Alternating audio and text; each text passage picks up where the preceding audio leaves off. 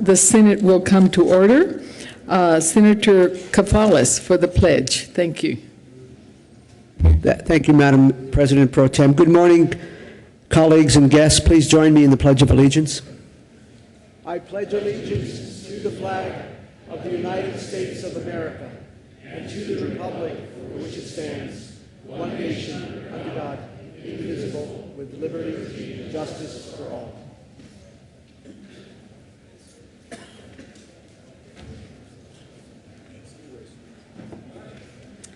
Mr. Majors, would you please take the roll? Aguilar, Balmer, Baumgardner, Brophy, Cadman, Crowder, Grantham, Guzman, Harvey,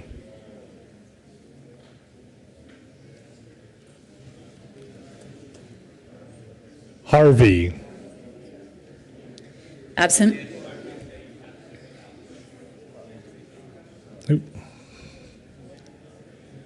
Heath, Herpin, Hill, Hodge, John, Johnston, Jones, Kafalis, Kerr, King, Excused. Please add Senator Harvey.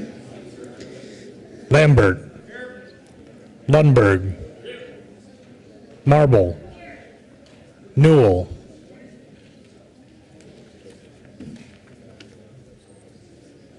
Nicholson, Renfro, Rivera, Roberts, Scheffel, Schwartz, Stedman, Toktrop,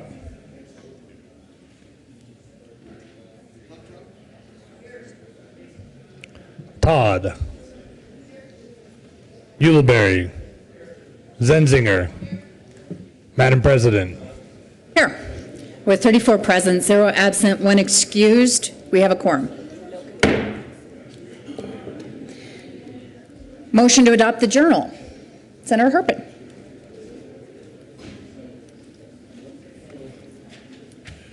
Thank you, Madam President. I move the reading of the journal for Friday, February 7, 2014 be dispensed with and the journal be approved as corrected by the Secretary.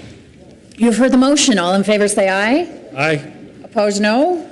Ayes have it. The motion is adopted. Senate Services. Ms. Valentine is going to be here. February 10, 2014, correctly printed Senate Bills 142 and 143, Senate Joint Resolutions 8, 9, and 10, correctly engrossed Senate Bills 24, 31, 83, 89, 98, and 102, Senate Joint Resolution 7. Message from the House. February 7, 2014, Madam President, the House has adopted and returned to you with Senate Joint Resolution 7. Introduction of resolutions. Mr. Majors, would you please read the title to Senate Joint Resolution 11? Senate Joint Resolution 11 by Senator Lambert and Representative Swalm concerning the 104th anniversary of the Boy Scouts of America. Majority Leader Heath. Thank you, Madam President. I move that SJR 11 lay over until Wednesday, February 12th. For the motion, all in favor say aye. Aye. Opposed, no. Ayes have it. Senate Joint Resolution 11 will lay over till Wednesday, February 12th. Introduction of bills. House Bill 1052 by Representative Fisher, Senator Jones, concerning an increase in the enforcement authority of groundwater management districts. Local government. House Bill 1146 by Representative Becker and Senator Toktrop, concerning a prohibition against greyhound racing in Colorado. Business, labor, and technology. Mr. Majority Leader. Thank you, Madam President. I move the Senate proceed out of order for a moment of personal privilege. You've heard the motion. All in favor say aye.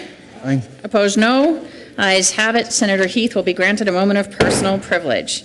Senator Heath. Thank you, Madam President. Colleagues, I have a privilege to introduce my daughter, who's here this morning, Kristen Colin, with her youngest son, Davis Colin.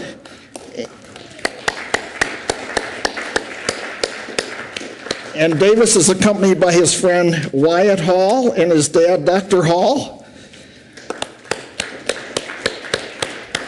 And the two boys are both competitive skiers, not quite in the Olympics yet, but they both did well this weekend. So thank you, and I appreciate the moment of personal privilege. Thank you. Mr. Majority Leader. Thank you, Madam President. I move we proceed out of order for the purpose of considering Senate Joint Resolution 6. You've heard the motion. All in favor say aye. Aye. Opposed, no. Ayes have it. We will proceed out of order to consider Senate Joint Resolution 6. Mr. Majors, would you please read the title of Senate Joint Resolution 6? Senate Joint Resolution 6 by Senator Jones and Nicholson and Representative Exum, concerning the Granite Mountain Interagency Hotshot Firefighting Crew, and in connection therewith honoring the service and sacrifice of the 19 members of the crew who lost their lives on June 30th, 2013 while battling the Yarnell Hill Fire in Arizona.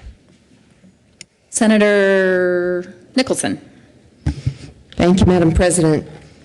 Today, we pay tribute to the 19 members of the Granite Mountain Interagency Hotshot Crew who lost their lives on June 30th of this year while defending the town of Yarnell, Arizona, from an advancing wildfire. You might ask why we wish to call attention and honor the sacrifice made by these firefighters who died fighting a fire in another state. The answer is simple. Wildfire respects no jurisdictional boundaries, and when a large wildland fire occurs, firefighters come from near and far to render assistance. Such was the case with the Granite Mountain Hotshots. Since becoming qualified as an interagency hotshot crew in 2008, the Granite Mountain Hotshots assisted on several fires in Colorado. A list of those fires is part of the resolution, which will be read at length. An interagency hotshot crew is a hand crew of 20 firefighters specially trained in wildfire suppression tactics. Hotshot crews are considered an elite group among wildland firefighters due to their extensive training, high physical fitness standards, and ability to undertake difficult, dangerous, and stressful assignments. They often respond to large, high-priority fires and are trained and equipped to work in remote areas for extended periods of time with little logistical support. As an interagency resource, hotshot crews can be requested to respond to wildland fire incidents in any jurisdiction. Currently, there are 107 hotshot crews in operation in the United States, organized by diverse agencies such as the U.S. Forest Service, BLM, National Park Service Bureau of Indian Affairs, as well as state, county, and city governments. Senator Jones. In fact, the Granite Mountain Hotshots of the Prescott, Arizona Department was founded in 2002 and became the first municipal hotshot crew in the U.S. The Granite Mountain Hotshots symbolize every firefighter we send out onto the fire line, whether they be local, state, federal, career, volunteer, or whether they are wildland or structural firefighters. Over 100 firefighters are killed in the line of duty every year in the United States, and every death is studied to determine if there are lessons to be learned. Yet we continue to place firefighters in harm's way, often with inadequate training, improper protective equipment, and insufficient overhead supervision. Then we ask them to defend the indefensible. Homes built in forested areas with little or no defensive space, poor access, and inadequate water supply. It is only the grace of God that we did not lose firefighters on Waldo Canyon, High Park, or most recently, the Black Forest Fire, and I would also add the 4 Mile Fire.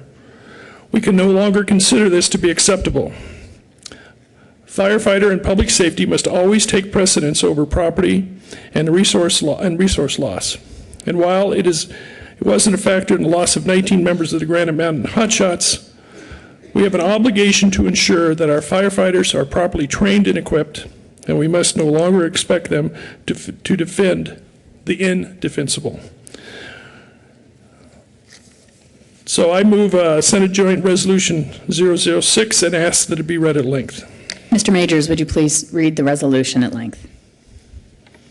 Whereas the Granite Mountain Interagency Hotshot Crew of the Prescott, Arizona Fire Department, Granite Mountain Hotshots, was founded as a fuels mitigation crew in 2002 and became the first municipal hotshot crew in the United States. And whereas hotshot crews are intensively trained wildland firefighters that are placed in the most rugged terrain on the most active and difficult areas of wildfires. And whereas the Granite Mountain Hotshots are an elite ground firefighting crew which hailed from diverse backgrounds and worked long hours in extreme environmental conditions while performing physically demanding fireline tasks. And whereas when large wildfires occur in Colorado and elsewhere, firefighters come from near and far to render assistance. Such was the case with the Granite Mountain Hotshots, who, since becoming qualified as an interagency hotshot crew in 2008, assisted on the following fires in Colorado: the Coal Creek Fire in the BLM White River District from September 2nd through September 4th, 2011, the Hay Fire in the BLM White River District from September 4th through September 5th, 2011, the Karen Place Fire in the BLM White River District from September 5th through September 11th, 2011, the Reservoir Road Fire in Larimer County from September 13th through September 19th, 2010. And whereas Colorado owes a debt of gratitude to the Granite Mountain Hotshots for their service to the state, and whereas on June 30th, 2013, 19 members of the Granite Mountain Hotshots gave their lives battling the Yarnell Hill Fire in Yavapai County, Arizona. And whereas the loss of these 19 firefighters makes the Yarnell Hill Fire the worst wildland firefighter fatality incident in the United States in 80 years. And whereas the 19 members of the Granite Mountain Hotshots who lost their lives are Eric Marsh, who is 43 years old and a native of Ashe County, North Carolina, served as the crew's superintendent. Jesse Steed, who was 36 years old and a native of Cottonwood, Arizona, served as the crew's captain. Clayton Whited, who was 28 years old, was a native of Prescott, Arizona. Robert Caldwell, who was 23 years old, was a native of Prescott, Arizona, and was the cousin of Grant McKee, who also perished during the Yarnell Hill Fire. Travis Carter, who was 31 years old, was a native of Prescott, Arizona. Christopher McKenzie, who was 30 years old, was a native of Hemet, California. Travis Turbyfield, who was 27 years old, was a native of Prescott, Arizona. Andrew Ashcraft, who was 29 years old, was a native of Prescott, Arizona. Joe Thurston, who was 32 years old, was a native of Cedar City, Utah. Wade Parker, who was 22 years old, was a native of Chino Valley, Arizona. Anthony Rose, who was 23 years old, was a native of Zion, Illinois. Garrett Zeppinger, who was 27 years old, was a native of Phoenix, Arizona. Scott Norris, who was 28 years old, was a native of Prescott, Arizona. Dustin DeFord, who was 24 years old, was born in Baltimore, Maryland, and raised in Ekalaka, Montana. William Billy Warnecke, who was 25 years old, was a native of Hemet, California. Kevin Wojcik, who was 21 years old, was a native of Seal Beach, California. John Person Jr., who was 24 years old, was a native of West Lynn, Oregon. Grant McKee, who was 21 years old, was a native of Newport Beach, California, and was the cousin of Robert Caldwell, who also perished in battling the Yarnell Hill Fire. And Sean Misner, who was 26 years old, was a native of Goleta, California. Now, therefore, be it resolved by the Senate of the 69th General Assembly of the State of Colorado, the House of Representatives concurring herein, that we, the members of the Colorado General Assembly, commend the bravery and sacrifice made by the fallen heroes of the Prescott Fire Department's Granite Mountain Interagency Hotshot Crew, extend our deepest condolences and sympathies to the surviving families of these 19 firefighters lost in the line of duty, and express our appreciation for the service of the Granite Mountain Hotshots to the state of Colorado. Be it further resolved that copies of this joint resolution be sent to the Prescott, Arizona Fire Chief, Michael Morgan, President of Colorado State Fire Chiefs, and Paul Cook, Director of the Division of Fire Prevention and Control in the Department of Public Safety. Thank you, Senator Nicholson. Any further discussion? Madam President, I believe there is an amendment on the desk, and I move L001.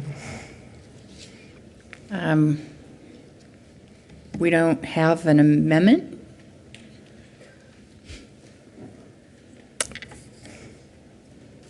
Okay. There is an amendment on the desk. Mr. Majors, would you please read Amendment L001 to Senate Joint Resolution 6? Amendment L001 to Senate Joint Resolution 6 by Senator Jones, amend printed joint resolution. Senator Nicholson. Thank you, Madam President. I move L001 And not be read at length. and ask that it not be read at length. Okay, that is the proper motion. Any discussion or explanation on L001? Madam President and members, this added additional people that we needed to recognize through this resolution. Thank you. Are there any no votes on L001? With 34 ayes, 0 noes, 0 absent, and 1 excused, L001 is adopted. Back to Senate Joint Resolution 6. Any additional discussion? Senator Jones. Thank you, Madam President. We discussed this resolution in the Wildland Fire Interim Committee this year, and I got to tell you, I have not given more thought to anything I've done this year when I was thinking about what I was going to say down here. I don't know about you, but when those 19 names are read, it makes me feel almost overwhelmed. What happened on that fire and what these firefighters and their families gave us. This is a hotshot crew. It's a Type 1 crew. They're the best. They get the hardest jobs. They go into the toughest terrain. They're the most fit. They're the most experienced. When there's a backburn, for instance, where you're trying to change the direction of fire, the ignition crew is almost always a hotshot crew on a fire that's of any size. They know what they're doing, and the fact that they got caught like this tells you the situation we put firefighters in. Down in Yarnell, they were away from the town, but the concern was the fire was going to burn into the town. And that's why they started putting so many resources on the ground. And it's a very similar story to what we have here in Colorado. The South Canyon Fire, 1994, Storm King, as it's commonly known as, where we lost 14 firefighters over by Glenwood. A lot of these incidents aren't fire-related. We talked about this earlier, where 5 firefighters lost their life in 2002 driving to the Hayman fire. So this is a risky thing that people do, but it's also extraordinarily rewarding. It is an opportunity to give back. It's an opportunity to have camaraderie. You often hear about being out with the people you're with, and that's why you do it. When I was looking this up, one story caught my eye, an AP story by Andy Tobin, and it says 34 wildland firefighters died in the line of duty this year. Some of these fatalities were isolated incidents, but one event captured the nation's attention, sparking a larger conversation about the new dangers firefighters face. That event unfolded in central Arizona the afternoon of June 30th, a Sunday. I remember the day. I was in Boston, actually, when I learned about this. It's that kind of event. This is the radio transmission. I'm here with Granite Mountain Hotshots. Our escape route has been cut off, says the crew boss on a recently released radio traffic from the Yarnell Hill fire. We are preparing a deployment site. and I'll give you a call when we are under the shelters. So what they were doing was deploying fire shelters. They look like this. This is an old one. They changed them out a few years ago. These are no longer used, but that is your final line of defense on a fire. And every year you do a fire refresher and they make you practice getting in a practice shelter. You will ask yourself, why in the world am I doing this? This is the last line of defense, though. That call from the crew boss never came. He and 18 other members of the Granite Mountain Hotshots didn't survive inside their emergency shelters when the fire blew over them. Our entire crew was lost. Prescott Fire Chief Dan Freeho told the media at the time, we lost 19 in this wildfire, one of the worst wildfire disasters that has ever taken place. In fact, it's the third deadliest wildfire in American history. One recent report by the state partly faulted fire managers for putting value of structures over firefighter safety. Wildfire historians like John McLean, son of Alistair McLean, who wrote River Runs Through It, but also another book called Young Men and Fire, about another big fatality fire in Montana in, I believe it was the 50s, smoke jumpers in this case, say that this is part of a longer-term problem. He says there's too much pressure on firefighters to save homes and property. It's not Home in the Woods Protection Service, it's the Forest Service, McLean says. The Yarnell Hill fire ignited at a time of unprecedented drought. Like in much of the Southwest, natural fires in the area had been snuffed out for decades, meaning there's a lot of fuel to burn. Sound familiar? You have hotter, more intense fires, and you have homes that are defended with more aggression than you defend a forest, and you have a very high-risk environment, McLean says. So every year you do your fire training, you go through LACES, lookout, communication, escape routes, safety zones. That escape route got cut off, and you're taught how to use these fire shelters. And you wonder why you're doing it, at least I did. And it brings the gravity home to what's going on here. And so I bring all this up because I think this is an opportunity for us to think about this as policymakers in decisions we make. These people paid the ultimate sacrifice. Mostly young people, mostly, in the prime of their life, probably all of them actually. And it's these kind of risky situations we're in, and we have an obligation, in my opinion, to try to reduce that risk. And doing mitigation around homes is great, but these fires will still burn. So when we're building homes in the interface, in the wildland urban interface, we're putting firefighters in harm's way. Make no doubt about it, because forests burn, grasslands burn. That's what they've done forever, and we're putting people more at risk. So I hope we keep that with us. I hope this is the thing we can give back to these hotshots and all the other people who work these fires every year. And I just appreciate the opportunity to try to move that along and be part of it. Thank you. Senator Knoll.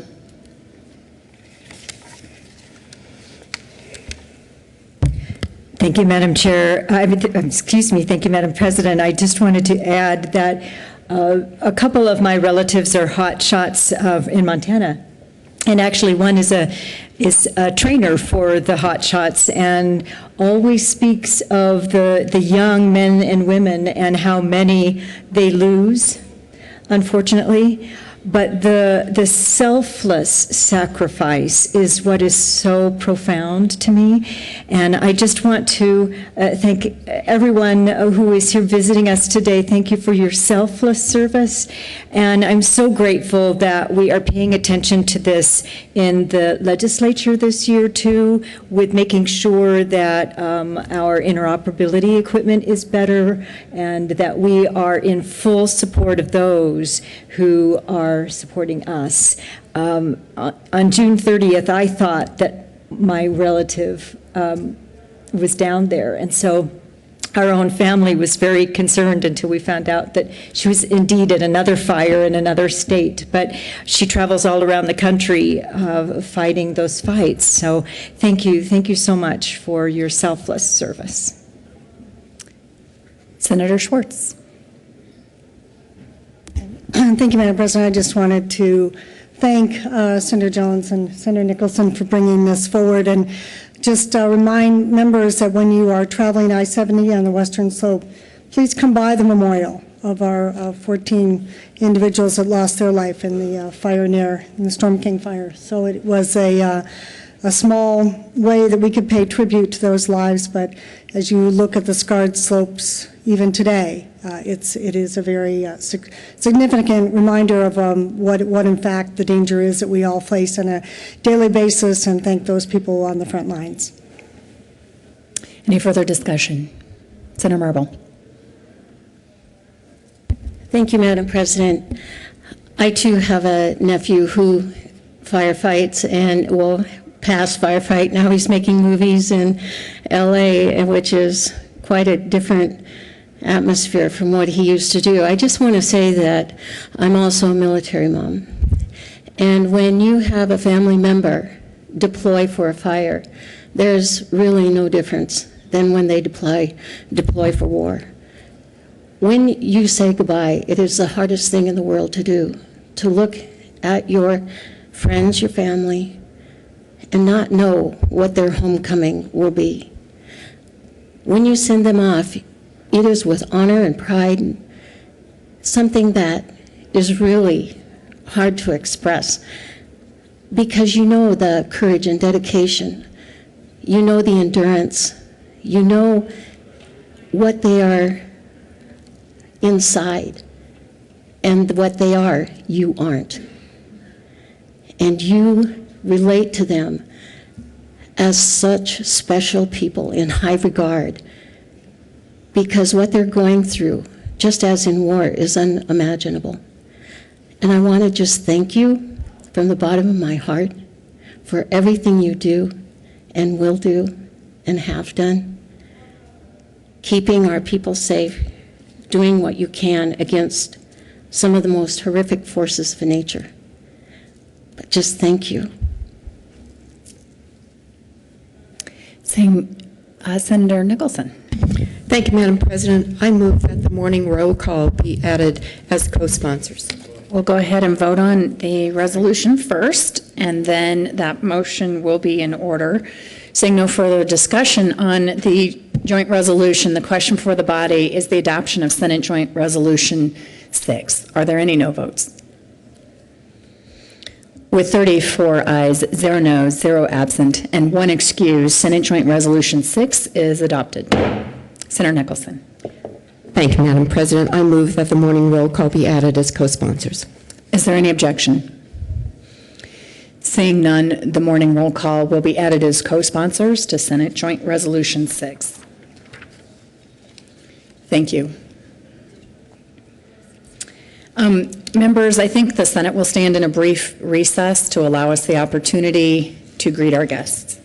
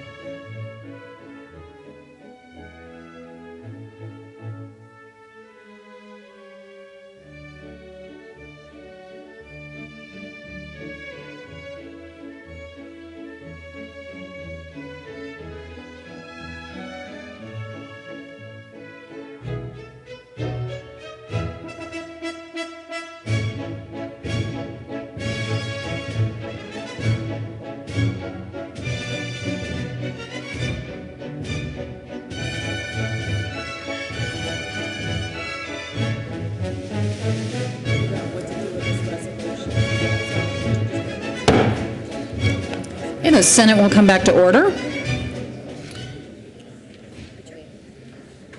Mr. Majority Leader. Thank you, Madam President. I move we proceed out of order for a moment of personal privilege. The motion is to proceed out of order to grant a moment of personal privilege to Senator Lundberg, I believe. All in favor say aye. Aye. Opposed, no. The ayes have it. Senator Lundberg will be granted a moment of personal privilege out of order. Senator Lundberg.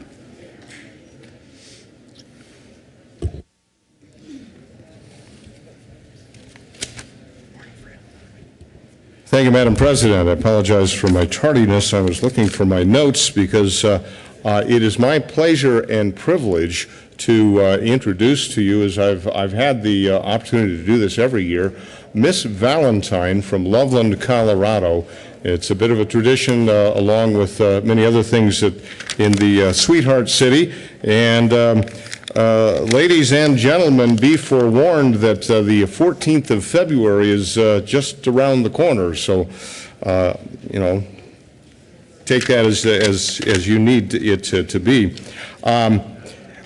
Miss Valentine this year is a remarkable lady. And if she's standing over there, and allow me to introduce Nicole Wilson. She is the student body president of Thompson Valley High School in Loveland. She is involved with volleyball, FBLA, Future Business Leaders of America, DECA, National Honor Society, Spanish Honor Society. She's a senior and has been accepted to attend Denver University with a major in business.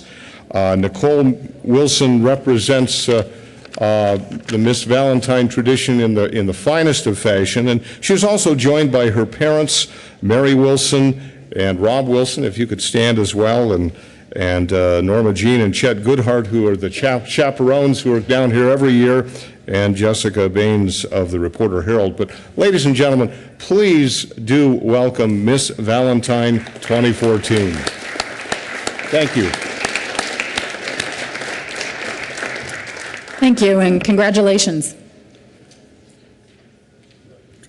Third reading of bills, consent calendar. Mr. Majors, would you please read all of the titles to all of the bills on third reading consent calendar? Senate Bill 24 by Senator Togtrop and Representative Scott concerning the responsibilities of certain entities of managing volunteer firefighter pension plans that are affiliated with the Fire and Police Pension Association. Senate Bill 83 by Senator Crowder and Representative Ferrandino concerning reimbursement to be paid by a county to the state for costs incurred by the state in connection with the reappraisal of property in the county. Senate Bill 102 by Senator Ulibarri and Representatives Gardner and Rosenthal concerning the addition of employment positions held at financial institutions to the circumstances under which an employer may use consumer credit information for employment purposes. Mr. Majority Leader. Thank you, Madam President. I move the adoption of all the bills on third reading of bills consent calendar, including Senate Bills 24, 83, and 102. Is there any discussion on any of the bills on third reading consent calendar? Seeing none, the question before the body is the adoption of all the bills listed on third reading consent calendar. Are there any no votes on any of those bills? With 34 ayes, 0 noes, 0 absent, and 1 excused, Senate Bill 24 is adopted. Co-sponsors. Senator Newell. With 34 ayes, 0 noes, 0 absent, and 1 excused, Senate Bill 83 is adopted. Co-sponsors.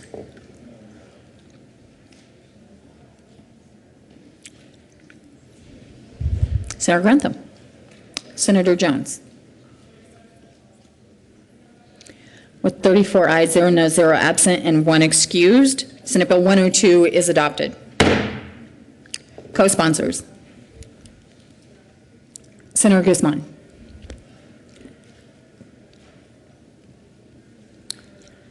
Third reading of bills. Mr. Majors, would you please read the title to Senate Bill 98? Senate Bill 98 by Senator Zenzinger and Representatives Foote and Schaefer concerning clarifications to statutory language on crimes against at-risk elders. Senator Zenzinger. Thank you, Madam President. I move Senate Bill 98 on third reading and final passage, and I ask for an aye vote. Are there any no votes? With 34 ayes, 0 noes, 0 absent, and 1 excused. Senate Bill 98 is adopted. Co-sponsors. Senator Toktrop, Mr. Majority Leader, Senator Aguilar, Senator Nicholson, Senator Kafalis, Madam President Pro Tem, Senator Newell, Senator John, Senator Kerr, Senator Hodge, Senator Todd, Senator Jones, Senator Rivera, Senator Lundberg, Senator Herpin, Senator Johnston. Any other co-sponsors on Senate Bill 98? Please add the President. Mr. Majors, would you please read the title to Senate Bill 31? Senate Bill 31 by Senator Toktrop and Representative Rosenthal concerning modifications to the administration of old hire police officers and firefighters pension plans. Senator Toktrop. Thank you, Madam President. I move Senate Bill 31 on third reading and ask for an aye vote. Is there any discussion? Senator Rivera. Thank you, Madam President. I just want to thank all the people that participated in getting this bill passed because of the fact that it will be beneficial to cities that have unfunded liability and letting us spread that out over the next year, and it eases the budget crunch for them. Again, this is one of those bills that was just worked out for everybody getting together and making it happen. So I'm very supportive of this bill, and again, ask for an aye vote as well. Question before the body is the adoption of Senate Bill 31. Are there any no votes? Senator Balmer. Senator Marble. With 32 ayes, Senator Lundberg is a no vote. Any other no votes on Senate Bill 31? With 31 ayes, 3 noes, 0 absent, and 1 excused, Senate Bill 31 is adopted. Co-sponsors. Madam President Pro Tem, Senator Newell, Senator Todd, Senator Jones, Senator Schwartz, Senator Kerr, Senator Ulibarri, Senator Rivera, Senator Roberts, Senator Aguilar, Senator Herpin, Senator Kafalis, Mr. Majority Leader. With 31 ayes, 3 noes, 0 absent, and 1 excused, Senate Bill 31 is adopted. All right, those were co-sponsors. Mr. Majors, would you please read the title to Senate Bill 89? Senate Bill 89 by Senator Schwartz and Representative Fisher concerning a prohibition for the state to enter into an agreement for a payment in lieu of taxes. Senator Schwartz. Thank you, Madam President. I move Senate Bill 89 on third reading and final passage and ask for an aye vote. Again, this is a simple bill from the Capital Development Committee that prevents an erosion of the state's tax-exempt status. Any discussion on Senate Bill 89? Question for the body is the adoption of Senate Bill 89. Are there any no votes? Senator Brophy, Senator Lambert, Senator Lundberg, Senator Herpin, Senator Renfro, Senator Marble, Senator Balmer, Senator Rivera, Senator Grantham, Senator Harvey, Senator Shuffle, Senator Hill. Does that mean you too, Mr. Minority Leader? With 21 ayes, 13 noes, 0 absent, and 1 excused, Senate Bill 89 is adopted. Co-sponsors. Madam President Pro Tem. General orders, second reading of bills, consent calendar.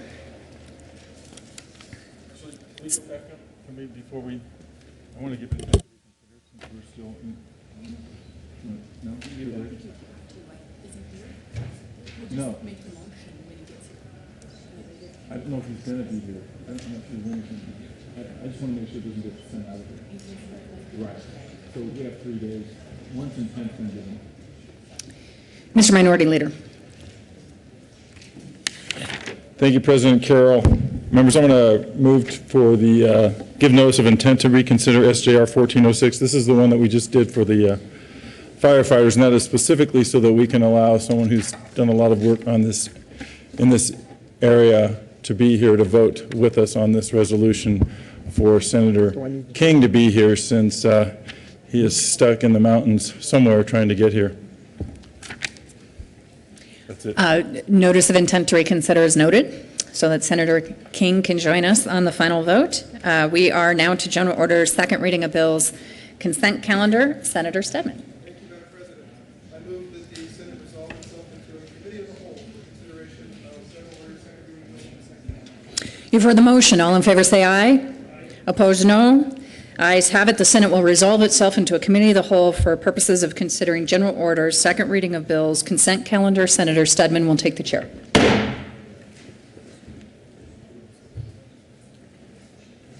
Careful with the gavel. The committee will come to order. Mr. Majors, would you please read the titles to all of the bills on the general orders, second reading of bills, consent calendar? House Bill 1027 by Representative Fisher and Senator Jones concerning the clarification of the definition of a plug-in electric motor vehicle. House Bill 1020 by Representative Lepsock and Senators Balmer and Nicholson concerning the consolidation of two reports on taxable property that county assessors submit to their boards of equalization. Senate Bill 95 by Senator Cavallas and Representative McCain concerning the ability of a prescription drug outlet to compound drugs for distribution to a Colorado hospital. Senate Bill 96 by Senator Crowder and Representatives Exum and Pedersen concerning renaming state veterans nursing homes to Veterans Community Living Centers to more accurately reflect the wide array of services provided to state veterans. Senator Heath. Thank you, Mr. Chair. I move the adoption of all the bills on general order, second reading of bills, consent calendar, including House Bills 1027 and 1020, and Senate Bills 95 and 96, and there are no committee reports. Very well. The question before the committee is the adoption of all of the bills on the second reading consent calendar. Seeing no further discussion, all those in favor, please say aye. Aye. Opposed, say no. Ayes have it, and the bills are adopted. Senator Heath. Thank you, Mr. Chair. I move we rise and report. The motion is to rise and report. All in favor, please say aye. Aye. Opposed, say no. Ayes have it. The committee will rise and report. Is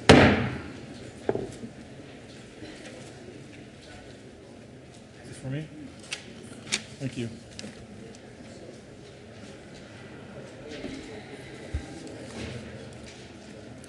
The Senate will come back to order. Senator Stedman. Thank you, Madam President. Your committee of the whole has met to consider its consent calendar. I'd ask the clerk to please read the report. February 10, 2014, Madam President, your committee of the whole pays reports out in consideration of the following attached bills being a second reading thereof and makes following recommendations thereon. Senate Bill 95, Senate Bill 96, passed on second reading in order to engross, place on the calendar for third reading and final passage. House Bill 1027 and House Bill 1020, passed on second reading in order to revise and place on the calendar for third reading and final passage. Senator Stedman. Thank you, Madam President. I move the adoption of the report of the committee of the whole. Is there any discussion on the committee of the whole report? Seeing none, the question for the body is the adoption of the committee of the whole report. Are there any no votes? With 34 ayes, 0 noes, 0 absent, and 1 excused, the committee of the whole report is adopted.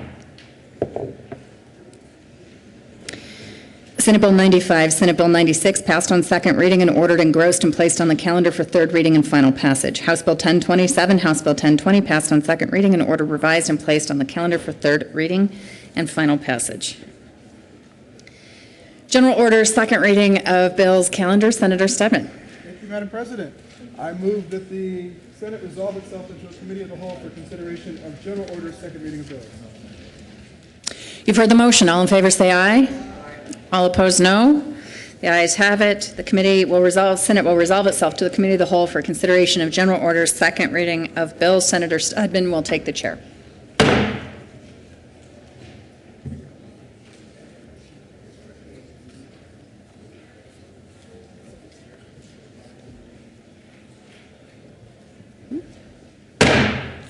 The committee will come to order. The coat rule is relaxed. Mr. Majors, would you please read the title to House Bill 1164? House Bill 1164 by Representative Hollinghorst and Senator Ulibarri concerning nonpartisan elections not coordinated by a county clerk and recorder and in connection therewith creating the Colorado Local Government Election Code for the conduct of such elections by special districts, harmonizing residency requirements for voter registration, modifying the Colorado Municipal Election Code of 1965, and clarifying when elections are coordinated by county clerk and recorders. Senator Ulibarri. Thank you, Mr. Chair. I move House Bill 1164 and the State Veteran Military Affairs Committee report. To the committee report, please. Thank you, Mr. Chair. During committee, we adopted 3 amendments, L016, L018, and L020. L016 clarified that you must be a resident of the municipal precinct to vote in the municipal election. L018 clarified applicability of the sections outlined in 1164. And L020 was an additional provision to ensure that military voters can receive an overseas ballot regardless of the election entity that's conducting the election. Discussion on the committee report. Seeing none, the question before the committee is the adoption of the State Affairs Committee report. All in favor, please say aye. Aye. Opposed, say no. Ayes have it, and the report is adopted. Senator Ulibarri.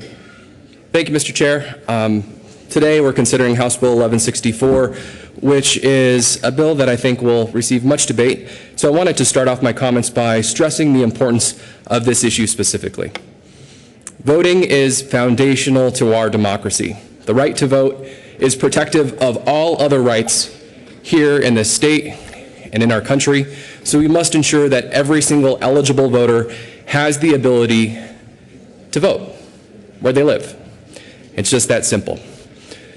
Over the last 8 months, many stakeholders have worked on the preparation of this bill and have gone over version after version. I just want to name a few of the folks who actually worked on the drafting of this bill. That included the Colorado Municipal League, the Special District Association of Colorado, the County Clerks Association of Colorado, the Colorado Association of School Boards, the folks who day in, day out ensure that our democracy works at the most basic level.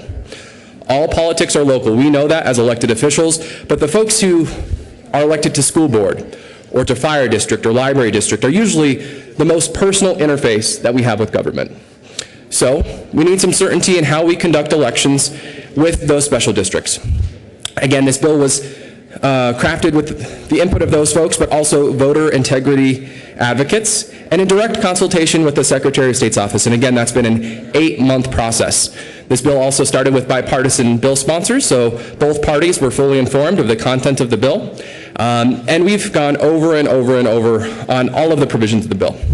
So that's to say there's a long process to get us to this point where we can debate the bill here on second reading, but there has been thorough vetting of the issues here in this bill. The first thing that I want to say is that when we look at the contents of this bill, it's designed to consolidate and put into code largely, that's the bulk of the bill, largely, the processes and the operational procedures for the way that special districts currently conduct elections. We've used much of the same statutes that we've used in the municipal code, largely because it's worked for the last 5 decades. And we want to ensure that those things that work remain in code. So we're creating a new local government code that helps to consolidate information about how to conduct an election for a special district association. That's the bulk of the bill. Second, this bill aligns residency requirements that were changed last year with House Bill 1303 to ensure that every single voter can vote where they live. And I think that's an important note, that under our previous law, before 1303, if you moved any time between the 30-day residency limit and the election, you were either forced to go back to where you did not live anymore to cast a ballot on issues that no longer pertain to you or your property, or you would not vote, which in practice meant that many voters were disenfranchised, that many voters were unable to cast their constitutionally protected right to vote.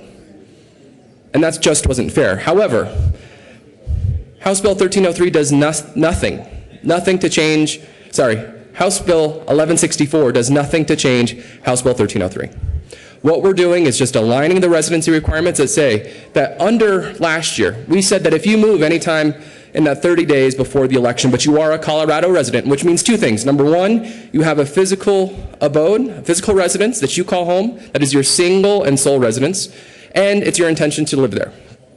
Those are the conditions of residency. They've always been the conditions of residency here in the state of Colorado. They're also the conditions of residency in 49 other states, just to be clear, that if you moved any time between then, you were effectively disenfranchised. We're not touching that question. What we're saying here is that just like under a federal election, if you move and you now have the ability to vote for president, you should also have the ability to vote for your mayor or your library district board of directors, the folks who make the most individual decisions about how democracy works in your life. All politics are local. We understand that.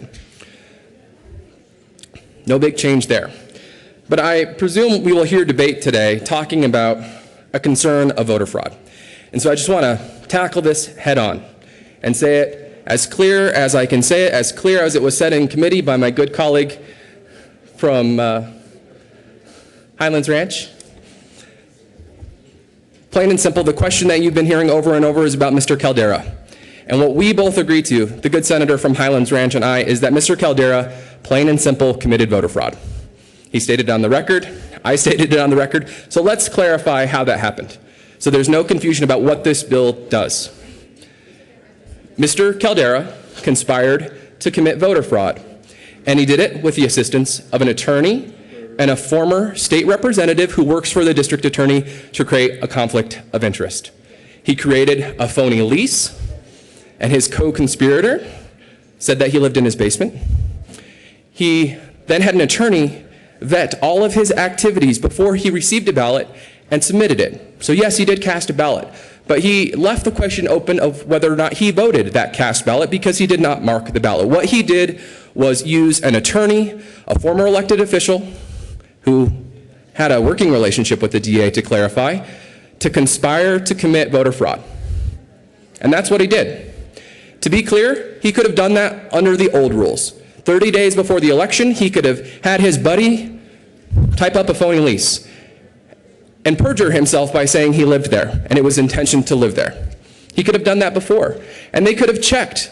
The clerk could have checked and said, yep, he has a lease. Yep, he's saying he lives there. And he has a co-conspirator who's willing to lie for him. And he would have received a ballot. He could have done it before, but he did it this time. The response to that bill is not to disenfranchise other voters because one person committed voter fraud. What we should do in that circumstance, all of us here today, and I'm going to call on every single one of my colleagues here in this chamber today, is that we should demand that the Attorney General take action to prosecute voter fraud. In the case that we know, that we agree that voter fraud was committed. That's the appropriate action, not limiting access to democracy, not limiting access to our fundamental, foundational, constitutional rights to vote. That's the appropriate response. But what we'll hear today is, oh, gypsy voters, which is a made-up term used, gypsy is a racial derogatory to inspire fear, that there's someone coming in the night to steal elections. Well, we know of one person who came in the daylight on the radio to steal an election and nothing happened. We should all be enraged and livid about that, that we should be ensuring that he is prosecuted to the fullest extent of the law for committing voter fraud, for conspiring to commit voter fraud. What he did was shameful. We all know it. He could have done it before 1303, but he did it this year as a political stunt. And that's a disgusting display of his power. And we shouldn't let it go on, because if we don't prosecute now, others will follow in his footsteps, but they won't have a politician in their back pocket, they won't have a DA in their back pocket, and they won't have an attorney in their back pocket. So what we're going to see is average voters who perceive what Mr. Caldera did was okay, trying to corrupt our democracy. And then they're going to be caught, because what he did was voter fraud. I really hope no one comes up here to defend his actions, because what he did was deplorable. Just deplorable. As we go through the code, there are many issues that the Special District Association discussed. We need to ensure that we're processing these elections in a fair manner, but our election system is secure. To be clear, a federal bipartisan commission has already indicated that Colorado has one of the most secure voting systems in the country, but it is also one of the most modern. You're going to hear a lot of concerns about, well, this changes the way we do things. Actually, it doesn't. What it does is provide certainty for special districts who have been conducting elections in rural fire districts or dirt districts or recreation districts. What it does is provide certainty of what they've done forever is what they can continue to do. I want to reiterate what I said in the beginning, which is that the Secretary of State had direct consultation on the drafting of this bill. This bill was drafted with bipartisan sponsors, and so both parties had access to what was in the bill well in advance of introduction. there's been a claim of process concern that I just want to note. Constitutionally, we are bound to have a legislative session that lasts only 120 calendar days. And it means that we make big decisions on important policy matters every single session. And yeah, they're tough. And yeah, they're complex. But guess what? That's what we were elected to do, is to do our homework, read the bills, understand what's in them, and then make a decision. It's the perennial challenge that every single General Assembly in Colorado has faced, which is we have 120 days to make decisions, and that's tough. I get it. But this bill doesn't change the Constitution to give us more time to have that conversation. The special districts and the municipal districts are approaching a deadline. On February 17th, they must submit an official call for candidates for the May elections. And if they don't have certainty under the law of how to conduct those elections, it will be not only confusing for the special districts, but for the voters of those districts.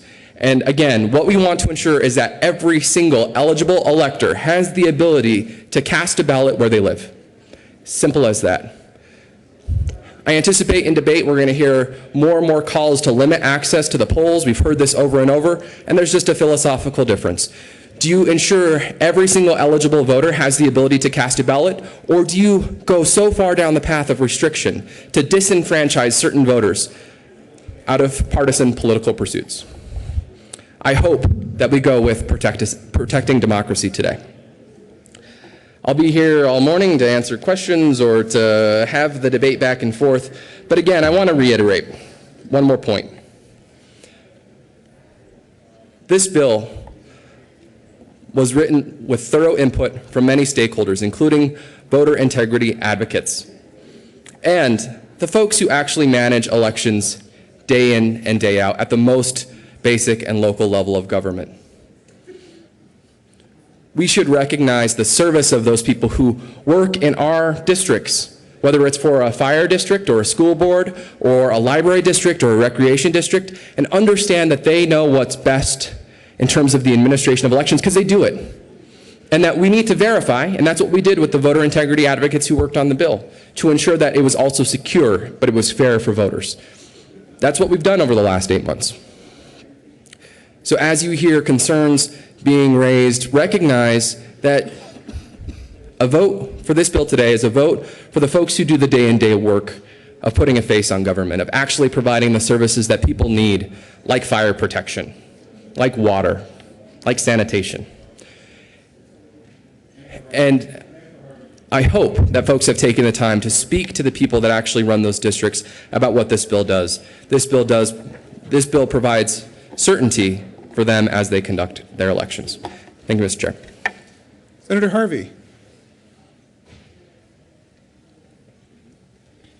Thank you, Mr. Chairman. And I want to come up in opposition to this bill, not necessarily the idea behind the bill, but the bill itself.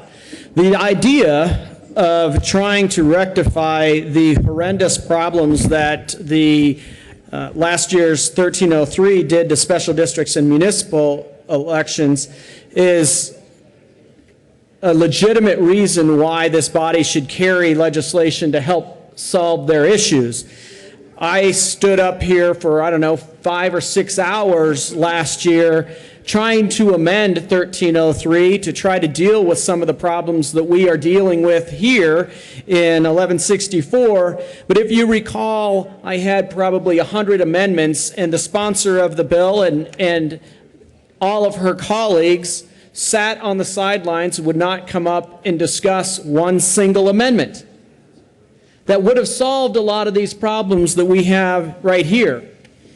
And the special districts and the municipal entities brought up some of these issues, and we could have dealt with them in 1303, but the majority party would have nothing to do with it, would not have nothing to do with a single amendment. So here we are. We're talking about voter fraud. We're talking about how John Caldera committed voter fraud as the justification for this bill, or why we should move forward with prosecution of John Caldera for committing voter fraud. He didn't commit voter fraud. Under 1303, he did not commit voter fraud. That's my whole point. That was John Caldera's whole point. Under 1303, anybody can legally manipulate the election process and vote somewhere where they really don't have any intent to live. All they have to do is say, I intend to live there. And so prior to 1303, John Caldera did commit voter fraud. I admit that. I agree to that. He should have been prosecuted to the fullest extent of the law for committing voter fraud, but he wasn't. And why wasn't that? Because 1303 allowed him to legally do what he did. And it allows everybody to legally do what they did. The only thing is that John Caldera came forward with the bright lights of television, showing, watch me do what 1303 legally says I can do. Do it, document it, and show how I will not be prosecuted for doing what I am about to do under 1303. And sure enough, Senator Luberry comes up here today and says we should prosecute him for doing what 1303 says he can do legally. And we all agree he shouldn't have done it. Why shouldn't he be able to do it? The only difference was prior to 1303, you had to verify residence before you could get a ballot.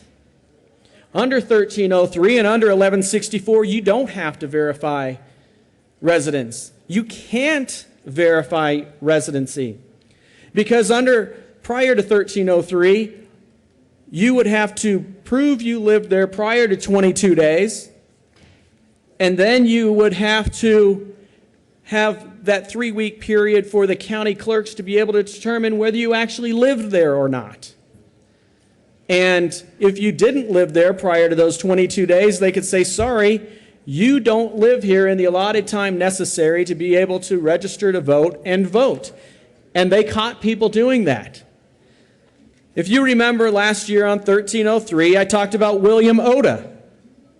William Oda registered to vote on October 9th at 1462 Sandy Wood Street in Colorado Springs. On October 9th, he did that. On October 9th, William Oda also registered at 1802 Monterey Road. On October 9th, same person. William Oda also on October 9th registered to vote at 2565 Bowden Drive. Same day, registered to vote. Same day on September 7th, he also registered to vote at 3105 East Platte in Colorado Springs. And then he also registered to vote at 1802 Monterey Circle. That's voter fraud. He registered to vote at 1, 2, 3, 4, 5 different residences in Colorado Springs on the same day or a couple days apart, and said he legally was going to vote. And guess what? He signed an affidavit each time swearing, this is where I live. Give me a ballot. The only thing is that we were able to look over that 21-day period to determine if he actually lived in those homes. And we caught the fact that he registered to vote 5 different times at 5 different addresses. Under 1303, he could do this. He could sign an affidavit and say, this is where I live. These are legitimate addresses in Colorado Springs, and he would be given a ballot and be able to register to vote. And I assure you, Mr. Oda would not have the bright lights of the television cameras saying, watch me as I do this voter fraud. He would just do it. And we would not catch him until after his votes were in the pool and had disenfranchised all of the legal voters in that district who were wanting their votes to be counted and not be diluted by fraudulent votes. So that's what 1303 does. Let's look at what 1164 does. 1164 says William Oda can do that in special district elections. 1164 says that William Oda can do that in municipal elections. And 1164 says William Oda can do that in school board elections. Why would we want to legalize John Caldera and William Oda to be able to legally commit voter fraud and vote prior to checking out their legal residence to see if they actually registered 5 times on the same day and voted in 5 different special district elections? Because William Oda could do that. There is no signature verification on ballots. There is no residency verification. We don't have the ability to check on that. All you have to do is come in and say, this is a legal address. This is my made-up document that says this is my utility bill. And you can register to vote. And you can be given a ballot and be able to register to vote. You don't have to have a voter ID. Senator Ulibarri said this is done in 40 some odd other states. That's not true. You look at Wyoming, just to the north of us, if you register to vote on election day, you have to have a photo ID. You have to have a driver's license or a passport that says this is who I am and this is the place where I live. And you have to verify that that is your residence and you are who you say you are with your photo ID with your address on it. 1303 did not require that, and 1164 does not require that. So that is, for me, one of the worst things about 1164 is that it's codifying fraud, election fraud in special districts, municipalities, and school district elections.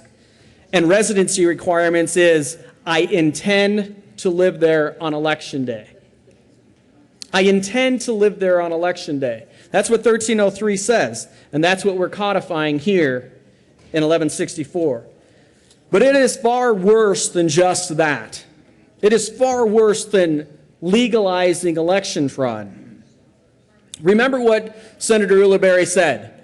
We are taking Title I, which is our election code and federal election code, and say you can use this election code, and then we are also creating 13.5, which is special districts election code, using Title I and municipal election codes, and we're mixing the two. And we're saying we're taking the best of both and merging them together.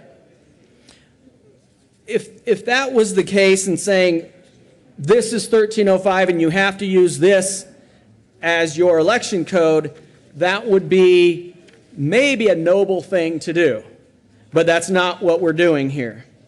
I encourage you all to open up your bill and go to page 10. Page 10 says, any local government may provide by resolution that it will utilize all or part of Title I or 13.5. So any designated election official can say, I like this part of Title I, and I like this part of 13.5, and I'm going to pick and choose which ones I want to use as long as they don't conflict. So imagine you live in Arvada, and you live under a fire district, an ambulance district, a hospital district, a park and rec district, a library district. That's 5, just right off the top of my head. Curb and gutter. All of them have different designated election officials.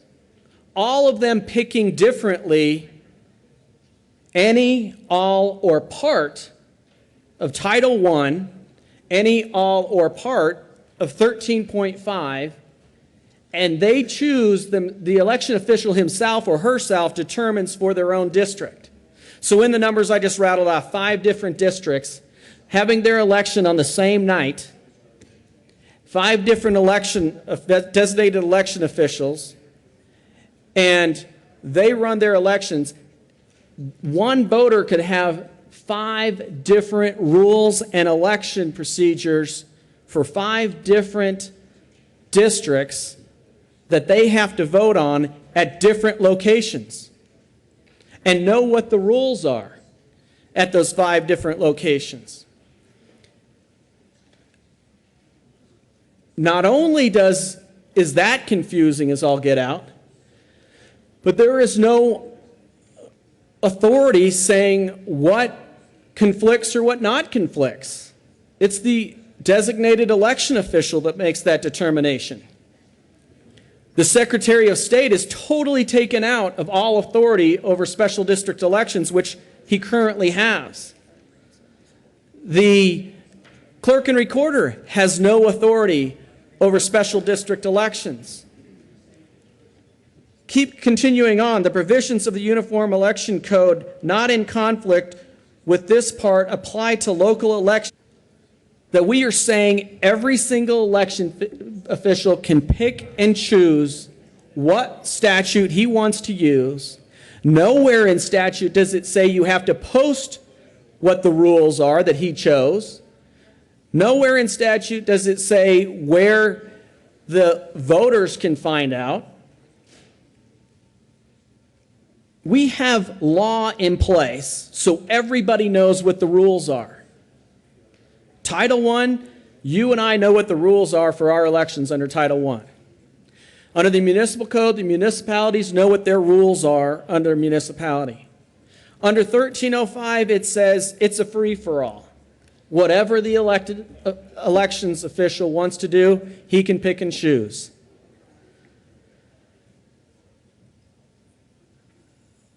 Special districts and municipalities have a legitimate issue. This bill does not solve it. It creates more problems. Members, there is a bill out there to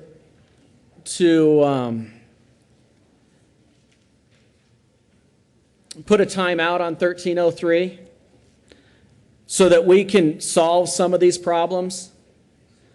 I think we need to do that because there are legitimate problems that I brought up last year about 1303 that is coming to pass right now, which is why we've rushed this legislation through.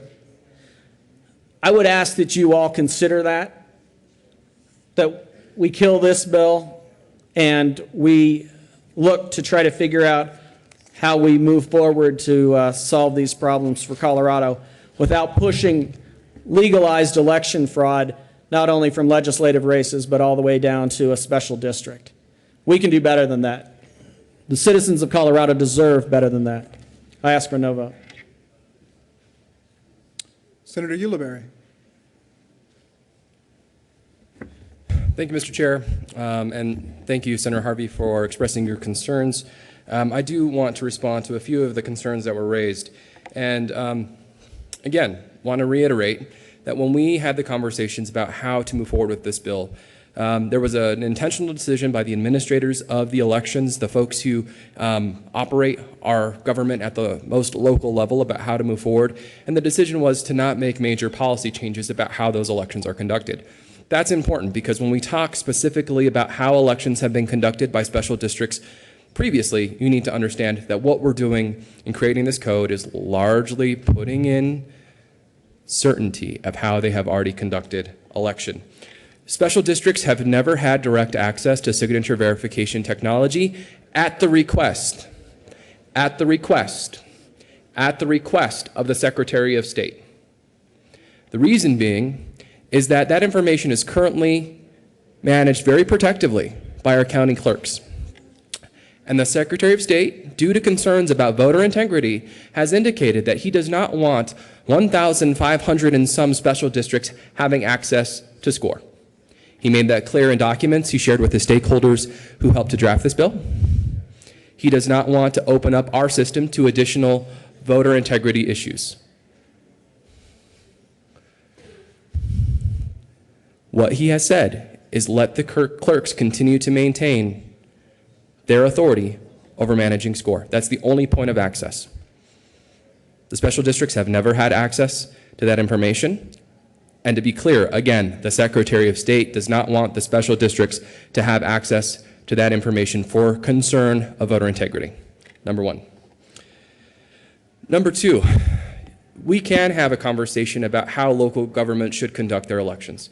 And there was a concern raised about how each of these districts can pick or choose the rules. And you need to understand, when we're talking about special districts, we're talking about districts that may constitute 3, 4, 5 individual electors because it's a developer district, it's a dirt district. Or we could be talking about Highlands Ranch, which is a special district in and of itself. Those are two vastly different economies of scale. And if we can stand here straight-faced and say we should force all local governments in a one-size-fits-all option about how to conduct their elections, I don't think that's the conversation that we can genuinely have, because there is a difference between a 5-member developer district and a district that constitutes thousands of folks, and there's not a difference currently in what's being proposed. The other question is, yeah, we could ask all of the special districts to coordinate their elections, and then we would be faced with the intense scrutiny of our local districts who want the ability, the local control, to conduct their elections in May. Why is that? It's one of the few opportunities, if they're not in a coordinated election and have an election in May, that they can put a single question before a voter. They can have the unique attention of that voter by saying, we want to do an improvement to this fire district, or we want to do an improvement to this rec district. And there's one question in front of you. There's not a presidential campaign that's getting in the way, or a Senate race that's getting in the way, or any other race that's getting in the way. They want that ability. But if we were forced to consolidate all elections and coordinate all elections, those special districts would be at the bottom of the ballot, often ignored. We can have that conversation, but that's not what this bill does. What it does is protect what has already been practiced. The rec district I live in, the Highland Hills Rec District, will send me a ballot about the issues pertaining to the rec district. I also get a ballot about the city of Westminster. Voters have been doing this for years. Just that simple. Voters have been doing this for years. They receive their property tax ballot that they have to vote on a property that they own that may be subject to tax, and we want taxation with representation. That's why we have the ability to vote on those issues. And then they can vote on the rec district or the library district. That's how it's been conducted. Simple as that. But to say that we need all or nothing, that a district of 5 should be treated as a district of 10,000, doesn't recognize the challenges in terms of the scale of these entities. Overly simplified, but doesn't actually address that this bill was drafted side by side with the folks who do that work. Every day, they work to ensure that our voting systems are accountable, secure, and fair. Simple as that. One other point, because it's going to get lost if we keep coming back up here. What Mr. Caldera did could have happened before 1303. He could have made a phony lease. He could have lived with his buddy, former politician in Colorado Springs, and the voter ID card could have been sent to that house, and it would never have been caught by a county clerk. It would have canceled his registration in Boulder. That's true. Just as it did this time. That's true. He could have committed voter fraud under the old system or the new. There is no difference. If he would have done it under the old system, he would have registered 30 days before the election. A week and a half later, he would have gotten a ballot in the mail.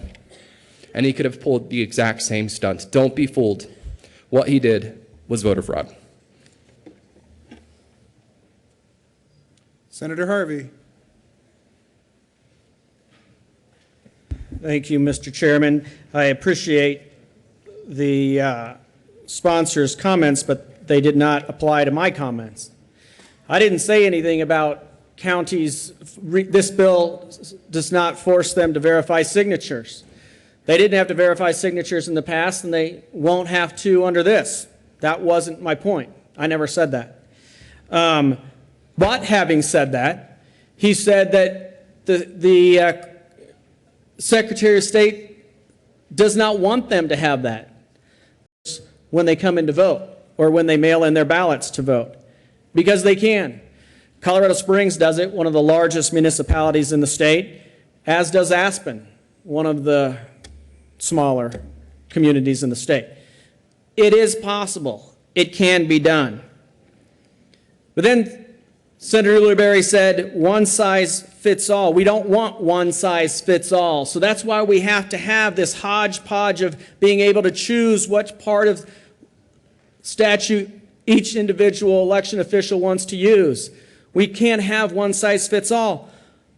We've had one size fits all since special districts were put into place. We said, you pick Title I or you pick Section 13. You had to do one or the other.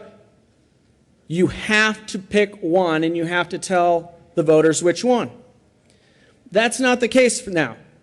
You can pick parts of both and be all over the place. And the argument is one size can't fit all.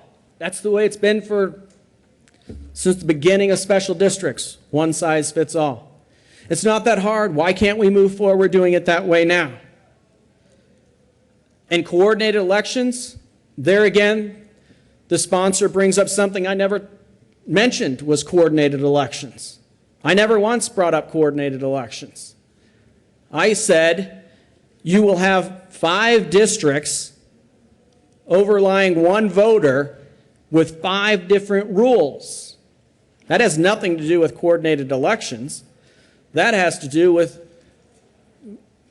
confusing the voter, disenfranchising the voter, not coordination.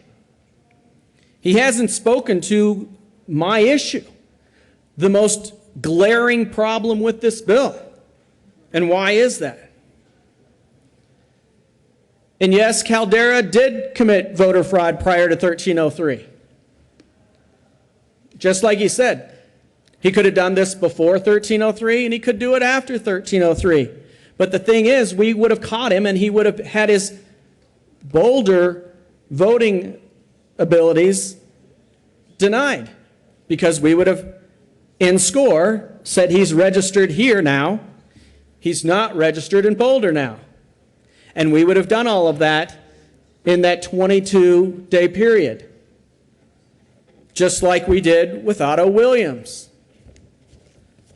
But now under 1303 at state level elections and federal elections, Otto Williams can do what he did, committing voter fraud, and not be caught. And now with 1164, Otto Williams can do it in special district elections, municipal elections, and school board elections. And nobody will ever, ever, ever know. So last year we codified voter fraud for John Caldera and anybody else in state legislative races. And now we're doing it for Otto Williams in special districts, school board elections, and municipal elections. Senator Ulibarri never once talked about why it's appropriate to confuse the voters with this bizarre formula that they have on page 10, line 1. Members, I move Amendment 21, which is a strike below, which says that we will not implement this bill. We will not implement 1303. We will do a 2-year timeout on 1303, and we will go back to the drawing board and figure out what's in the best interest of the citizens of the state of Colorado. Because obviously, 1303 is a joke, or we wouldn't have to be here with 1164, just like every single member of my party said last year, unanimously. And that is what CML is saying this year. That is what the special districts is saying this year. There's an amendment on the desk. Mr. Majors, would you please read the title to L021? L021, House Bill. Senator Harvey. And that is what every single Republican member of my caucus in the Senate and in the House is saying about 1164. This is unworkable the way it is written. let's do a 2-year timeout, figure out how this is actually needs to actually work before we move forward. I would ask for an aye vote on Amendment 21. Senator Ulibarri. Thank you, Mr. Chair. I ask for a no vote on L021. And to clarify, this actually left the House with bipartisan support. Representative Jim Wilson, who has served on a local school board and understands the importance of local elections, understands how important this bill is to ensuring every single person can vote where they live. So the mischaracterization that this is a Democrat versus Republican issue is not true. This is one that has been heavily vetted by multiple stakeholders in consultation with the Secretary of State. And this approach, offering no solutions but just repeal, does very little to move the conversation forward. Senator Jones. Thank you, Mr. Chair. Members, I want you to think about one thing here. Who brought this idea? Was it a caucus? No, it was the clerks, who are bipartisan.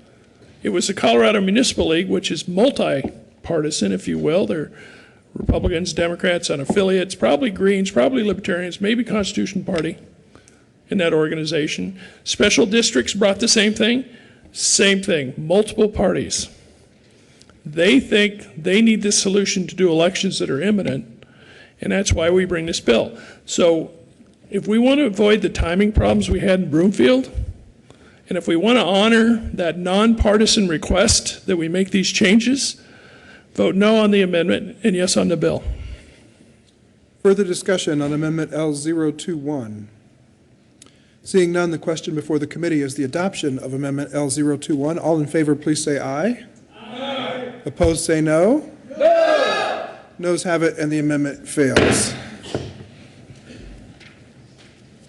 Further discussion on House Bill 1164. Senator Harvey.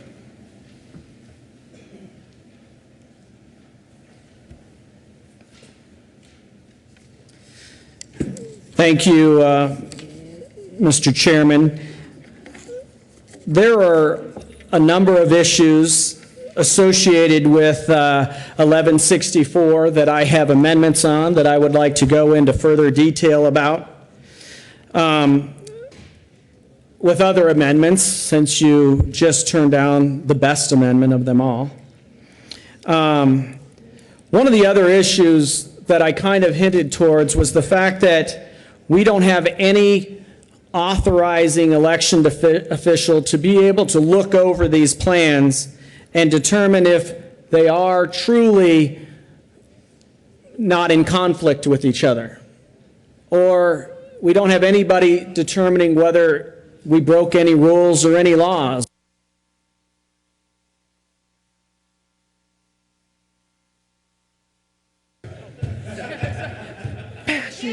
Senator Harvey, my apologies.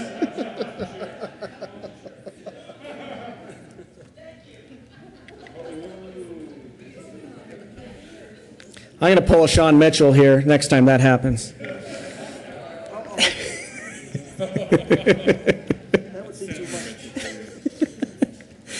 I love you, Sean.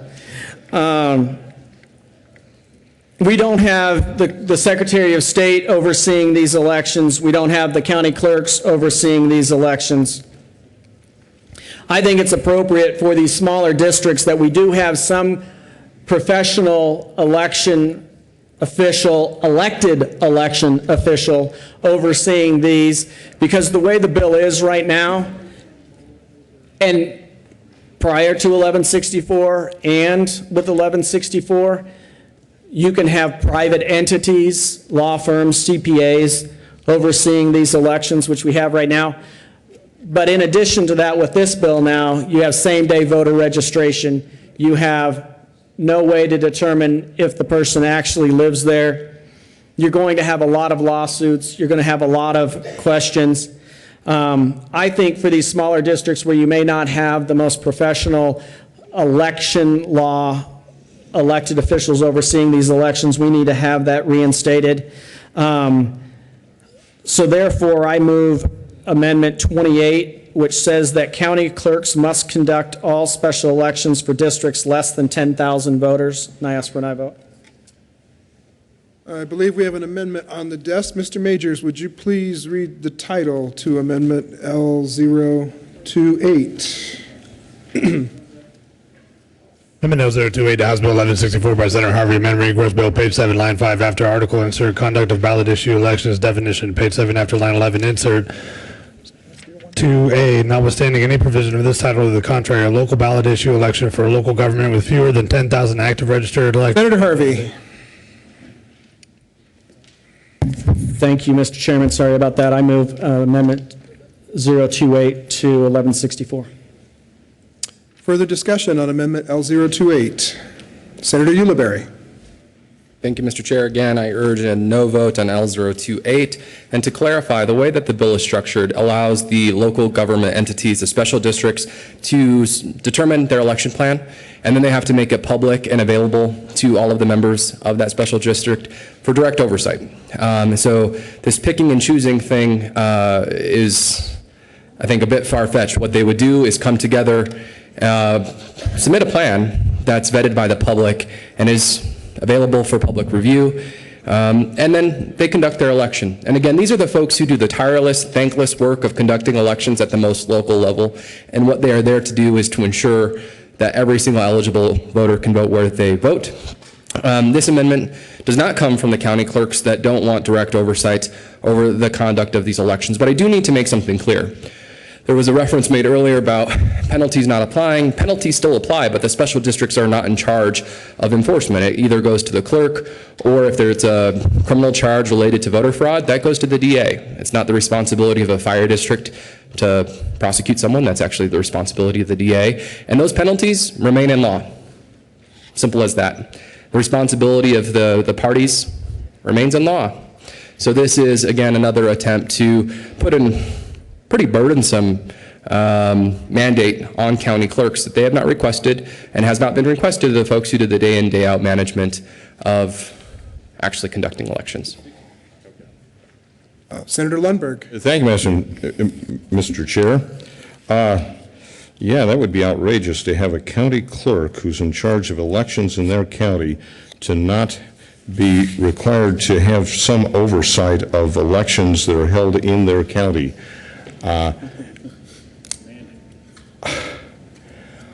I mean, that's indicative of how this bill is. The sponsor who came and assured you that this bill in its current form will provide certainty, I believe should look at this a little more carefully to really provide that certainty, because if we're running to just provide the certainty that nobody's going to know what's going on, then 1164 is certainly the bill as law that will provide that certainty. However, this amendment will reel this back to those elected election officials that are in every county in this state, so that there can be some oversight and assurance on the part of the citizen that these elections are being conducted in appropriate fashion. You know, some of these elections are conducted by some private entity on the other side of the state. I trust you're aware of that. And the more I dug into this bill and discovered how special district elections are conducted today, the more I did come to the conclusion that we do need to revisit how these elections are dealt with, but not with more of the same to make it looser and less certain. There needs to be some consistency. 1164 puts in so much Clerks that they don't want, which is to actually manage the elections within their district. Wow. What more common sense amendment would we have as to allow the clerk to be involved within elections within their district? Vote yes on this amendment. Senator Harvey. Thank you, Mr. Chairman. I just want to clarify real quick also that the sponsor has said on numerous occasions that the clerk and recorders helped in drafting this bill, that they are in support of this bill. That is not the case. The clerk and recorders were not involved in the drafting of this bill. The municipal league was involved in drafting this bill. The special districts were, but the clerk and recorders were not. And he says that they are in support of this. I can tell you my county clerk is not. Senator Cadman's county clerk is not. Senator Grantham's county clerk is not. Senator Talktrop's county clerk is not. Or not. I was under the impression they were not. But Arapahoe County, Douglas County, El Paso County, 3 of the top 4 populated counties in the state are not. Senator Grantham's clerk and recorder is not. One of the smaller districts in the state. I encourage you all to ask your county clerks if they are in support of this bill. I don't think they are. I know Jefferson County's clerk and recorder came in and said that the Clerks Association is in support of this bill. I encourage you to ask, because I'm not sure when that vote was or what the vote was, because Senator Herpin asked her more than once, more than twice, more than 3 times, what was the vote count? He never got an answer. She never answered that question, what was the vote count? Folks, right now, the Secretary of State does oversee these elections. We do have an elected professional individual responsible for all these elections. Saying it's the clerk and recorder's responsibility is not a huge leap in oversight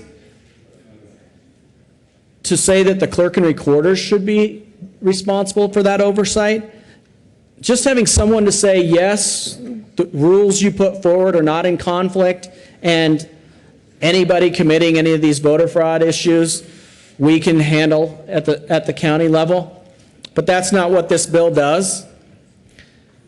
They say, we don't want any oversight. Don't tell us what to do. Don't tell us how to run our elections. Don't tell us or hold us accountable for participating in any shenanigans. And I can assure you, most of the problems that happen during elections is not voter fraud. A lot of the stuff that happened in Broomfield, that you've all been reading in the paper over the last couple months, was not voter fraud. It was just a badly run election by the election official. We need to make sure we have knowledgeable individuals overseeing these elections so that we can deal with those issues that may not be fraudulent, but they could disenfranchise 3 voters, 50,000 voters? Is that what we want to codify in statute? Is chaos across the state for every single one of these special districts and municipalities? I hope that's not the case. I would ask you to think about this amendment, and if you vote no, understand what the implications are. I would ask for an aye vote. Further discussion on Amendment L028. Seeing none, the question before the committee is the adoption of L028. All in favor, please say aye. Aye. Opposed, say no. No. The noes have it, and the amendment fails. Senator Lundberg. I see we have another amendment on the desk. Mr. Majors, would you please read the title to Amendment L039? Amendment L039, House Bill 1164. Senator Lundberg. Thank you, Mr. Chair. Members, I felt like this is the appropriate time to put this amendment forward because it really follows on the same discussion we had, and I fear there might be a similar outcome, but there shouldn't be.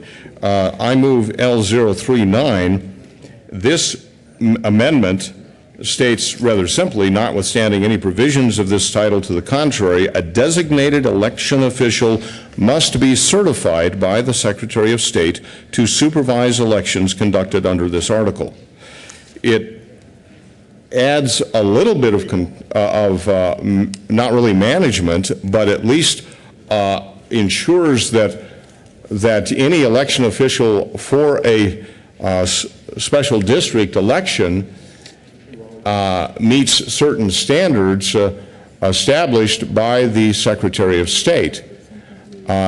This goes along the same line of reasoning that if certainty is to be provided, and when I hear the word certainty, I'm thinking in terms of reliability, of an understanding and an appreciation for the robust character of the election so that people can have confidence in the outcome. Now, for that to occur, because we all know elections are very complicated processes, there needs to be some standardization of systems. And I have deep concerns over what 1164 sets up as far as those standards, and we'll get into that a little bit further on. But whatever it is, however the dust settles for this bill, if it becomes law, I believe the Secretary of State, who is the chief election official in the state, should, at the very bare minimum, be required to set up a standard of qualifications for election officials for all of these elections. This shouldn't be a wild, wild west free-for-all. Who knows who was put in charge and what their rules are and how their standards are conducted. I urge the adoption of Senate Bill of Amendment, 039. It will add a slight degree, or depending on how they manage it, a greater degree of certainty to all of these elections. Senator Ulibarri. Thank you, Mr. Chair. I urge a no vote on L039. This fundamentally changes the way that local governments have been able to choose of their own volition their own designated election official, and puts the responsibility in the hands of the Secretary of State, who, as I remind you once again, the Secretary of State indicated in our consultations with him on House Bill 1164, he has no desire to have direct authority over special district elections. So he doesn't want this authority. I'm not really sure where it's coming from, but please vote no. Senator Lundberg. Thank you, Mr. Chair. I'll tell you where it's coming from. It's coming from the legislature, because we're the ones who have the authority and the responsibility to establish the rules, the laws that the Secretary of State conducts all elections within. Now, think about this. The Secretary of State says, I don't want anything to do with what you're doing. Well, maybe he knows something about 1164 that isn't being fully disclosed here. You know, maybe it's a train wreck that is inevitable.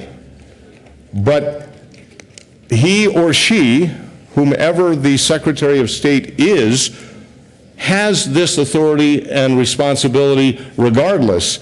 But to cut it loose and to not put any legal mechanisms whereby the Secretary of State can, and this doesn't say conduct the elections, this simply says a designated election official must be certified by the Secretary of State to supervise elections conducted under this article.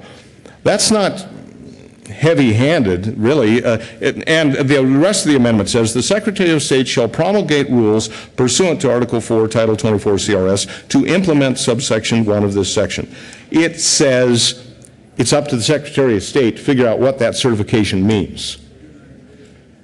Now, I'm not going to take any one Secretary of State's counsel on that and say, oh, well, whatever they say goes.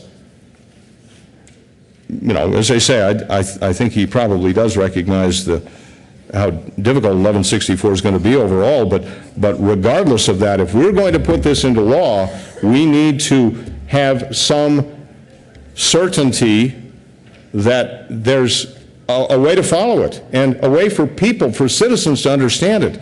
And that is the job of the Secretary of State. This is a good amendment. Vote yes. Senator Renfro. Thank you, Mr. Chair. I also rise to support this amendment and think we should support this. The sponsor said, don't do this because the Secretary of State's going to get a pick who runs these elections. That's not at all what this amendment does. What this amendment does is just says we're going to set some rules, some guidelines, some standards that we want whoever does run this election to abide by and to make sure that they are qualified to run that election. Just like a driver's license.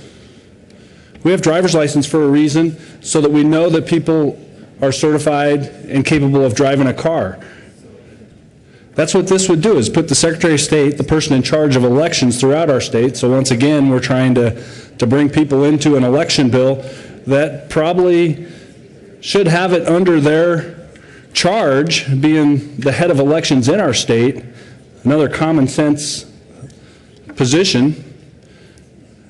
And personally, if the Secretary of State doesn't want this, and the legislature does, well, he doesn't make the laws of the state, we do.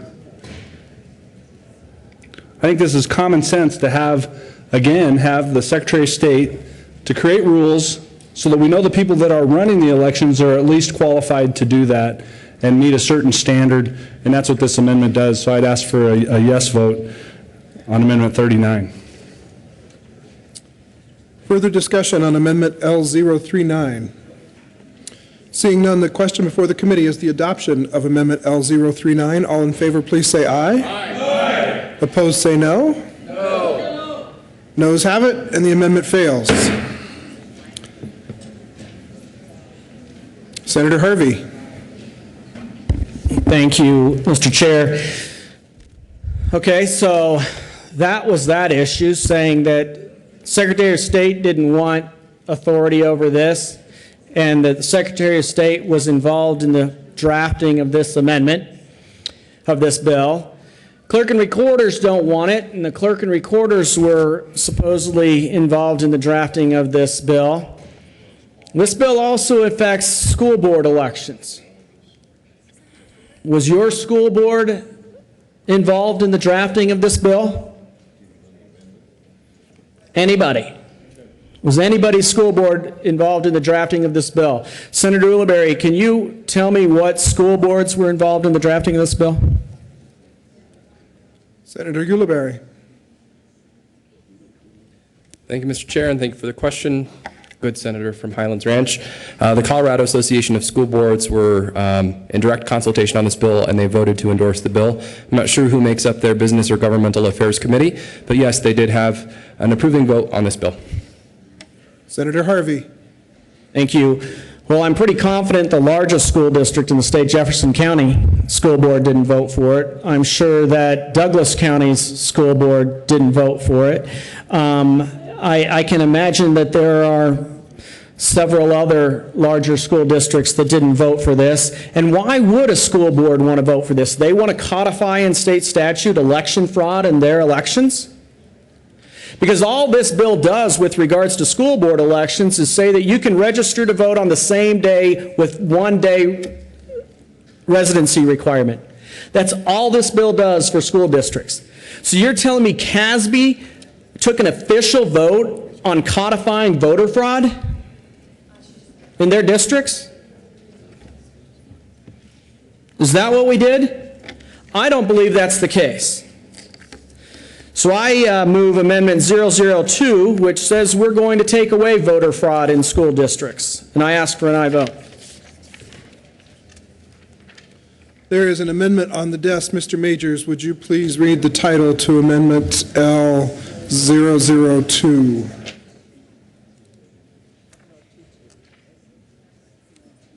I'm sorry, it's L022. Amendment L022, House Bill 1164 by Senator Harvey. Senator Harvey. I'm sorry, Mr. Chair, I move Amendment 022 to House Bill 1164 and ask for an aye vote. This is the amendment that deals with putting back into current statute what we currently have in place. And that is that you have to have residency for 25 days before you can vote in a school district election. What this bill does is say that you can say that you intend to live in the district, as John Caldera did, on election day, and vote fraudulently, legally, fraudulently. I would ask for an aye vote. Discussion on Amendment L022.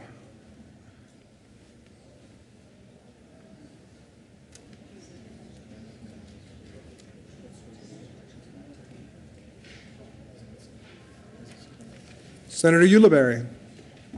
Thank you, Mr. Chair. I urge a no vote on L022. I think it's important for the certainty of all electors in Colorado to have one understanding of residency. If you can vote for president under the law we passed last year and you've moved but have been a Colorado resident within 22 days of the election, you should be able to vote for your school board member who will be making decisions about our most precious resource, our kids. Further discussion, Amendment L022. Seeing none, the question before the committee, a division has been requested. Will all of those in the chamber not entitled to vote please be seated? Will all of those in favor of Amendment L022 please rise, remain standing so we can count you?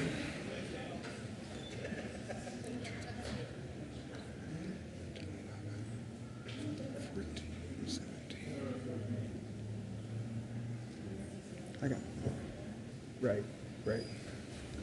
You may be seated. Will all of those opposed to Amendment L022 please rise and remain standing so you may be counted?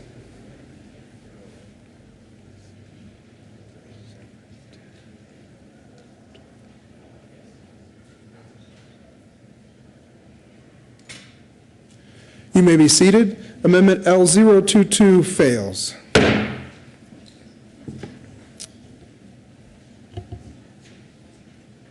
Further discussion for House Bill 1164. Senator Lundberg.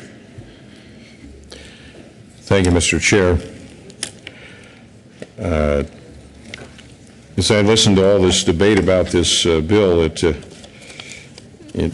becomes increasingly obvious that somebody has put this together without a full concurrence of everybody.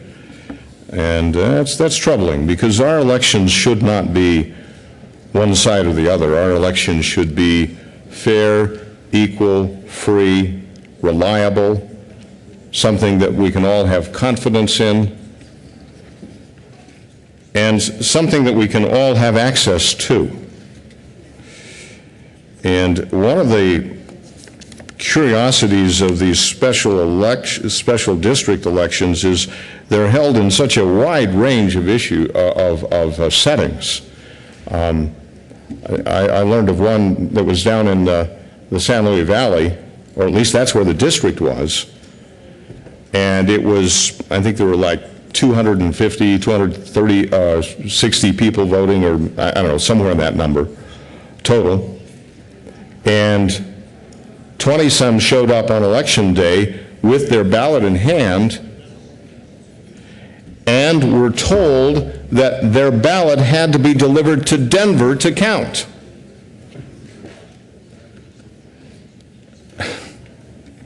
That's amazing. Well, I do have an amendment here that is there is an amendment on dealing with this issue. Mr. Majors, would you please read the title to Amendment L035? Amendment L035 to House Bill 11. Senator Lundberg. Thank you, Mr. Chair. And actually, I didn't speak entirely accurately in that this is dealing with somewhat of a related area, but it's the idea of accessibility and availability. I move L035. This amendment requires that polling places for all of these elections meet Americans for Disabilities Act standards for accessibility. Makes them ADA compliant. That is what our general election polling places are required to do by federal law. So is that any less of a standard that should be required for all special district elections as well?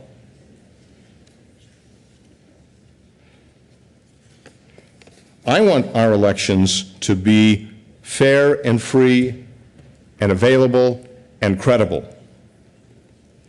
And this is one component that we as a nation have embraced and have said this is the only way we'll have elections, federal elections, conducted. And of course, for elections for the legislature, those are conducted, at least unless it's a recall, it's conducted under the federal standards. Should not our special districts be under that same standard? Should not every citizen in this country, regardless of their physical abilities, be afforded the opportunity to vote? I urge the adoption of L035. Discussion. Senator Ulibarri. Thank you, Mr. Chair. I appreciate the intent of L035, but I will also ask for a no vote. First, any coordinated election that happens, which is one of the ways that these special district elections can happen, must already be accessible under ADA and the Help America Vote Act. So that's the first point. The other two options for special districts to conduct their election are that they can do an all mail-in ballot election, which would mean that those folks with disabilities would receive a mail-in ballot and could submit it back through the mail, or they can do an in-person polling option. One of the challenges with special districts, and I think this is important to note, is that sometimes these are developer districts, dirt districts that have maybe 5 electors, and there is no actual polling place location, or there's no real ability within what already exists within the taxation district for it to be ADA compliant. And that's why when we've talked about the ability for these special districts to use provisions both available under Title I and Title 13, or Article 1 and 113, that when we talk about that, if they choose additional options, those folks will have the ability to vote. And there needs to be an ability for those special districts to have those options on their plate. So I respectfully ask for a no vote on L035. Senator Lundberg. Thank you, Mr. Chair, and I appreciate the sponsor, Senator Ulibarri, coming down and explaining the different ways that special districts are conducted, because if you heard his description and followed it point by point, you discovered that this amendment fits perfectly. Therefore, I would ask that you consider carefully what he said, with the exception of voting no. You should vote yes. Here, let's read it. Each polling place shall comply fully with the current ADA standards for accessible design set forth in 28 CFR 36 and promulgated in accordance with the Federal American with Disabilities Act of 1990 as amended 42 U.S.C., et cetera, et cetera. And no barrier shall impede the path of electors with disabilities to the voting booth. That's 1. 2, emergency polling places are exempt from compliance with this section. 3, except as otherwise provided in subsection 2 of this section, a designated election official shall only select as polling places such sites that meet the standards of accessibility set forth in subsection 1 of this section. This amendment does not require polling places. This amendment says when you have a polling place, it should be ADA compliant, period. There is no reason under the sun that has been presented here, nor that I am aware of, that this should not be accepted. If we really mean every voter should have access. Now, if we mean every voter should have access, unless a special district election official thinks otherwise, then this isn't an appropriate amendment, because then, if that special district election official who is not certified by the Secretary of State, who is not interfacing with the county clerk in any way, and if you dig deep into the bill, you'll discover who has the option of taking or leaving any section in this bill for their election standards.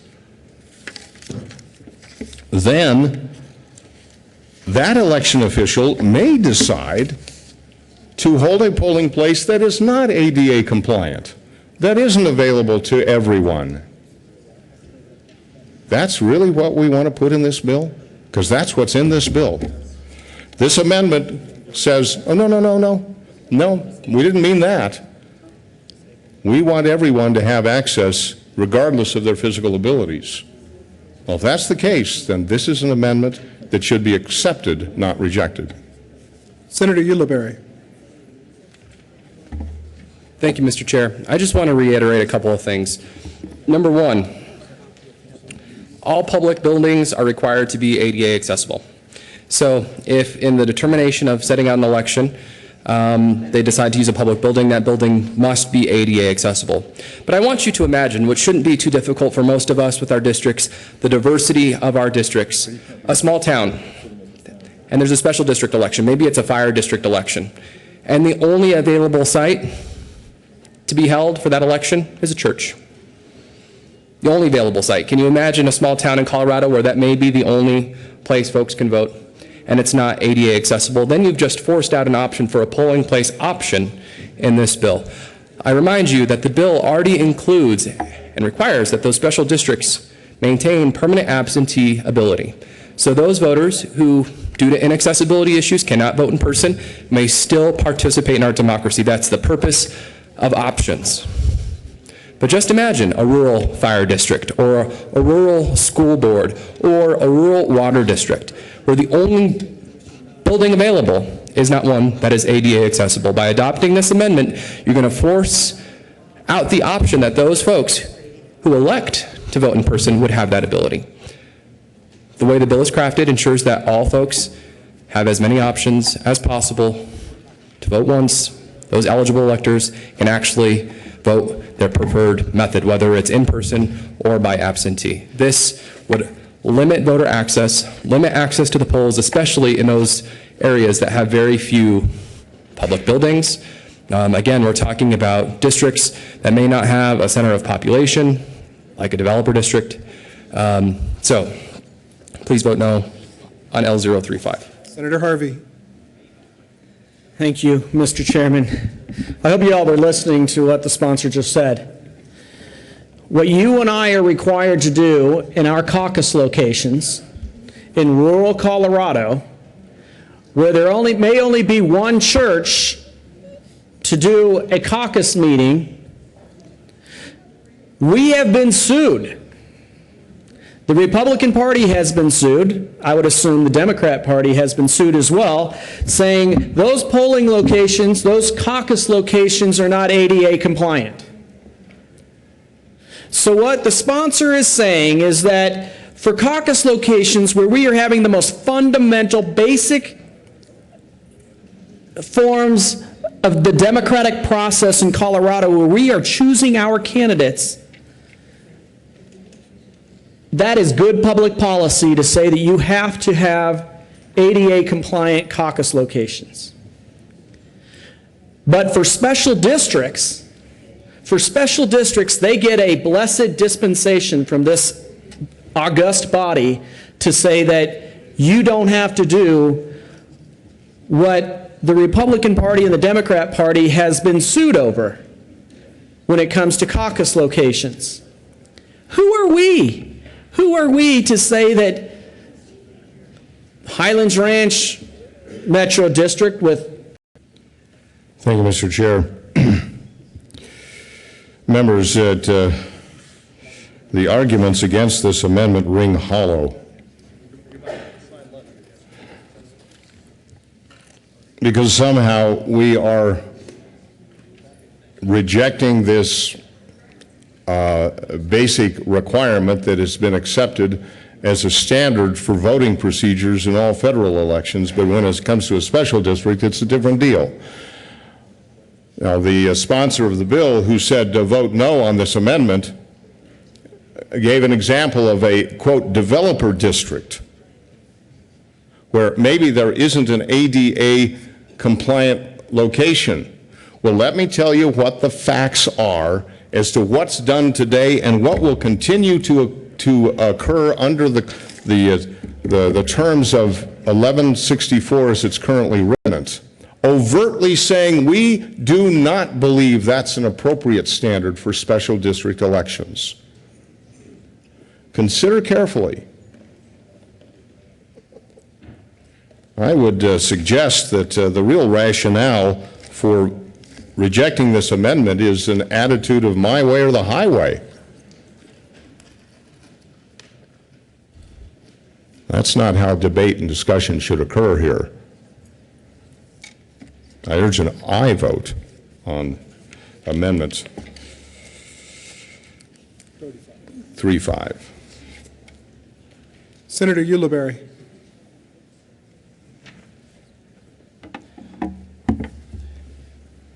Thank you, Mr. Chair, and I want to thank my colleagues for a respectful debate today. I've appreciated the ability to come up and engage and respond to concerns, and want to just point out again another misrepresentation of the bill. There was a statement that caucuses are required to be accessible, and that's true. The reason being there is no proxy voting for caucuses, there is no mail-in straw poll option. You must be in person to participate in caucuses. That's the reason why they're required to be fully accessible.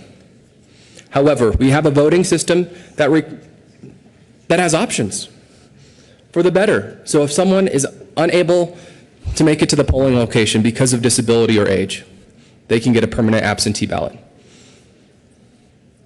That's why the bill was constructed in this way. That option remains.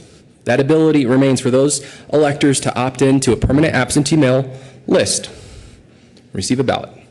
So they may participate. But to compare caucus requirements to voting requirements, it's an apples to oranges comparison. Caucus can only happen in person. That's why we mandate as a state that they're fully accessible.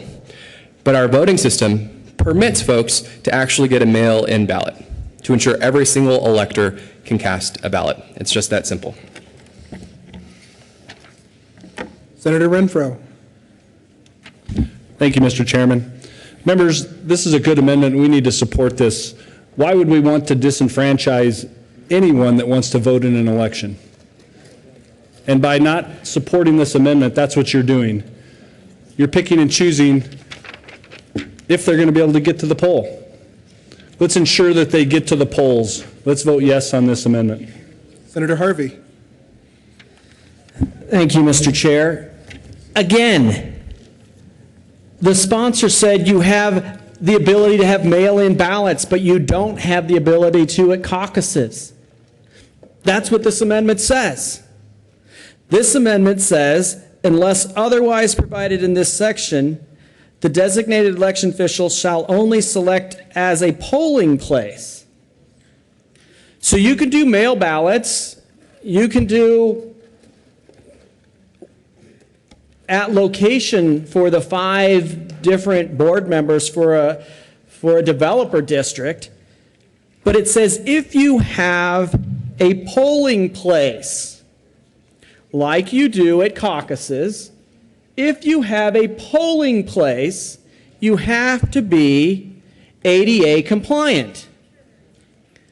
So if you don't have a mail-in ballot, so what the bill says right now is you can have mail-in ballots and you can have polling places, but if you do polling places, you can discriminate against those who have handicaps, disabilities, in violation of the ADA law that is upon all of us in our elections when we have polling places. I assure you, for your legislative elections, which are mail ballot elections, if we have a location for a voting center, that voting center has to be ADA compliant. Even though it is a mail ballot election, I assure you we cannot discriminate against the handicapped at our voting centers. Why would we want to say in statute that we can violate the ADA and discriminate against the handicapped at polling places? That's all this amendment is saying. How can you not be for that? How can you come up here and ask for a no vote against that at polling places? That's all we're saying. Comply with ADA if you're going to do polling places. I'm dumbfounded. Senator Herpin. Thank you, Mr. Chairman. The bill sponsor is correct. If you're disabled, you can request an absentee ballot. But there are many folks who want to vote in person at a polling place, including some of our wounded warriors who lost limbs defending the right to vote. Why would we deny them the opportunity to vote in person if that is their choice? I urge you to vote yes to support our wounded warriors and their option to vote in person. Further discussion for Amendment L035. The division has been requested. Will all of those in the chamber not entitled to vote please be seated? Will all of those supporting Amendment L035 please rise and remain standing so that you may be counted?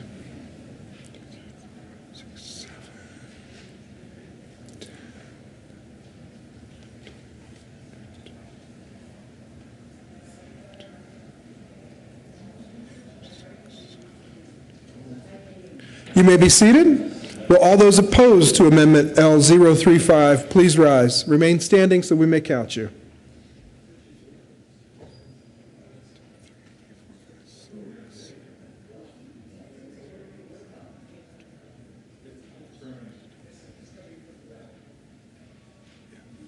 You may be seated. Amendment L035 fails. Senator Balmer. Thank you, Mr. Chairman. Mr. Chairman, I move L041.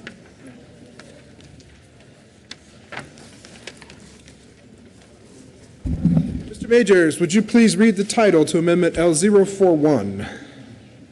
Amendment L041, House Bill 1164 by Senator Balmer. Amendment reading Bill, page 30 after line 13. Senator Balmer. Thank you, Mr. Chairman. Members, I will read it since, or at least part of it. What this amendment will do is it will make sure that each polling place shall be fully accessible to disabled veterans. And we have a definition already in our statutes for disabled veterans, and so we just referenced that statute.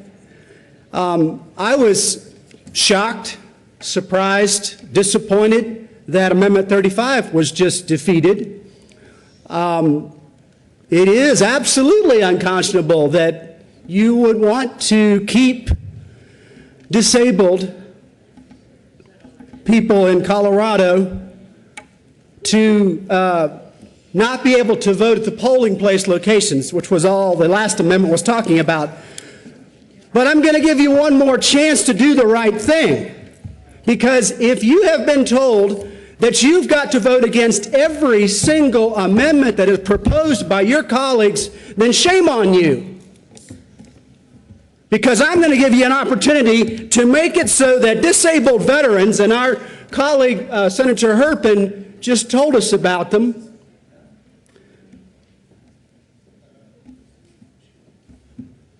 Our colleague just told you about the wounded warriors. Any of you that have spent time with them know that they deserve our utmost respect.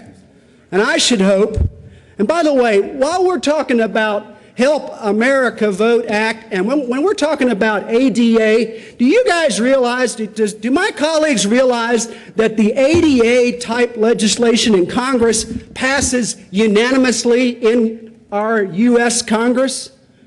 There's nobody up there in Washington that votes against ADA. Nobody. They don't do it because I guess they've got consultants or something.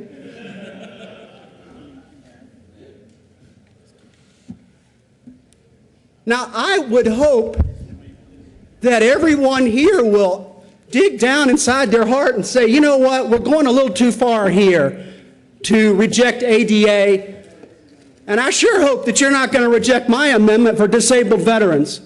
And so I plead with you, please, to return to logic, return to listening to your constituents, return to a measured debate where we debate issues. We don't just march in lockstep to what people outside of this building are telling us what to do or not to do. We are 35 elected officials. We each represent about 144,000 people. And those people want us to represent them. They want us to make hard decisions. They want us to look at the laws. They want us to look at the amendments on this bill and to make thoughtful decisions. And that time is now, and I'm asking you from the bottom of my heart to read each amendment and make a thoughtful decision from your district. And so I ask for a yes vote on Amendment 41. Senator Ulibarri. Thank you, Mr. Chair. And I appreciate the passion demonstrated from my colleague. I know he is very passionate about this issue. And although I recognize his passion, I'm going to ask again for a respectful no vote on L041. The reason being, we just discussed the merits of the previous amendment, which does the exact same thing as proposed in L041. Again, in some of these smaller districts, there may not be a building available for accessibility purposes. That's one point.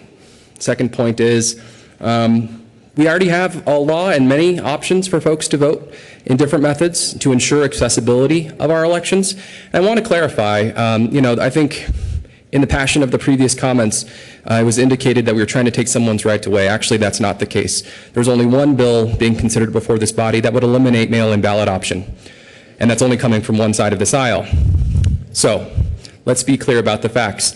HB 1164 permits eligible electors to receive a mail-in ballot. Simple as that. Special districts are small.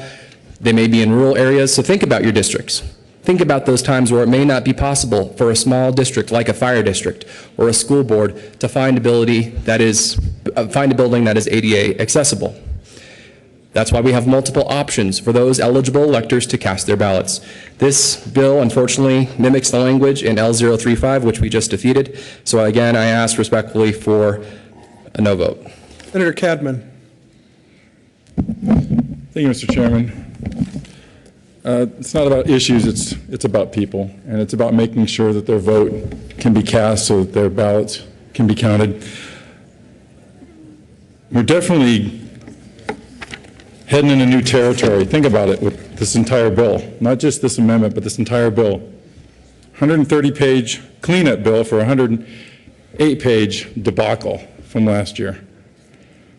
And when you're creating this new election authority, why not define specifically that this must be included? Because you've heard the concerns that they can pick and choose from multiple election categories in law. Why not at least maintain accessibility? Page 10 has been cited for other concerns.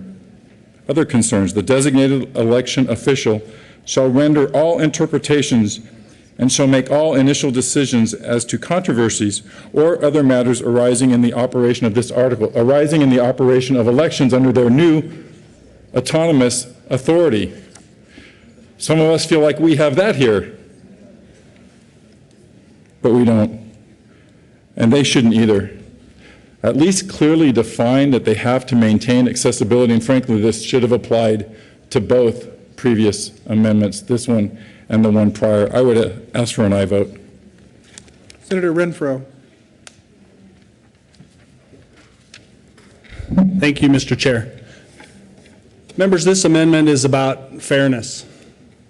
It's about compassion. It's about not disenfranchising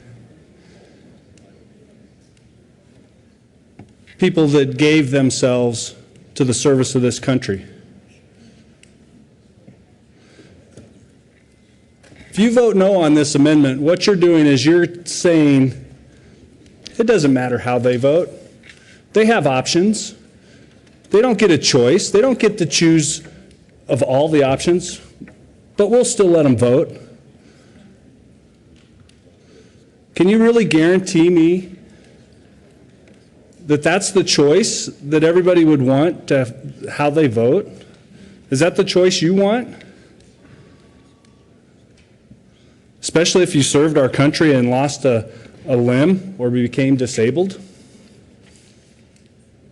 I personally vote on Election Day. That's what I believe in. I love going on Election Day and voting. Now, if it's a special district, I have one coming up in May in one of my special districts, I'm going to have to go vote that day. I prefer to vote in person. You're taking that right away from someone with a disability by voting no on this amendment. Is that really what you want to do? You want to take that a right to vote away in person from someone that has a disability, that served our country, was injured, and became disabled, is what you're doing with this amendment here by voting no. Vote yes. Honor our veterans. Senator Harvey. Thank you, Mr. Chairman. Again, let's go back to what the bill actually does.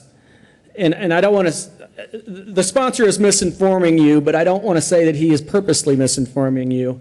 I'm just not sure he exactly understands what his bill is doing. The way the bill reads, and the way we do elections now, is that, say in my district, in Highlands Ranch, we have all mail elections for Tabor issues. So if there is a Tabor vote, we do an all-mail election. All 45,000 households get a ballot to vote in Tabor issues. But if it's not a Tabor issue, we're not going to spend the money. Because in those elections where it is an all-mail ballot election, we send it out to 45,000 people. Guess how many we get back? 400 to 4,500 ballots come back. So our district is not going to spend the money to do all mail ballot elections for every single election because it costs us a fortune to send out ballots to people who aren't going to vote. So we do polling place elections for most of the time when we have elections because most of the elections are not about tax increases. So people who want a permanent absentee ballot, I carried a bill that said those that signed up to have a permanent absentee ballot at the county level for all elections, we would allow them to get those mail-in ballots for 2 election cycles for our non-mail-in ballot elections so that we could determine who actually wants a mail-in ballot for special district elections and who do not. And that pared down those that wanted permanent absentee ballots significantly because most people, even when they get a permanent absentee ballot for special districts, don't want to vote in a special district election. So now we pared it down to just those people who want to vote at a polling place. And this bill says that my special district, your special district, any fire district, when they have a polling place election that makes sense because you don't want to send all mail ballots in every election because it's too expensive, you cannot come in and register to vote and vote on election day. And remember my scenario where you live under 5 districts and those 5 districts have 5 different elections on election day. You may not be disenfranchised from one district. You may be discriminated against in 5 different districts on election day simply because you intended to vote and you're handicapped, and therefore we are going to discriminate against you and say you can't vote on election day because you look different, because you fought for our country.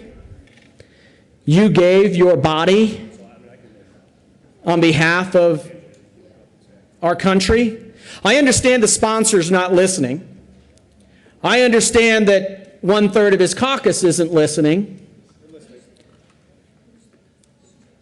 But what they are saying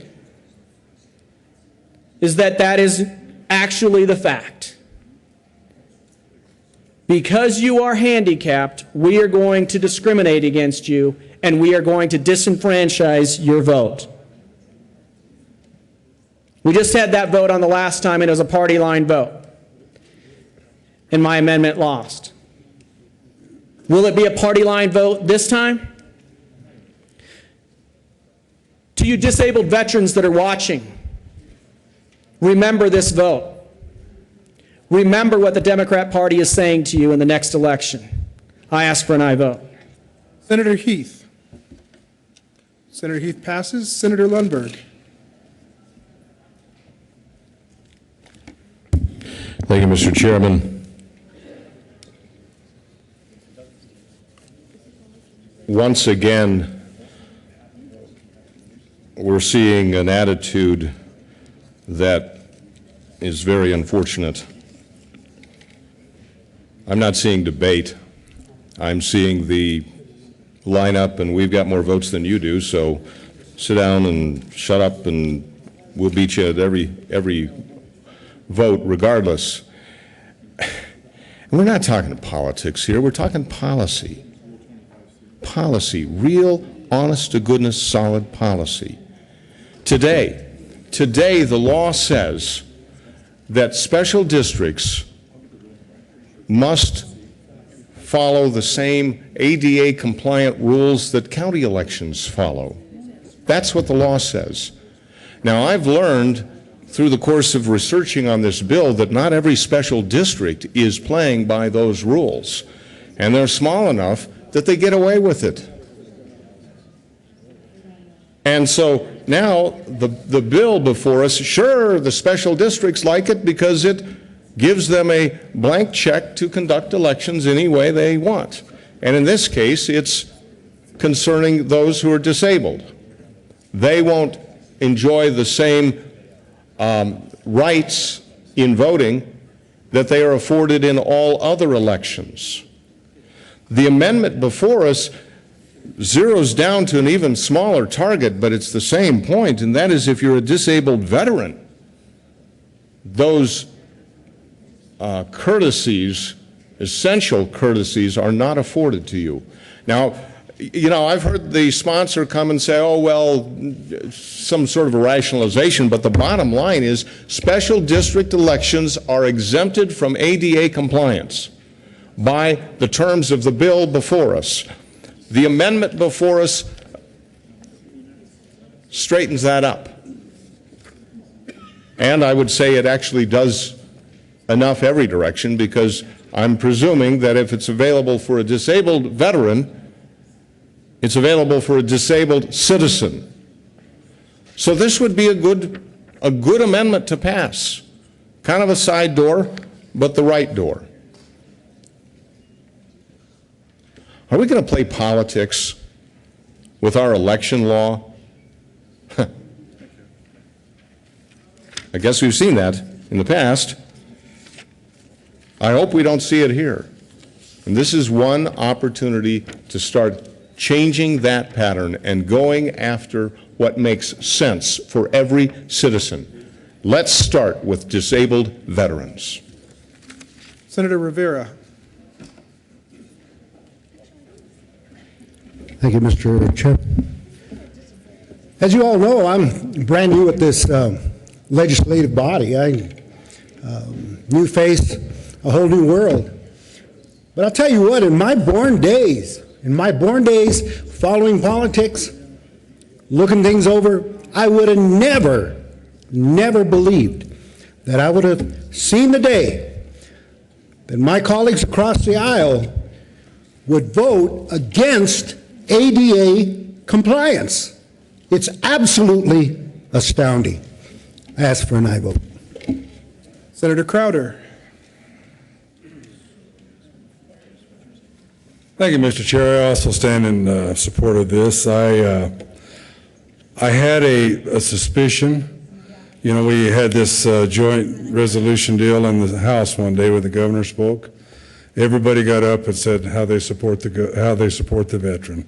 Yeah, my granddad was there. My whatever was there, and every hour after hour, people spoke how they supported the veteran. I am a disabled American veteran. I'm kind of astounded that this is happening. It seems to me that everything we heard over there in the House that day when we were all joined was a complete falsehood. If people are going to support the veteran, especially the disabled veteran, you have to go all the way. You can't come up to a situation where, a party line situation like this, you have to support the veteran all the way.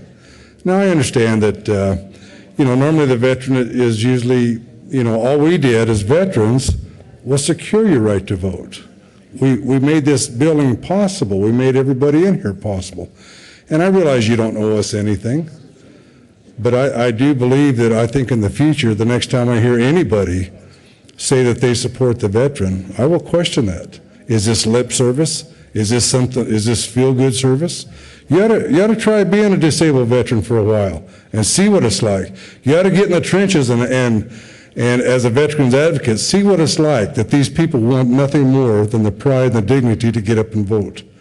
They do not like this situation that's happening here, nor do I.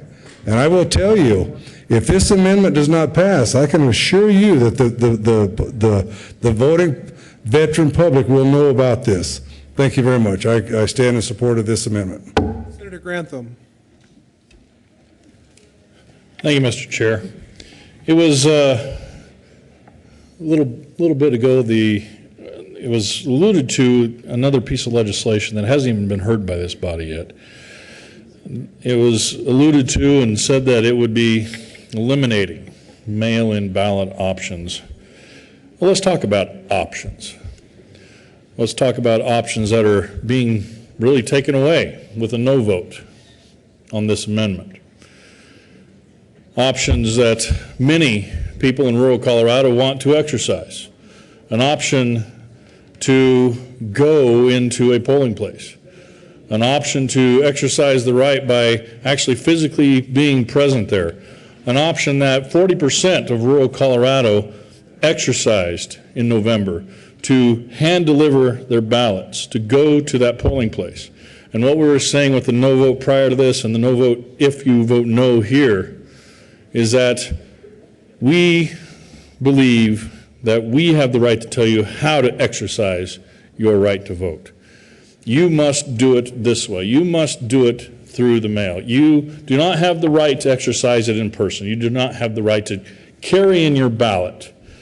And now we're saying here, the opponents to this amendment, that our disabled veterans don't have that right. We've already said those in ADA, we don't have to be ADA compliant in these locations, so we're saying they don't have that option. If we're really talking about options, this is giving those options to those who need it, those who want to exercise it. There are so many reasons why folks want to exercise that option. Let's give it to them. Maybe they distrust the mail. Maybe they don't want extra hands handling their ballots. Maybe there's a plethora of reasons why they want to hand carry it in. Maybe they're like me, and they just enjoy the process of walking in to the polling place and dropping off their ballot. Those are the options we offer here with these amendments. Vote yes on this.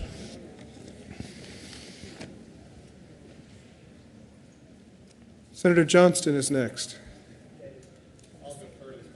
Senator Ulibarri. Thank you, Mr. Chair. I request a senatorial 5.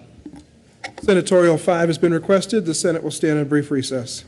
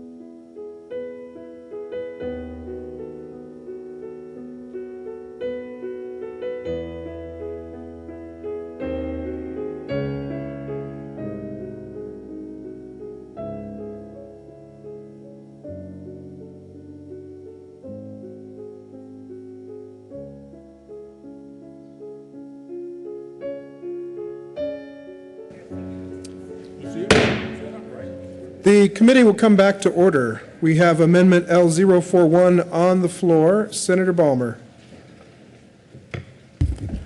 Thank you, Mr. Chairman. Well, members, you know, we do have senatorial fives, and a lot of things are said off camera, but I want you to know that I've been twice asked to withdraw my amendment so that other amendments can be offered.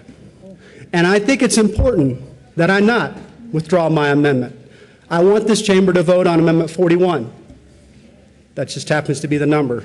It's a number that means a lot around here, but in any event, just realized what I just said. I'm offering Amendment 41 for the wounded veterans who live in Colorado. I do not want to be asked by my colleagues in this case to withdraw my amendment. Those of you that know me here at the Capitol know that I'm a very reasonable person and I will work with any member on any side of the aisle on any issue. I'm rarely accused of being unreasonable, but I think that when it comes to wounded veterans and disabled veterans, they didn't withdraw. When their country asked them to fight for the country, they did not withdraw. So for me to withdraw my amendment would be a wrong thing to do. So I would respectfully ask that this chamber vote on my amendment. We each were elected, and through this process we are allowed to offer amendments. And when we do offer amendments, we should have an opportunity to vote on it, and I do think that this chamber hopefully will give me an opportunity to vote on Amendment 41, and I ask for a yes vote. Thank you very much. Senator Heath. Thank you, Mr. Chair, and the previous speaker here and I obviously have stood up here together and carried a number of bills dealing with veterans. And the last thing that any of us would want to do is to have him withdraw an amendment for the sake of withdrawing it, just so everybody understands. The reason that request was made so we could incorporate veterans into an amendment that deals with all people with disability. So there was never an intent to in any way encourage him to withdraw it for the sake of just withdrawing it and ignoring disabled veterans. As I said, we stood up here and just a couple of weeks ago and passed a number of resolutions dealing with veterans and disabled veterans. So that was never the intent. And as a retired Army officer, I would not want to be any part of that. So that was not the intent. Just wanted to make sure everybody understood that. Senator Ulibarri. Thank you, Mr. Chair. And I'd like to just echo what was stated by our majority leader. The reason sometimes we have senatorial fives is to have additional debate, discussion, and potentially compromise. And so as I approached my colleague, I appreciated his passion. We appreciated the debate here. And so what I'm going to ask is actually reverse what I said previously and ask for an aye vote on this amendment. I do want to clarify, though, that I will be offering an amendment after Amendment 41 to expand the definition to get all folks with disabilities so all of these polling places are accessible. So due to the debate that we just had here and the amendment that was offered by my colleague, I'm encouraging an aye vote on L041, and then I want to make folks aware that I will be offering L042 to expand it to all folks with disabilities. I think that's been a productive debate. That's how it should work. Thank you very much for your patience. Senator Harvey. Thank you, Mr. Chairman. And I appreciate the majority parties reconsidering their prior vote on my amendment that we debated for probably 20 or 30 minutes, where the sponsor of the bill said that this could not work this way, that we could not implement ADA compliant voting locations because of those small communities that only might have a church, and we can't do it that way. So on a party line vote, they voted against the ADA compliance wording that is currently implemented in statute for special districts all across the state of Colorado currently. currently. But this bill denies that. This bill says you are not required to do that. And I tried to help them fix their bill. I tried to help them fix their bill and say we are going to ensure that you are going to be ADA compliant. And on a party line vote in the state Senate of the state of Colorado, the majority party said, no, we are not going to require ADA compliance in special district elections. Senator Harvey, the question under debate. And now we're being brought forward another amendment to say that in the case of disabled veterans, at least be compliant for disabled veterans, which in all practicality would be for all disabled veterans. But the majority party did not want to have to be a no vote on that because they were already on the on the ADA compliance. So here we are now in this pickle. How do we get out of this pickle? Even though you've heard testimony after testimony after testimony about the fact that we cannot comply with what we already do. Because there may be a church, the only building in the city where you can hold a ballot, a voting booth ballot. We can't do it because of that, though we already do currently in special district elections. Just understand, don't let this time in our history pass you by as though we are wiping it over, that nobody will understand what just happened.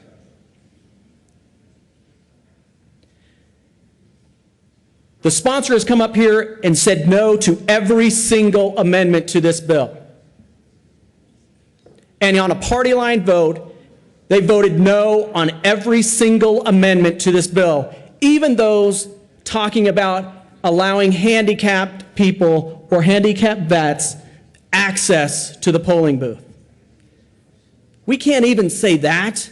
We're going to get a no vote, a lockdown on every single amendment until you have to vote against vets? That's what's wrong with the state of Colorado. I ask for an aye vote. Senator Cadman.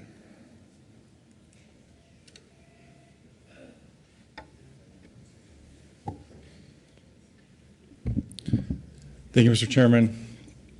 Obviously, a lot of emotion evoked on this issue. Veterans on both sides. Many of us are vets, our family. We've lost members in wars all across the world. I appreciate the concession now being discussed. But what came to mind as we were debating this and the passions were getting heated was what you see outside of virtually every veterans hospital, and that is the price of freedom is visible here. And we talk about thanking our vets and running resolutions and patting them on the back as if that does one thing to enhance their lives or their memories or their families. We hope it does. They seem grateful. But how rare is there an opportunity for us in the state legislature, beyond thanking our vets,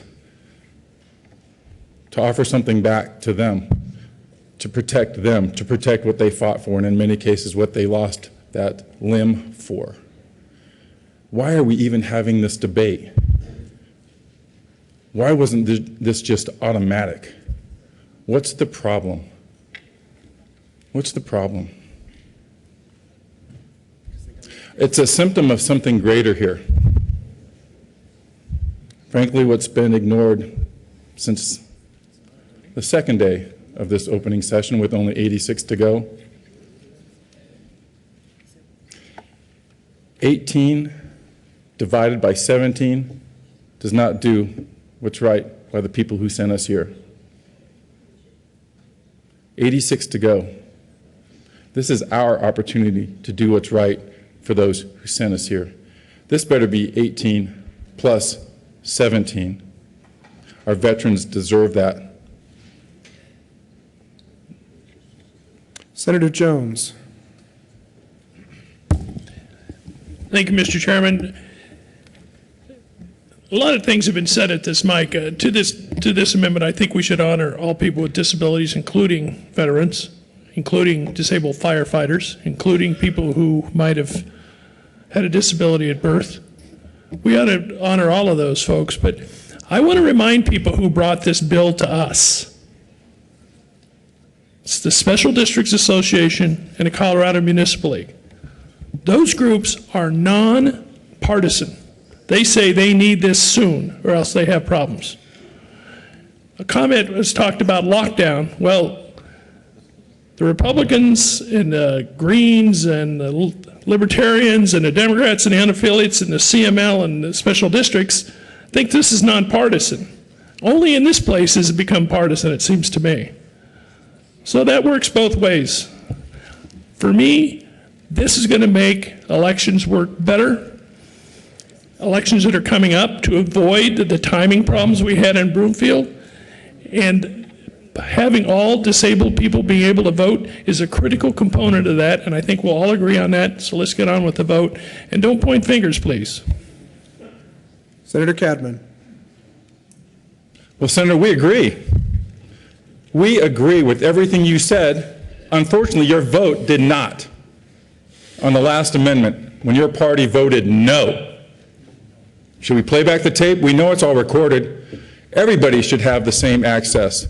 That's what the point is of both amendments that we are now circling back to do. The point is guaranteeing our rights and protecting our rights. Unfortunately, after that bill was killed, or that amendment was voted down by you and yours,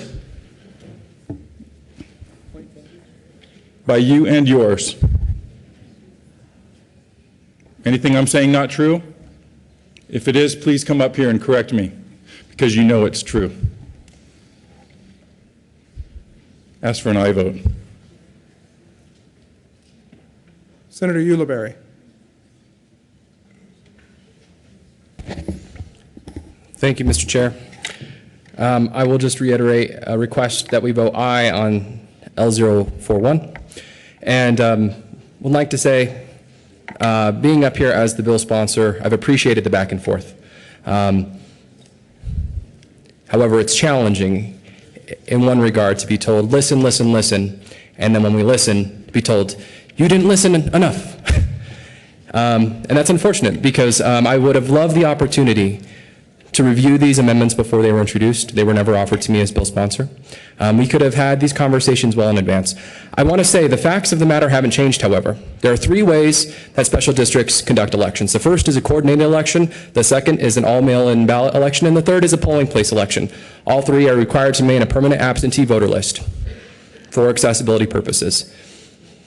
By adopting this amendment doesn't change the fact that there are special districts that may not have an accessible polling location. There may be a small town that only has a church that is not ADA accessible.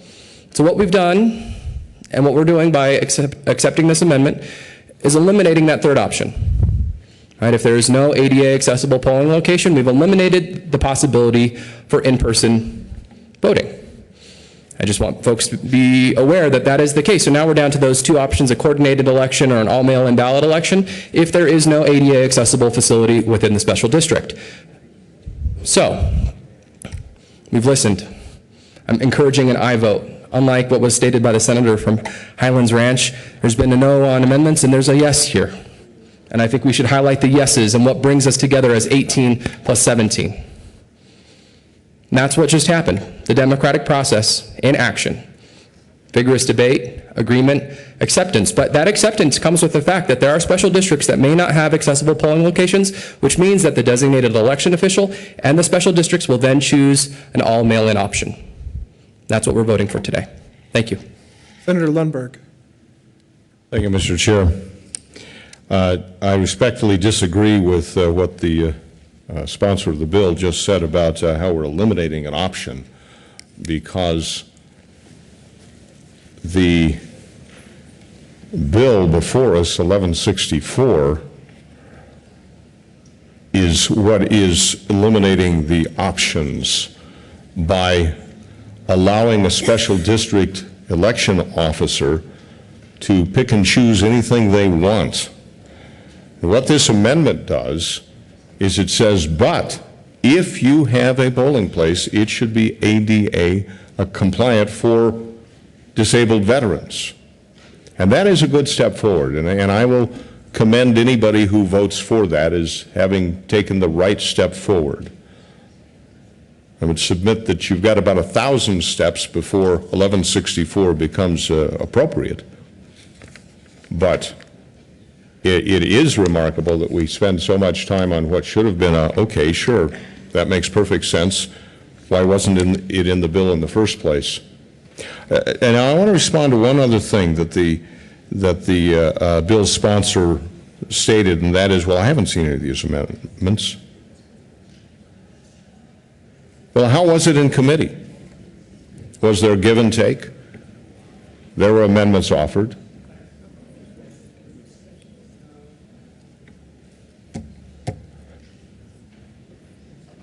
Let's see that give and take from here on out for the entire bill. Let's really come up with something that works. Just once, let's have an election law that finds common ground, even as, frankly, we have found here in the legislature with the Flood Recovery Committee. That's a committee that has an equal number of both parties, and we have not dwelt on the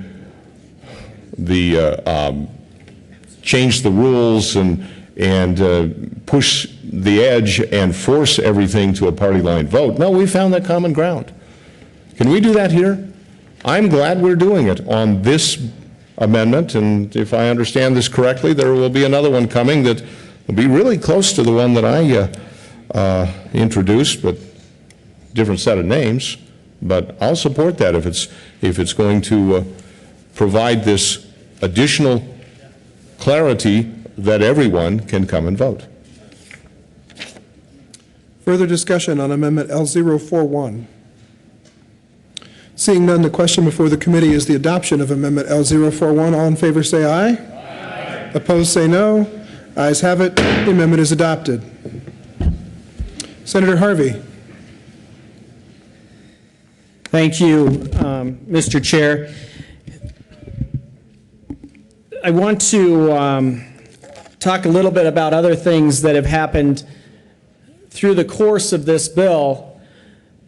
If you recall, this has been told that this is pretty much bringing Title I statute in that's good, and Title 35 statute in that's good, and melding the two and making the two work well. And everybody was in agreement with that. The clerk and recorders, the Secretary of State, the special districts, the Municipal League. One of the sections of that bill, as introduced, said that we are going to void any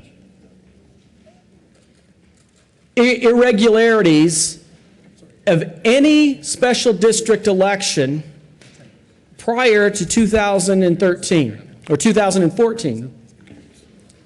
They wanted to void any irregularities that happened in Broomfield, in Adams County School District. They wanted to wave a wand with this district, with this bill, and say there could be no contesting of any of those elections. That was what we agreed to when we drafted this bill without legislative interest. Thankfully, somebody caught that in the House, and they struck that out. But what about those areas of controversy where somebody wants to contest an election? How does the bill still read? Current law says when any controversy arises between any official charged with the duty or function under the article and any candidate or other person, the district, upon the filing, verify the petition, such petition goes on and on and on and on, you can contest an election. That's what's in current statute. So they didn't void all future elections, but read what the wording says now on page 99. Within 5 calendar days of the act or omission that is the basis for the controversy. So you had to find a problem in the election within 5 days. A lot of times, these elections aren't certified for 5 days. So you don't know what to contest or what not to contest. That's new. It's not taking Title I language. It's not taking municipal code language. It's taking language out of thin air to say, don't question how we run elections. And if we screw up, like we did in Broomfield or like we did in Adams County, or as we did in Swatch, or as we did in all of the others throughout history where there has been screw-ups, don't point it out to us unless you catch it in 5 days. Current statute starts with when any controversy arises. This says within 5 calendar days of the act of omission that is the basis for the controversy, comma, when any controversy arises. Why did we add that first sentence? You will hear arguments that this bill keeps in place the ability to charge for fraud and abuse. Really? I don't believe it does. But even if it does, you have to catch it in the first 5 days to be able to contest it. I move Amendment 27 to HB 1164 and ask that we strike that first sentence of that paragraph and go back to what current statute reads currently for special districts and municipal elections. And I ask for an aye vote. There is an amendment on the desk. Mr. Majors, would you please read the title to Amendment L027? Amendment L027, House Bill 1164 by Senator Harvey, amend re-engrossed bill, page Senator 99, Harvey. line 20. Senator Crowder. I stand in support of this. That we did have a situation in Swatch County. There was a special election right in the town of Center, and it was roughly 45 days before there was a contestant about this. And since that time, just recently, a federal judge has overturned that election, but on a 5-day situation, that would have not occurred. So I think it's regards where we're going. We're going to continue with the debate on Amendment 1164 until we reach the point where we vote and then have voted.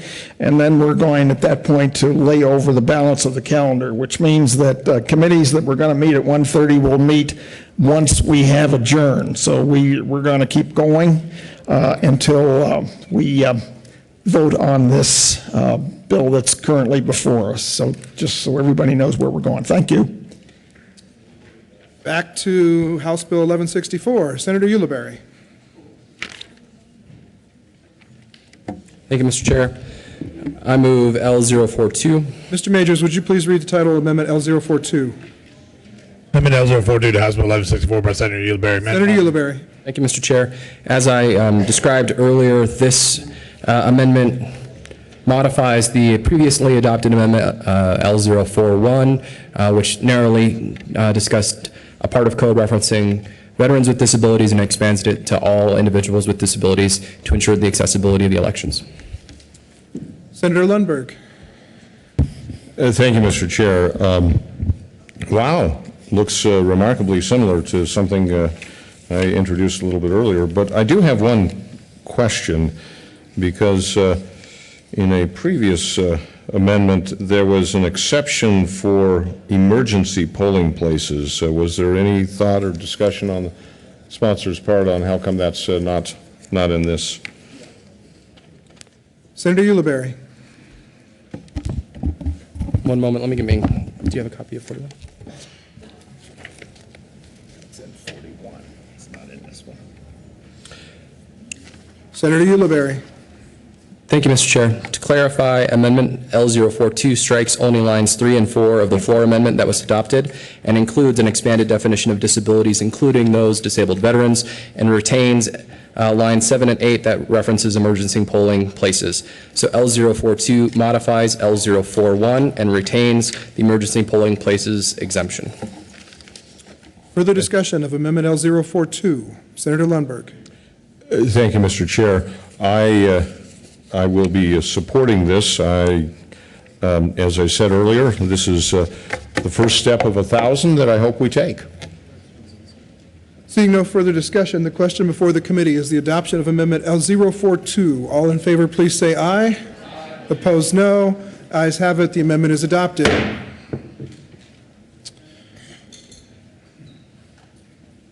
Senator Harvey. Thank you, Mr. Chair. Currently, in state statute, poll watchers can come from anywhere in the state as long as they are a resident of the state of Colorado. What the bill says now, the bill says local government. The elector registered in, I'm sorry, it says local government. So now a poll watcher has to come from the local government by which we are holding the election. So imagine you live in Saguache County and you are having a local election run by an attorney or a CPA on 17th Street in Denver. And you are only allowed to have poll watchers from the district.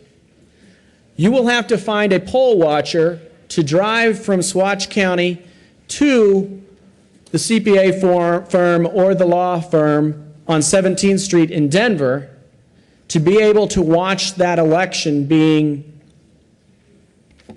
promulgated, whatever the word would be. And how many electors in that district are you going to be able to find that says, I'll drive to Denver for 5 hours to watch that election that maybe only 1,000 people are in the middle of? I think that's going to be hard. And why have we done that in why have we done that in this new statute, where current statute you just have to be an elector in the state of Colorado? There have been plenty of elections around the state where we have had, from both parties, experts on the election process being poll watchers to make sure that those elections are going as they should be going and that there's no problems taking place. Because like I said, most of the time it's not fraud that's going on. It is just non-professional people that are running the elections that don't really understand how certain things should be done. And having professionals there watching has helped us manage these elections. The current bill says you have to be a local resident of the district, which is not the way it is in current statute. I think we need to go back to current statutes and say elector registered to vote in Colorado. And I would ask for an aye vote, and I move Amendment 25 to the House Bill 1164 and ask for an aye vote. There's an amendment on the desk. Mr. Majors, would you please read the title to Amendment L025? Amendment L025 to House Bill 1164 by Senator Harvey. Amendment reading on page 9. Thank you, Mr. Chair. We had this discussion in committee, and there was compelling testimony on both sides of this. I'll recognize that. But what we heard from the folks who are dealing with issues in their own backyards is that electors should come from the district where the question is being decided. That those folks who actually have an interest in the election should have the ability to be the watchers. And sometimes that's challenging, but it's about the ability for folks to have say in the most local form of government. So I respectfully request a no on L025. Senator Harvey. Thank you, Mr. Chairman. I don't remember that was the overriding argument in committee, that we should change current state statute to deny the ability for a candidate to have anybody he wants watching his election or her election, even if it's being done in Denver. Why would we want to deny that?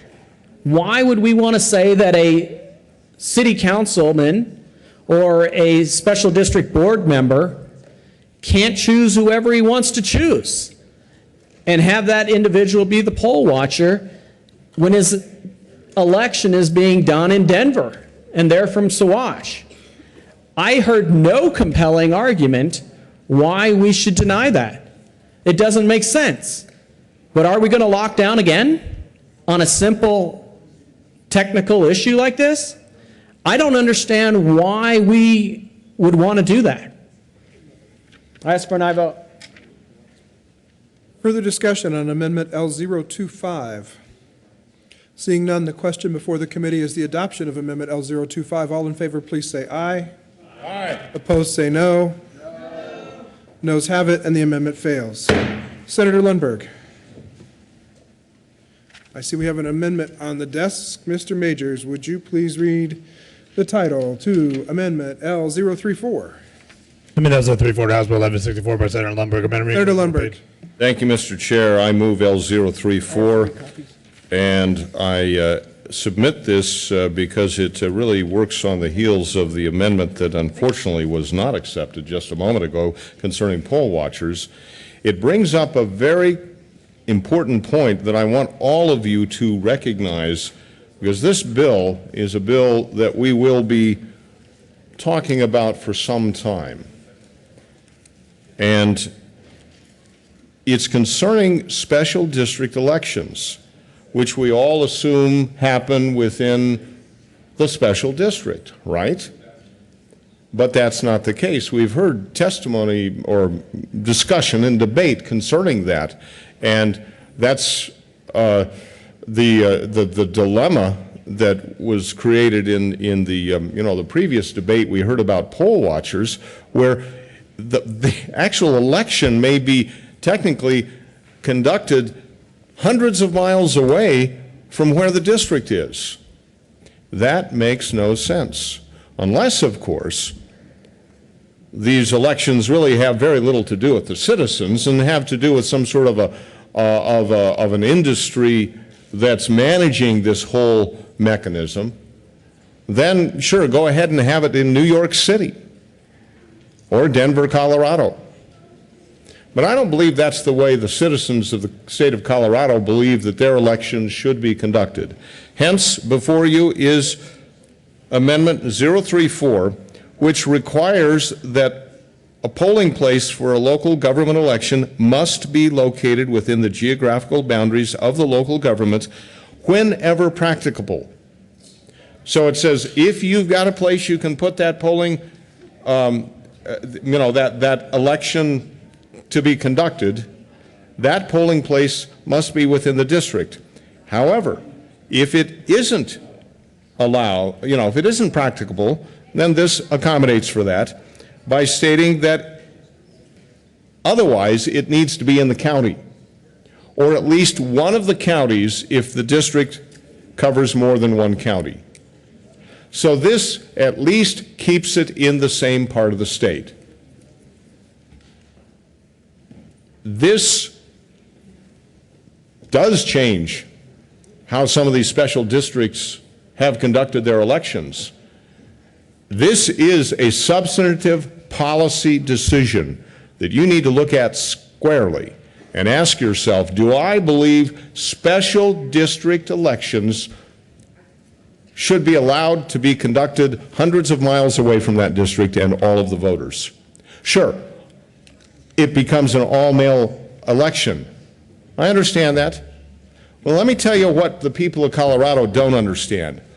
Did you know that 20% of the ballots that were returned from this November's election that was all-male were returned by hand? 20%. And in, I believe it was 39 counties, 40% or better were returned by hand. Not everyone has confidence in taking their ballot and marking it and putting it in an envelope and putting postage on it and dropping it into a mailbox. A large number of people in Colorado believe they need to be there in person, deliver that ballot in person.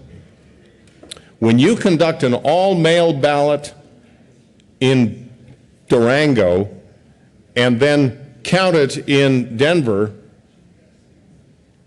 how many of the citizens in that district can actually take their ballot and with the confidence and surety that they require, put it in the ballot box themselves. Probably close to zero.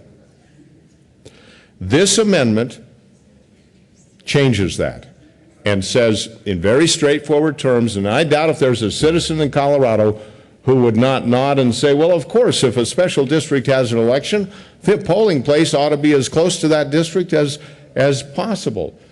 And every county has some polling place for general elections. So this is not an undue burden if it's elections you want to conduct for the citizens. If, on the other hand, this is some sort of a mechanism where we've got this special district industry out there, oh, and why would that be? Well, a lot of them involve millions and millions of dollars for bonds and other issues. We need to have election laws that stay as far away from the possibility of any corruption.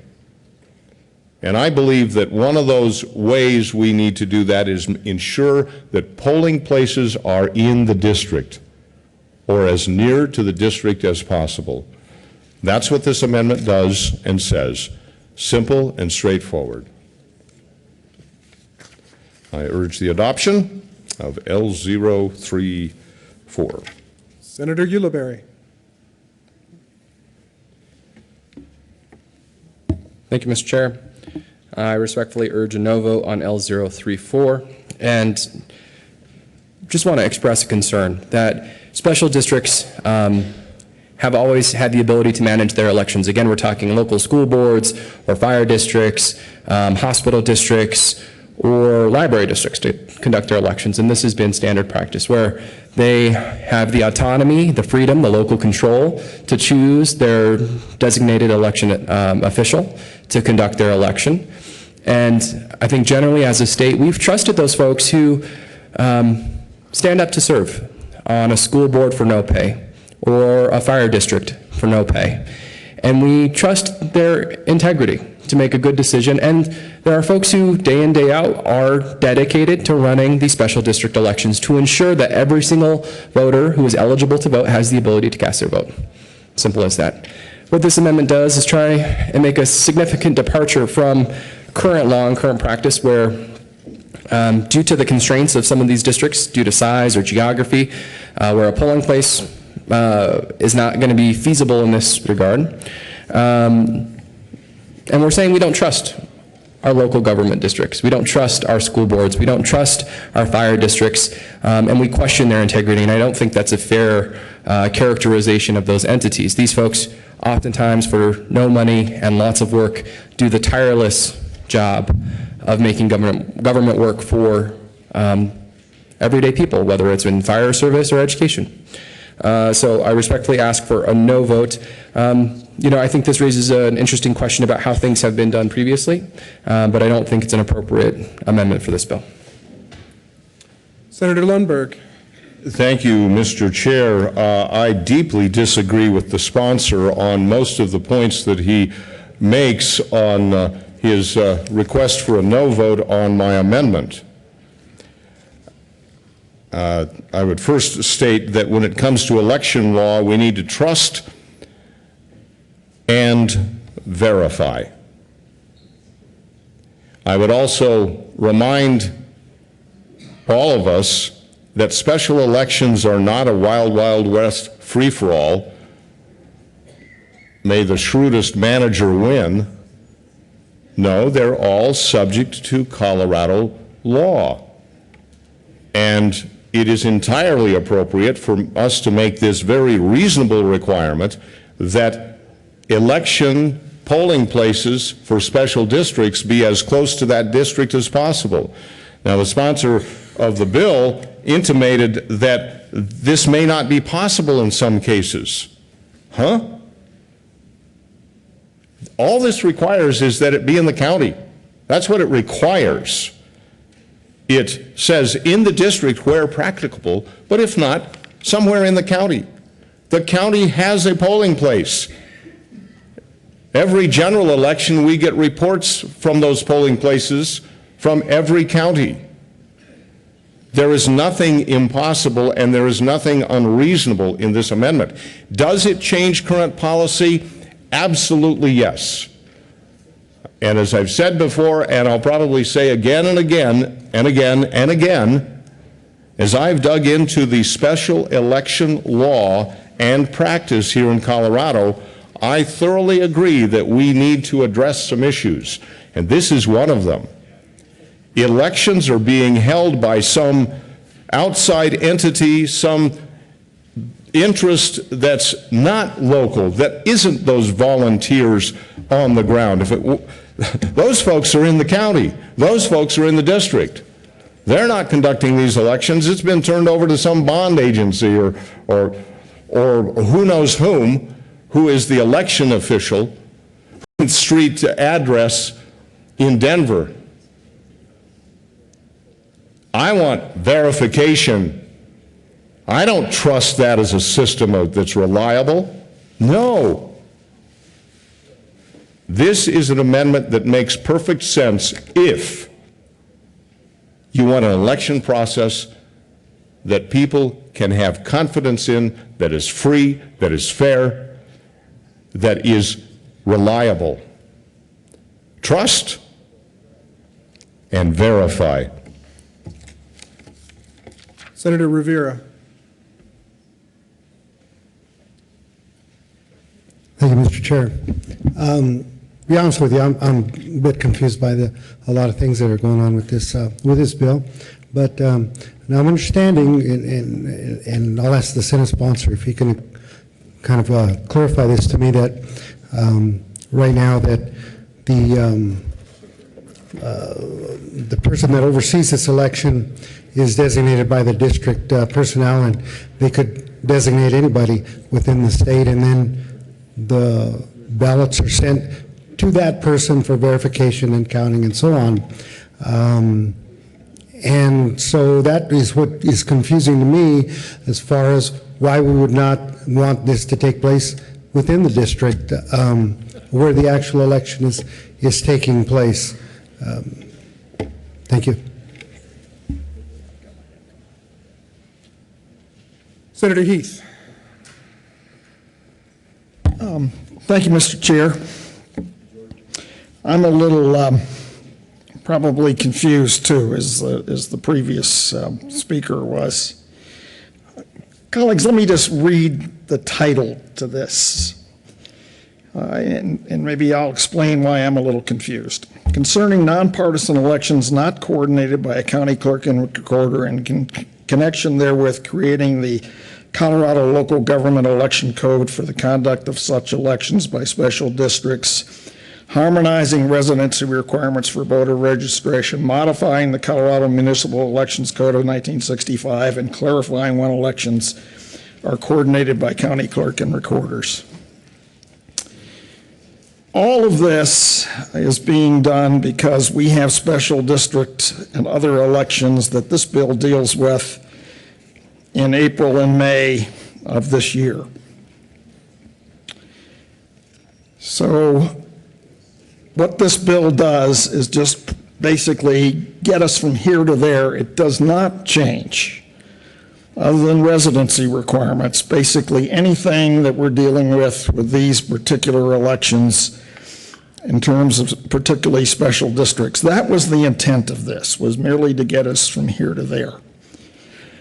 In listening to this debate, and why we probably had an issue and couldn't understand when we were dealing with veterans and disabled people, it's basically because it's basically contained, at least we thought it was, I thought it was, I'll speak for myself, in basically how these elections have been conducted for 50-some years. So if we wanted to make it clear, so be it. But that really wasn't the purpose. So what we're trying to do here is not redoing special district law. This law has been in existence for 50-plus years. And as I listen to this amendment and listening to many of the other ones, is basically a request on your part to basically redo how we do special districts from square one. And maybe that's a very, very valid point of view. I don't know. But that is not what we're trying to do here. I am quite sure that if we want, as a body, to totally start from scratch and look at how we redo these kinds of elections, that we can do a late bill and deal with all of these issues to include the one that's in front of us now. I would say to you, that's not what we are trying to do, at least as this particular senator understands it. What we're trying to do is make sure that we coordinate the language regarding the 22 days and basically administrative things like this so we can hold an election in April and May. Now there seems to be, and I'm not here trying to defend the way we've done special district elections for the last 50-some years. That's not what we're trying to do here. To me, that's a whole other subject, and I don't think it's covered by this bill title. So I just want to take us back to what this conversation I thought was all about.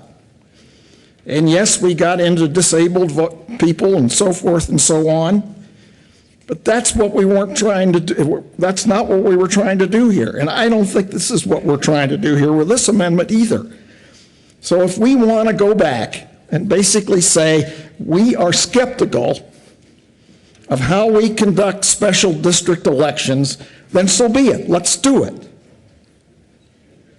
But not in the context of what we have in front of us today. This, in my mind, is not the place to do this. We had a committee meeting. Many of the things that were brought up here were not discussed in the committee itself, where they could have been. We were not aware of any of these amendments that are being proposed, which basically, in my mind, deal with, we don't like how special district elections are conducted now. We don't like the fact that they can be held someplace other than within the county. We don't like all these other issues that are being brought up. That is not what this conversation is about in my mind. And that's not what this bill title is talking about. We're trying to reconcile residency requirements so we don't have people trying to decide whether it was 30 days, 22 days, or whatever it is. We are merely trying to reconcile the laws so that we can hold an election in April and May on special districts, and not trying to decide all of these other ancillary things, which I don't think are part and parcel of this discussion. So I'm going to also request a no vote, but not because it might not be great law sometime, but not when we're trying to deal with special districts in this sense. Let's go back. I'll be happy to sign it.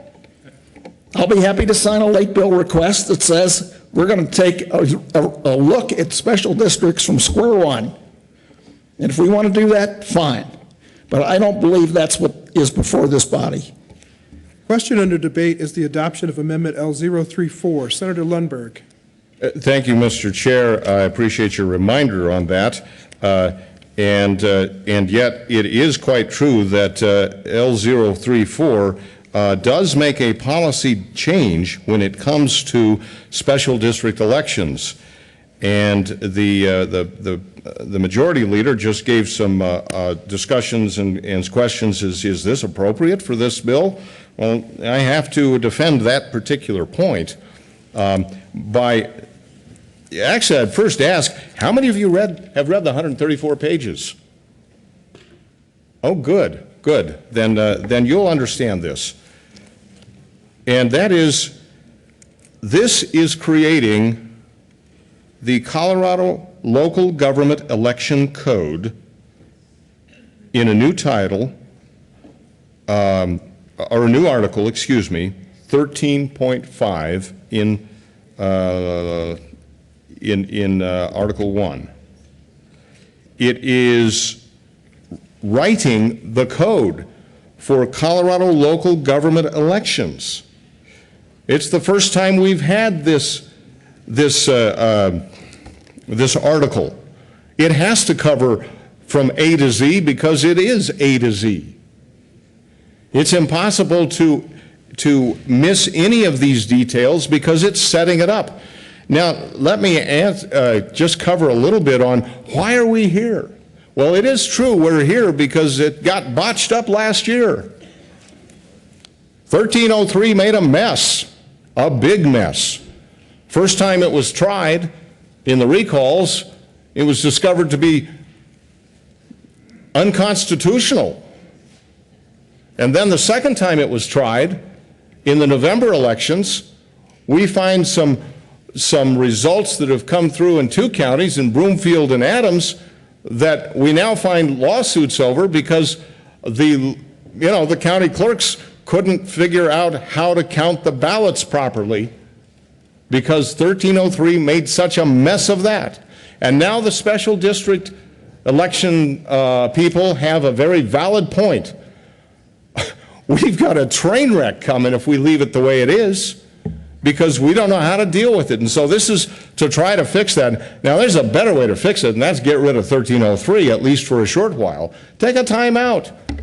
This isn't the only path we can take, but if this is the path we're on, this bill, 134 pages, creates a new election code for small districts, or special districts, excuse me. It's entirely appropriate for us to ask the question, now then, therefore, how shall they, in fact, conduct their elections? Because that's what we're creating, is the code that conducts those elections. In my mind, it's completely irresponsible to turn a blind eye and say, oh, well, it doesn't really matter what the details are. Let's just make sure that we can conform it to that bill that was put together last year. You can't dodge this one by saying, well, I don't know, it might be good policy. Let's think about that later. How about if let's think about it while we're debating the bill? And let's vote on the amendments as if it was going to become law.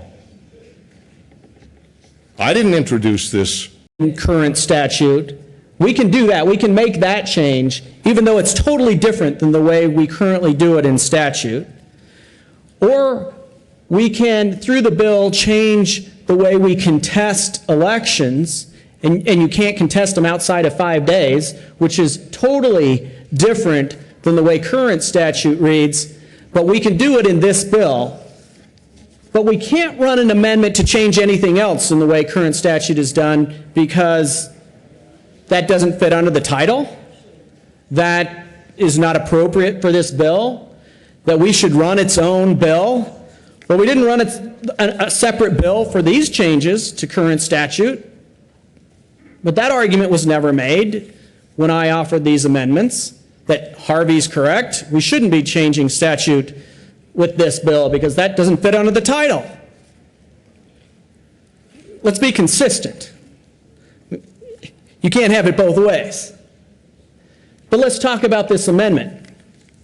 In the Saguache election, 20 people went to vote on election day and took their ballots to the clerk and recorder, and the clerk and recorder said, we cannot accept your ballot because this is not our election, this is a district election, and you have to take your ballots to the district election official. Guess where the district election official was? Denver. So this was on election day. They would have had to have driven their ballots to the election official because it was a mail ballot, but they didn't want to mail their ballots in, or they just found them and figured out how they were going to vote. So they would have had to taken their ballots and driven all the way to Denver to have their votes counted. And it was at 7 o'clock when they tried to do that. So we disenfranchised 20 voters. with the policy that's currently in statute, that is sacrosanct, that we cannot change because, quote, that needs to be a separate bill. We want to disenfranchise people with the current statute, is essentially what that argument would entail. But let's talk about people who actually did move in on Election Day, legitimately moved in on Election Day. We are changing statute for those people. So I move into Saguache County, and I moved in on that day, and it's an all-mail ballot, and I go and I register under 1303 and under 1164, and I register to vote for an all-mail ballot. But the election judge, the election official, is an attorney in Denver. I would have to drive to Denver to vote. I'm being disenfranchised because of the way 1303 is implemented and the way we are through this bill saying you will not have election centers, you will not have an on-site balloting location. Anybody who registers to vote inside the time when those ballots were mailed, and I think they go out 15 days beforehand, but I'm not quite positive about that, but I think 15 days before the election, those ballots go out. So we're disenfranchising those people who thought they would be getting a ballot or thought they would be able to go to a polling location and vote and didn't, and then they go to the clerk and recorder's office to try to vote, to get a ballot. We're disenfranchising them. Too bad you can't vote because the designated election official is in Denver. And there's no polling place for which you can take your ballot. You can say that what we're doing with this amendment is changing current election law. Yes, we are changing current election law because the way you're changing it is disenfranchising voters with same-day voter registration who want to legally vote, who legally live there. We're saying you can't vote. We are legally changing the current statute to help rectify the problems with 1164 and 1303. That's what this amendment does. We're not radically changing election law for the sake of changing election law. We are allowing voters to vote. Is it truly your argument that those people who moved into the district after the mail ballots went out 2 weeks before should not have a place to take the votes? Then you look at another part of the state statute that this bill is changing. In El Paso County, when you have a ballot go to the clerk and recorder's office that is for a special district, the clerk and recorder currently takes that ballot, mails that ballot to the special district and says, we got this ballot and we shouldn't have it, this is your ballot. Currently they do that because there's a time between when the ballots should come in at 7 o'clock on election night and when the ballots will be certified. And so there's a little bit of time where you can get those ballots in, because they did get into an election place by 7 o'clock. The way the bill reads now is all ballots must be turned in by 7 o'clock on election night. So my example of Saguache, where the county clerk and recorder said, no, we're not going to take your ballots, you have to get them to Denver. They didn't really have to do that under state statute. They could have taken it and put it in the mail and got it there by election day because it got to the clerk and recorders by 7 o'clock.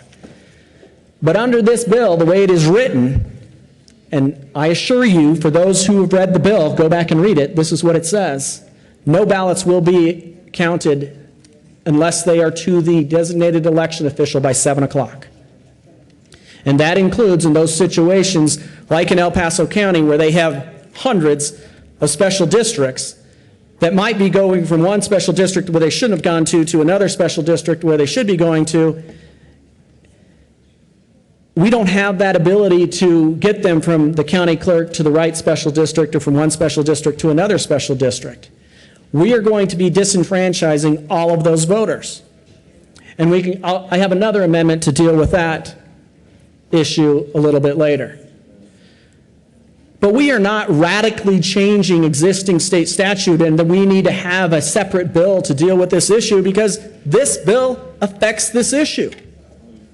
This is what we are here for, I thought, to try to solve the way 1303 messed over all of the special districts and deal with those election irregularities.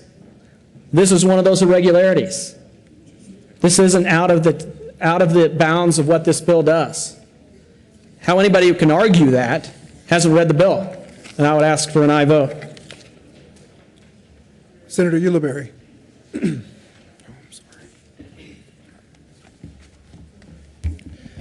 Thank you, Mr. Chair. Again, I reaffirm and request a no vote on L034. I do want to point out that our majority leader has indicated his willingness to work on a late bill on folks who are interested in accessibility of voter access in rural areas. Hopefully that offer, that extension of his offer is taken sincerely and folks are willing to work on this issue. But a 10-sentence amendment doesn't consider all of the complexities that may come up with this issue, saying that the polling place shall at least be in one of the counties in which the district is located. If you have a special district that resides in 2 counties, you may be requiring the physical polling place to be much further than where the designated election official may be. So again, as the majority leader stated, there may be an interest on this and really digging in, but a 10-sentence amendment is not likely to do it. So there sounds like there's a good conversation to continue. Respectfully request a no on L034. Senator Lundberg. Thank you, Mr. Chair. I respectfully and deeply disagree. And it seems to me we've boiled down to 2 components to the debate on this particular amendment.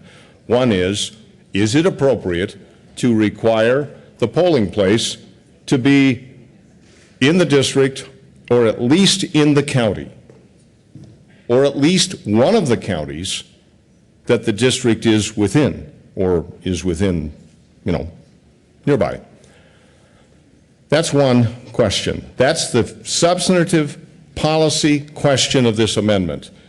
It is straightforward. It's 10 lines because it's fairly simple. But it's very, very important to note that the argument of, well, we can't consider it because this is too complicated for these 10 lines to capture, unquestionably, that just isn't accurate. The other question is, should we be considering such substantive policy change in this bill, 1164? Let me remind you, 1164 is a complete new section to law. Here, just to illustrate and to clarify, this is the Colorado Revised Statutes 2013, the current state statutes. In Title I, on page 359, we find the final lines to Article 13, 1-13-803. Then later on that page, we find the next portion of law that's currently in law. It's not Article 13.5, it's Article 14. Article 13.5 does not exist today. 1164 creates this new article in Title I, a brand new article. And in the bill itself, it's contained, it begins on page 6, line 26, where it gives the title, Colorado Local Government Election Code, and then it continues on page 7, 8, 9, 10, 11, 12, 13, 14, 15, 16. Go ahead and open your bill up. You'll discover it's all capitals. That means it's brand new law. And it keeps going. I'm on page 51, 59. 63. Maybe I should read it to everybody so that you'd actually hear the whole thing and understand how much new law we're putting in place. It goes all the way to page 100. So we've got over 90 pages of this brand new article. We are putting substantive law in place. If the argument is we're just trying to fix what we messed up last year, well, it must be pretty messed up if it takes nearly 100 pages just to deal with the special district side of things. But no, in fact, that's not the case. That's not a fair analysis. The real honest presentation is we're creating a whole new election code for special districts. The amendment before us says, and when you hold those elections in those special districts, make them near the voters.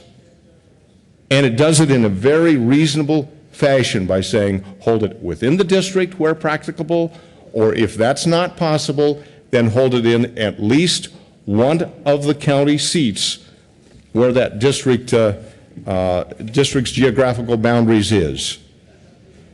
That's pretty straightforward. That's simple, straightforward policy, and it's policy that this bill demands an answer to. Vote yes. Senator Grantham. Thank you, Mr. Chair. This is a matter that requires attention. It needs to be changed, it needs to be addressed. This bill is the vehicle to do it, not some promise of something that might happen later on in the session. This matters. This matters to elections, matters to an election that certainly happened down in Crestone. It's already been mentioned a couple times by a couple different senators. Some of us may actually know where Crestone is. I do. This little tiny town, this little place, this little water and sanitation district down there, this was a matter of a $6 million debt, this election. It passed by 13 votes. Those 20-some odd voters, it was actually 26 voters, who wanted to turn those ballots in, they went to their local district office, assuming that they could turn in those ballots at the district office, the Water and Sanitation District Office. That's a reasonable thing to assume. But when they got there, they were turned back. Turned away because they said the office to turn these into is in Lakewood. A 400-mile round trip for these folks in order to turn in their ballots, the time which had already passed for them to be able to get there in time to turn it in by 7 o'clock.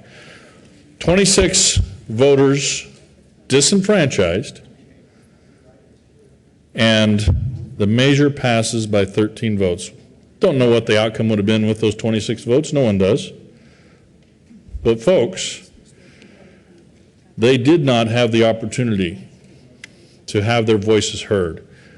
This matters. We need to pass this amendment. We can pass it here. We can pass it now. We can put it right in here. We don't have to wait for some ethereal thing that might happen here in the coming months in this session. We can do this now. Ask for an aye vote. Senator Heath. Thank you, Mr. Chair.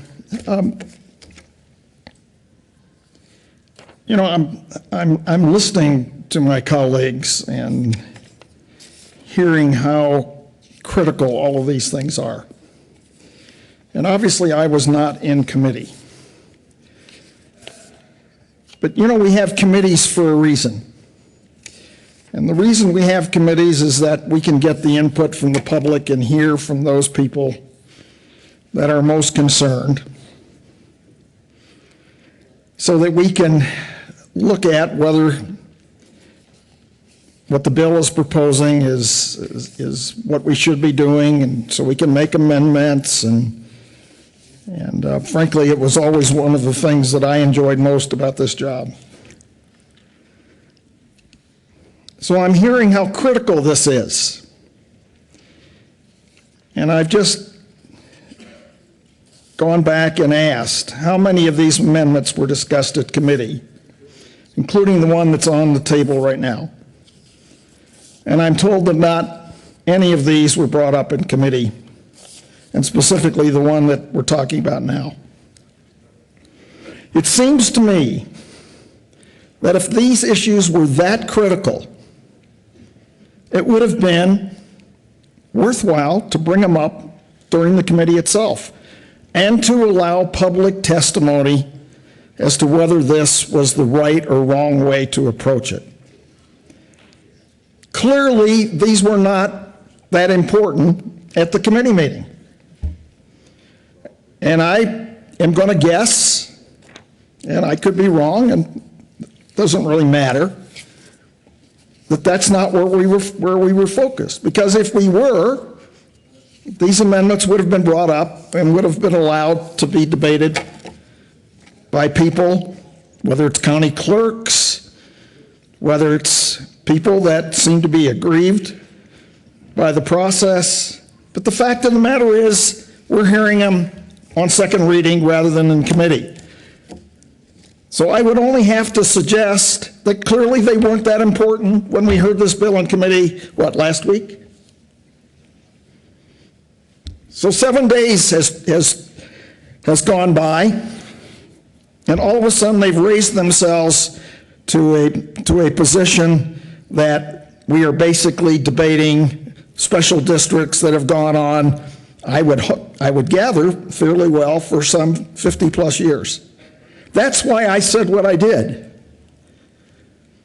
To put us in a position to not have public comment on things this basic when they weren't even brought up at committee and were not given the opportunity to be discussed, and allow the members of the committee to have and to decide whether or not these things should be considered, should be amended at that time.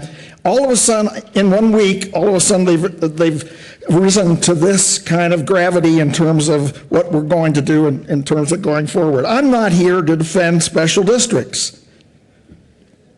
I am here to try to make sure that we can have an election in April and May. And I would just have thought that if things were this important and were this egregious, that they would have been brought up in committee at a proper time. I don't understand why in a week we've gone to this extreme. I would ask for a no vote on this, and again, would renew my request that if we're going to deal with these issues, let's deal it in a separate bill. Let's allow proper comment by the public at a committee hearing, and that's my concern. Senator Carroll. Thank you, Mr. Chair. Members, this provision or this practice with special district elections is a pretty strange quirk in election law. We know that in every other place, I think this is a legitimate public policy debate and question to be having. The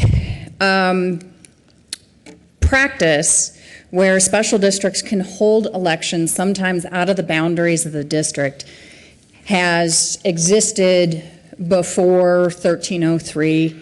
It existed before 1164. If we defeated 1164, they will continue to be able to hold elections outside of the district. So I just want to be very clear that what we're talking about is actually highlighting a very legitimate public policy point.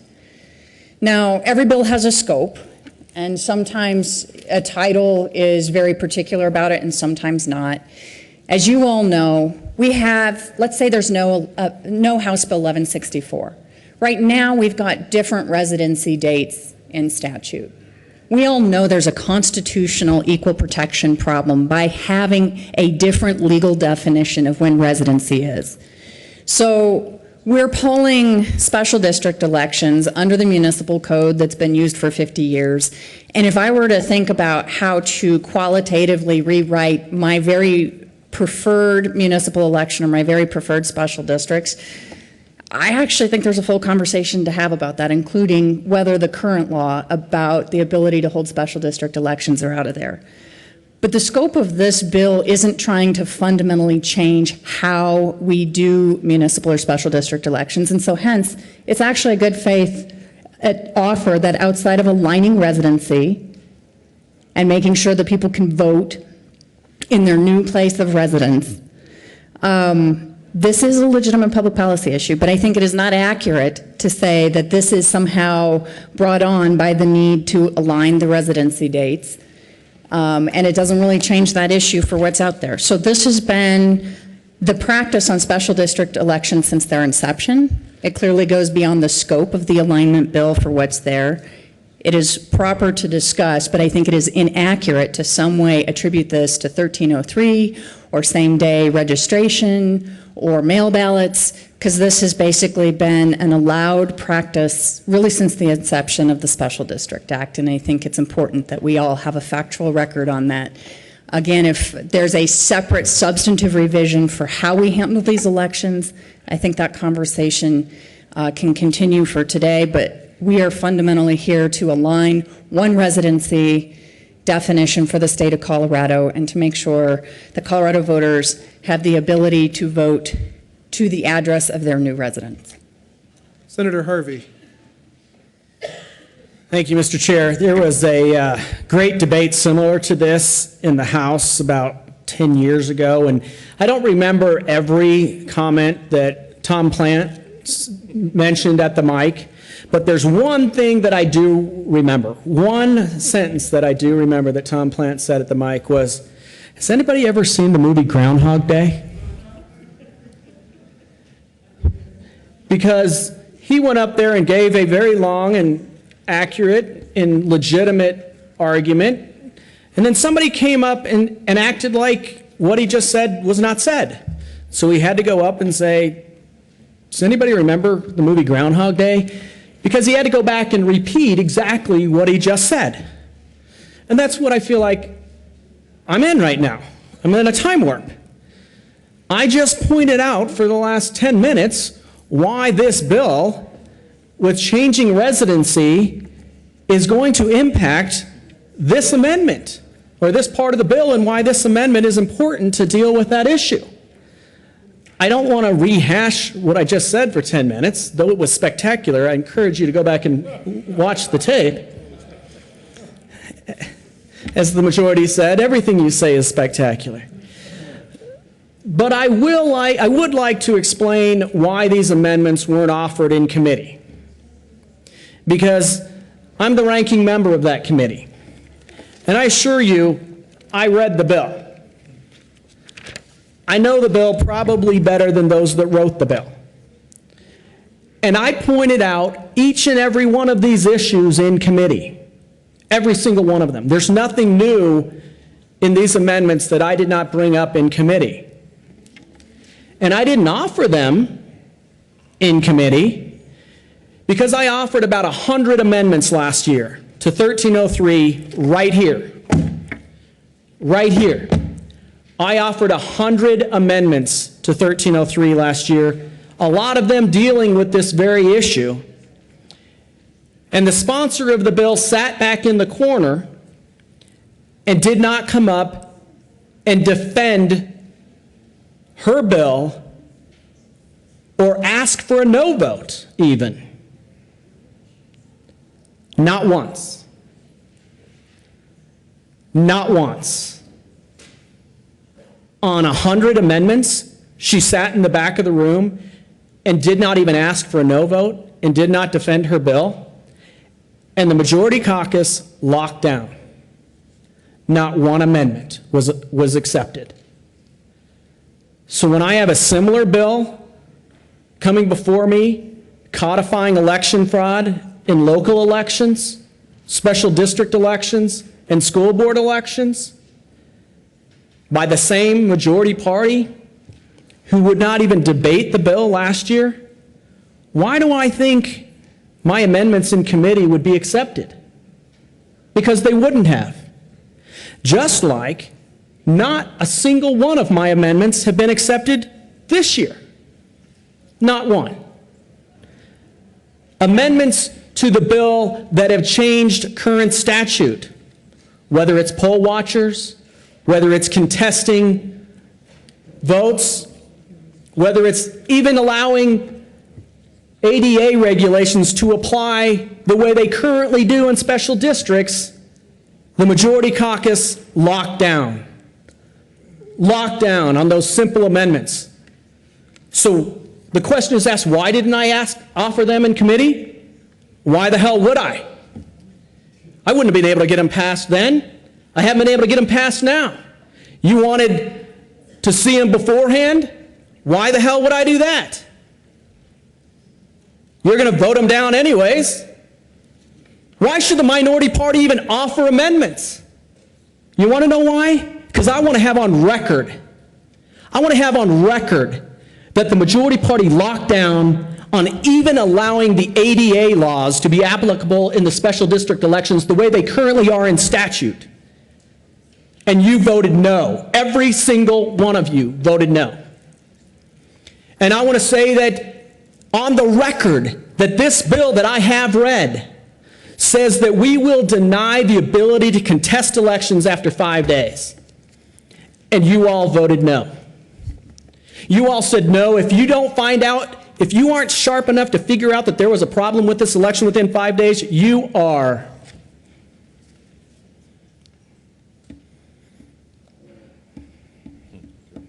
What are we telling the public? What are we telling the candidates that are running who had their elections stole from them? If you didn't catch it in 5 days, you are. The majority party told you what you can do. You want to know why I didn't offer amendments? That's why. You want to know why I'm offering them now? Because there's a camera.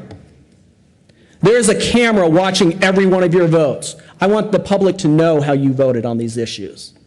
That's why there wasn't an amendment offered in committee. Senator Lundberg. Thank you, Mr. Chair. Remember, it's 034. That's the amendment.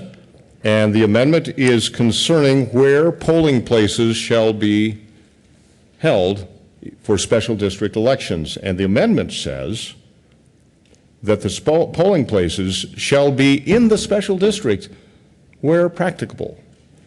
And if not, it will be in the county, at the county seat. And if there are multiple counties for this special district, at least one county seat. That's all this amendment requires. Now, the argument is made that this is not an appropriate amendment because that's not what 1164 is about. 1164 is about fixing the problems that were created when 1303 was passed last year. And special districts have said, we can't do it the way the rules are, so you've got to fix this for us so we can move on. Okay, I'll grant that they need a solution. And a little bit later on, well, I've introduced a bill that is a solution. And it's an attempt to find common ground, which we ought to do here today.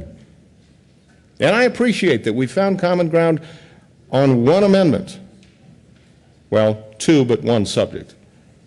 But let's go back to, does Amendment 034 fit? Does it fit under the title? Does it fit under the spirit of things? Or just does it fit under the common sense of if you're going to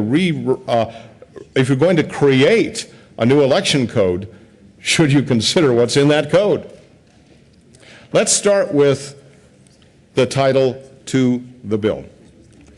Concerning nonpartisan elections not coordinated by a county clerk and recorder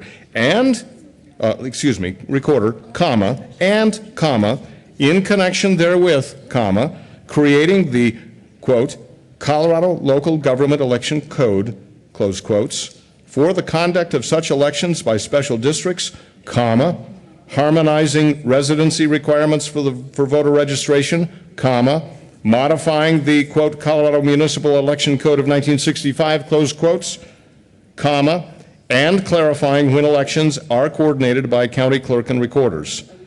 Now, the reason I include the punctuation is that's critical to the title, as all of you know, but maybe everybody watching doesn't quite, isn't that familiar with.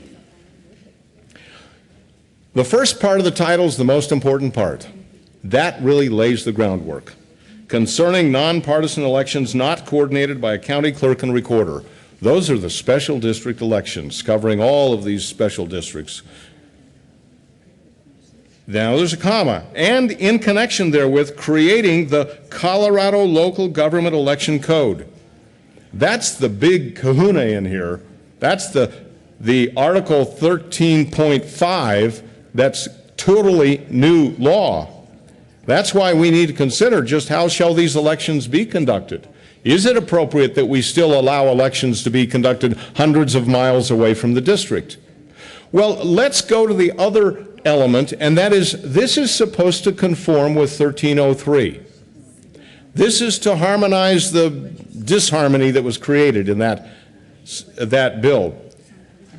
I think the legislative declaration of 1303 is very instructive. We find in the second part of it, it finishes it up this way. This is the declaration for 1303. Recognizing the continued need for in-person voting options through early voting and on Election Day, the General Assembly also finds that mail ballot elections must include voter service and polling centers to enable electors to register to vote, update their registration information, and finally, that's my addition, finally, the most important words here, cast ballots in person. That's the declaration of 1303. People must be allowed to cast ballots in person. Is it appropriate to then therefore require that for special districts, polling places be within a reasonable distance of the electors? Absolutely yes. Absolutely yes.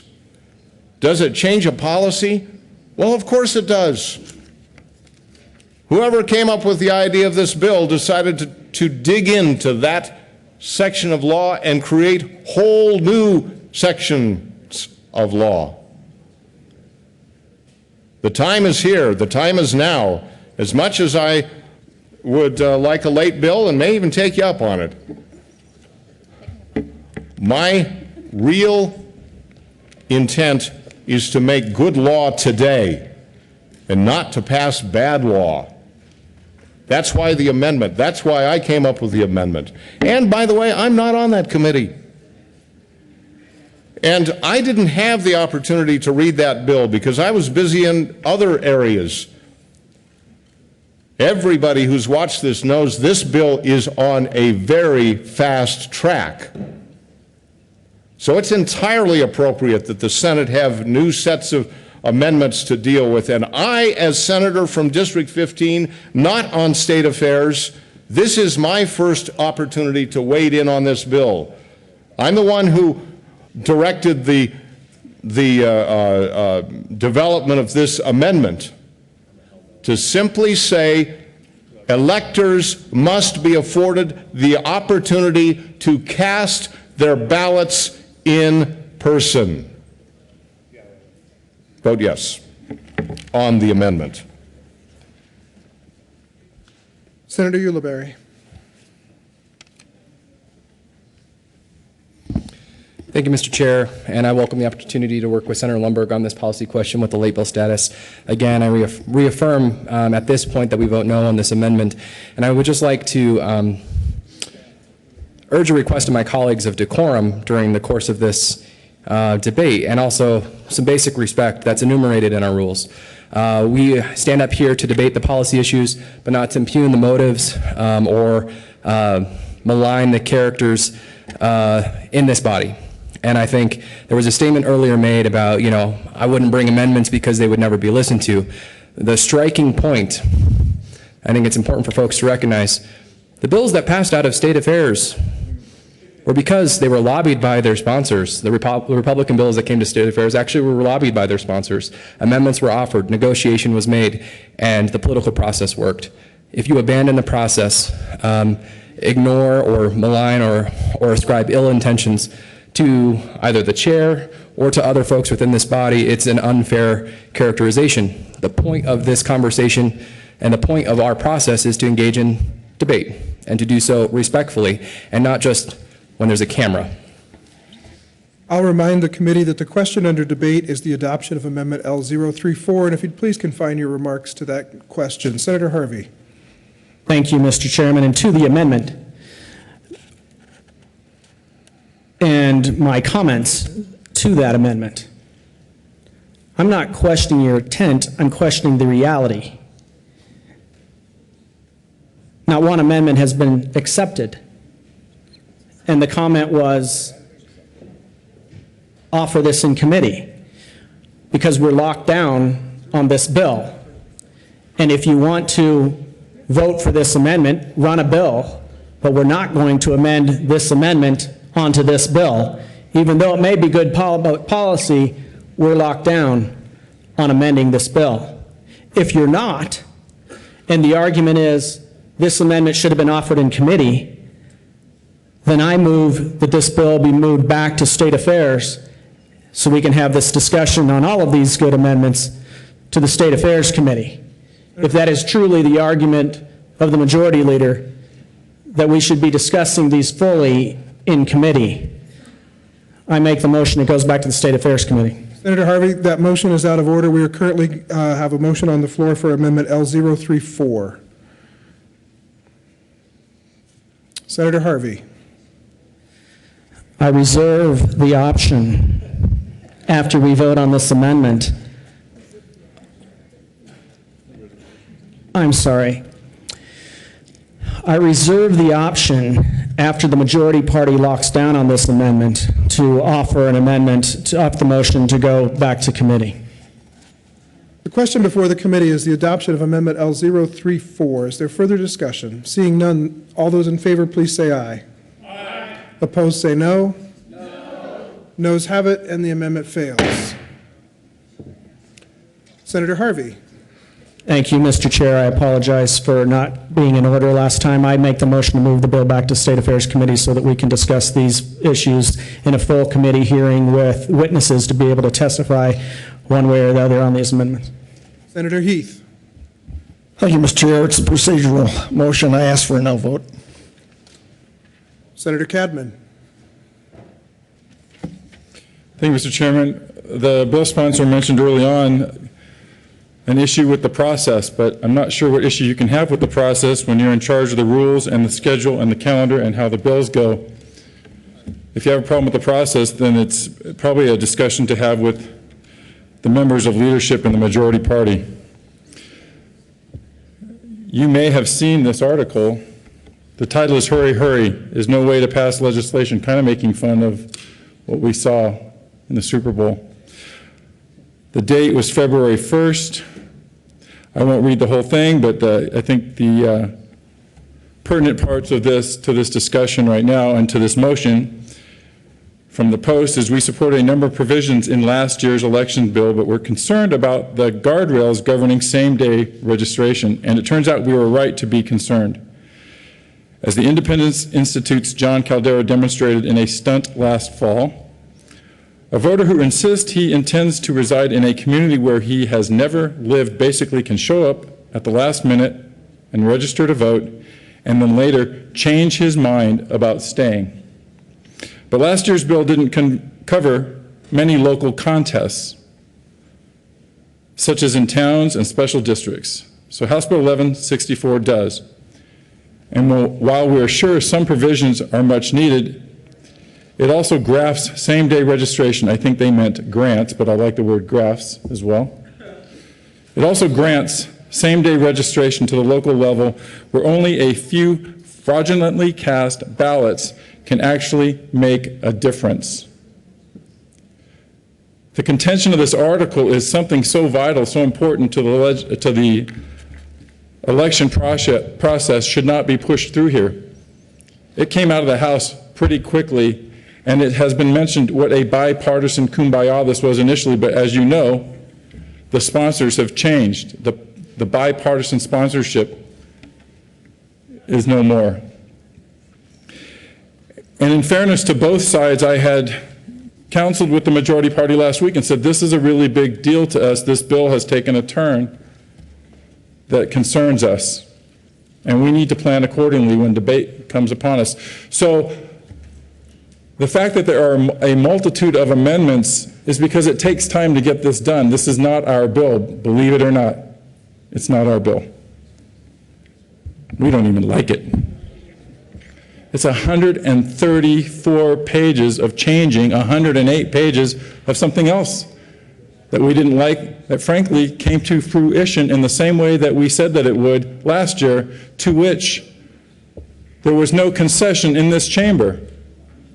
So to talk about the process, I think, is fair in this motion. To talk about the process of whether you accept or reject amendments is appropriate. To be concerned that the process is not fair and equitable, I think, has been proven in history when even an amendment can be offered in this chamber that only corrects a typo and the majority party votes no. If it wasn't for the generous ear of the chairman at that time, who is also chairing this committee, an amendment to correct a typo would not have been accepted through the no votes on this side of the chamber. You want to talk about process? You want to talk about fairness? You want to talk about equity? Great, we agree. I agree with the majority leader. I agree this bill needs a fair hearing with all these amendments in a place where the public can testify, because we know they are excluded from that in this chamber at this time. This is the second house. Amendments aren't unusual here. That's what we do. And if you don't believe that, wait till March when the budget's sitting here and there's 132 amendments stacked up here, of which only one will pass. And that doesn't matter which side you're on. Amendments happen. I have the bumper sticker. Amendments happen. That's what we do. Do you know what this is called? The Committee of the Whole. We are a committee. And this is where we all take part of the process. That is the process. So if you don't like that part of this and you really think that we need consideration for what we're presenting, then I would agree, Mr. Majority Leader, with your suggestion that this work be done with these amendments in a committee. I think that's an appropriate and fair request. I would ask for an aye vote. Further discussion. The question before the committee is re-referring House Bill 1164 to the Committee on State, Veterans, and Military Affairs. All those in favor say aye. Aye. Opposed say no. No. Noes have it, and the motion fails. Further discussion on House Bill 1164. Senator Harvey. Thank you, Mr. Chair.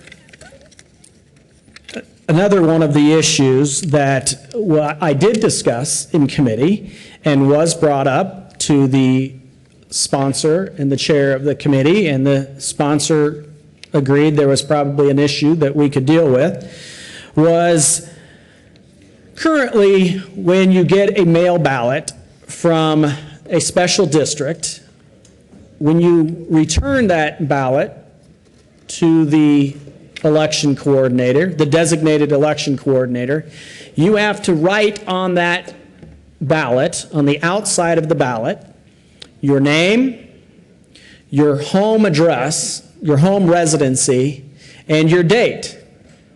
And the reason why we require you to write down your home residency is because oftentimes ballots are sent to your mailing address.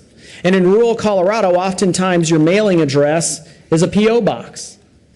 And so your ballot goes to a P.O. box, and when you mail it back, if you just write down your P.O. box on the outside, or you don't write down your P.O. box, you don't have anything on there, there's no way to know whether you are actually the person who should be voting on the ballot. That's the way we do it now. We say you have to write down your address, your home address. And for some reason, this bill doesn't require that. For some reason, all you have to do right now is write your name and write the date that you signed the affidavit on the outside of the envelope when you're mailing it back. So what could be the implications of that? There has been numerous stories in the newspapers and on blogs around the state where people go to the post office, where your P.O. box is, and there are numerous 10, 20, 100 ballots to the P.O. box that may not be the resident who has that P.O. box anymore, and they throw it in the trash. So anybody now can come up and pick up that ballot,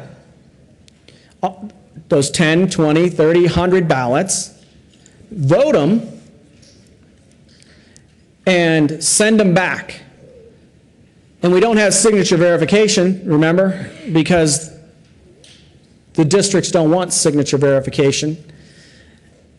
But now we're not just doing not signature verification, we're not verifying that the person who's actually voting from the mail that came to their P.O. box is voting at the residency that they live at. Because if they had to put in, like they do now, the residency that they live at, we would be pretty confident that, yes, this was mailed to a P.O. box, and the fact that they put down their address, you can be pretty confident that that person actually lives at that home. One would hope. Certainly, I would want to have voter verification, but they say they don't want that.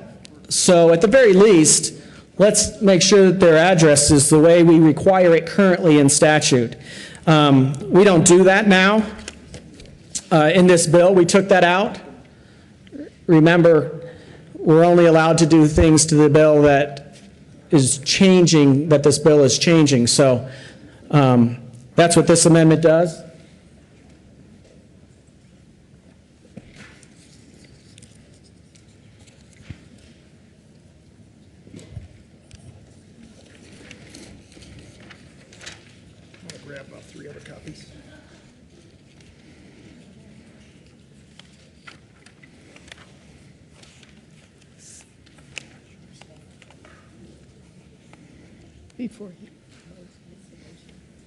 Mr. Majors, would you please read the title to amendment, I don't have it here, 29, sorry, please. Amendment L029, House Bill 1164. Senator Harvey. Thank you, Madam Chair. And this amendment simply says that I affirm I'm sorry, Madam Chair, I move Senate Bill 29, and this simply says, goes back to what we're doing right now. It says that I blank affirm and say that I am a qualified and registered elector in precinct X, municipality of X, in state of Colorado, and that my residential address is X, and that I henceforth enclose my ballot in accordance with provisions of the Colorado Municipal Code of 1965. I realize that any false statement are contained herein, that I shall be subject to prosecution for criminal action. Simply codifying what's currently required on outside of the ballots, the returned ballots, and I would ask for an aye vote. Thank you. Senator Ulibarri. Thank you, Madam Chair. During committee, we had conversation about this, and specific conversation from the Special District Association. There was a concern raised at that time during committee that there could be confusion about whether or not it was residential address or if it was P.O. Box address where they were receiving their ballot. This clarifies what we had discussed in committee, so I'm going to urge an aye vote on L029, making it the Sixth Amendment that we've accepted now with unanimous bipartisan support, 3 of which were adopted in State Veteran Military Affairs, including from my good friend and colleague, Senator Harvey. So here's number 6, listening, accepting, and agreeing. Further debate on Amendment L029. Seeing none, the question before the committee is the adoption of Amendment L029. All in favor say aye. Aye. Opposed say no. Ayes have it, and the amendment is adopted. Is there further debate on House Bill 1164? Senator Lundberg. Thank you, Mr. Chair. Maybe we're on a roll. Maybe.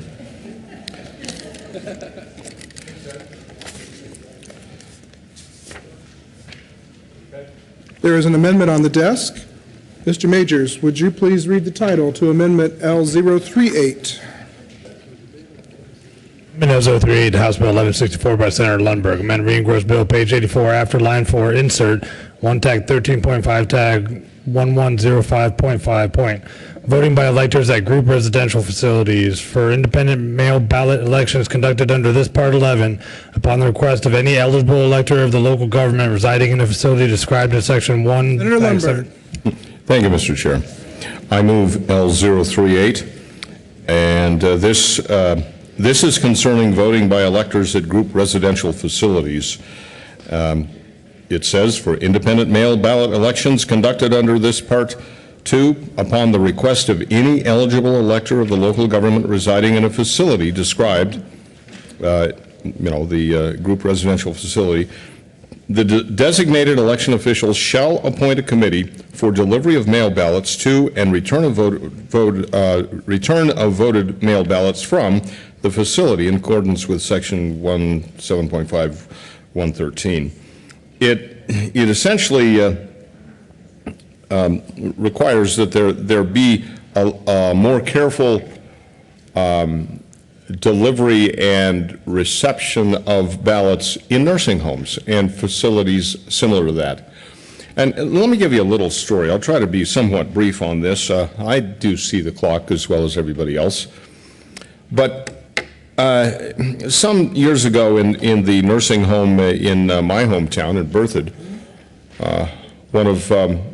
one of the family members of a resident in the Alzheimer's unit noticed that her mom had been registered to vote somehow, even though she couldn't even give you her name, let alone her address, which are two out of the three things that are required to register. You also have to affirm that you're a U.S. citizen.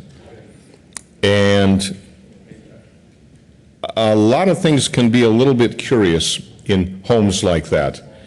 And it is important that we have election officials going to the facilities when there's a sufficient number of ballots there to be dealt with. And that's essentially what this amendment is designed to do. This isn't a big amendment. It isn't covering everybody, but it is covering some of those people that we really do need to have a little extra special care of. And we should not take away their right to vote if they are capable of voting. In the case of the Alzheimer's patient, a dear lady was not capable of voting. And it required more oversight than just mail a ballot in. And that's where the special districts are, as I understand it, is they simply, mail the ballot to the ballots or the hundreds of ballots. And if that's the case, there ought to be a couple of election judges there, which is another part here, to receive those ballots and to ensure that this is handled properly. I urge the adoption of 38. Discussion. Senator Ulibarri. Thank you, Mr. Chair. I think I'm a little confused about the intention of L038. And if I understand the sponsor of the amendment correctly, he wants additional folks at nursing homes or other residential facilities, and I'm not clear of the intention. So I'll ask this just directly of the amendment sponsor. Is it because we don't trust the capacities of the folks who are casting their votes, or that we want to put an additional barrier in place of those folks who are voting because we don't trust how they will choose to cast an election? I raise the concern largely because we've done away with other barriers. No way. No way. I just don't understand the intention of having additional folks supervise only one distinct class of individuals from voting. No, that's not what he asked. Senator Lundberg. That is not what he asked. Thank you, Mr. Chair. Members, I do find it ironic that the bill sponsor that just reminded us on the propriety of questions, that he asked such a loaded question. No, I will not honor that with an answer, but I will respond to the general principle of what my intention is. My intention is that we ensure, even as election law covers to today, that I believe it's more than 7 ballots require more than just somebody delivering it. It does take some extra efforts on the election official in those areas, and I'm wanting to make sure that this is extended to special districts as well. I'm not wanting to engage in any debate or discussion that is disparaging of anyone, particularly, let me give you a point. My mother died from Alzheimer's. Do you think I have sensitivity to that area? Absolutely. This is a legitimate attempt to ensure the proper custody of ballots in group settings where we want to ensure that citizens are allowed to vote. Senator Harvey. Thank you, Mr. President. And I'm sorry. I apologize to President Carroll. Mr. Chairman, to bring us back to what this amendment does, not disparage anybody's intent, not to question anybody's ability to vote or not, let's talk about what the amendment actually does.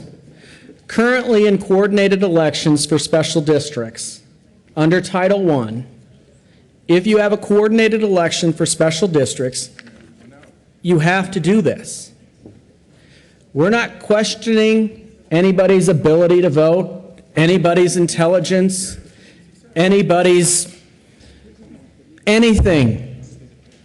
In a special district election where there are more than 7 voters in a coordinated election today, you have to go there to the home where there are more than 7 residents today, and you have to get their ballots. This is so that somebody who is in a retirement home that does not know that there should be mail-in ballots or does not have the capacity to do a mail-in ballot is given the opportunity to vote today. That's what Title I says.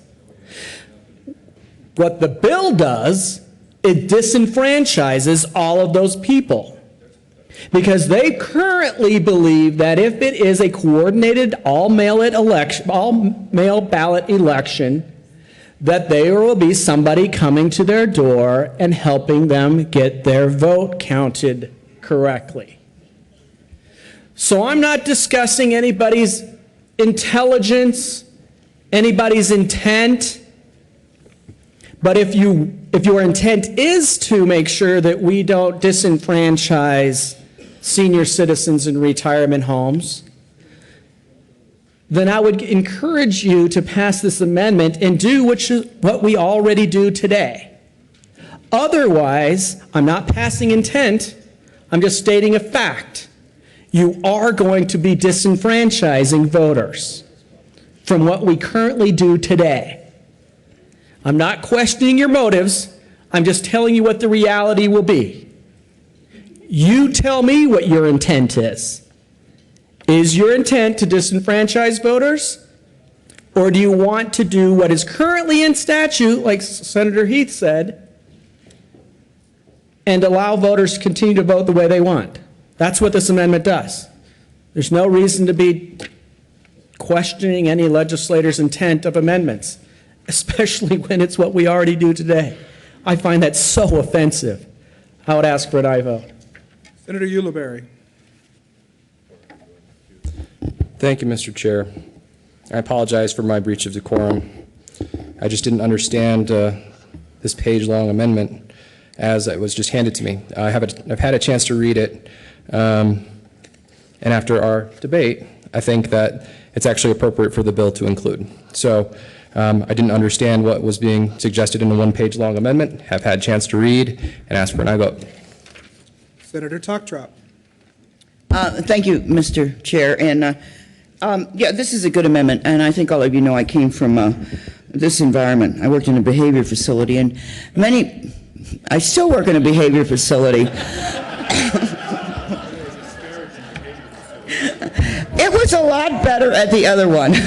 Nevertheless, actually, the residents there were very involved and very active. In fact, they worked with me my first year down here to get a bill passed. And I think this is good because to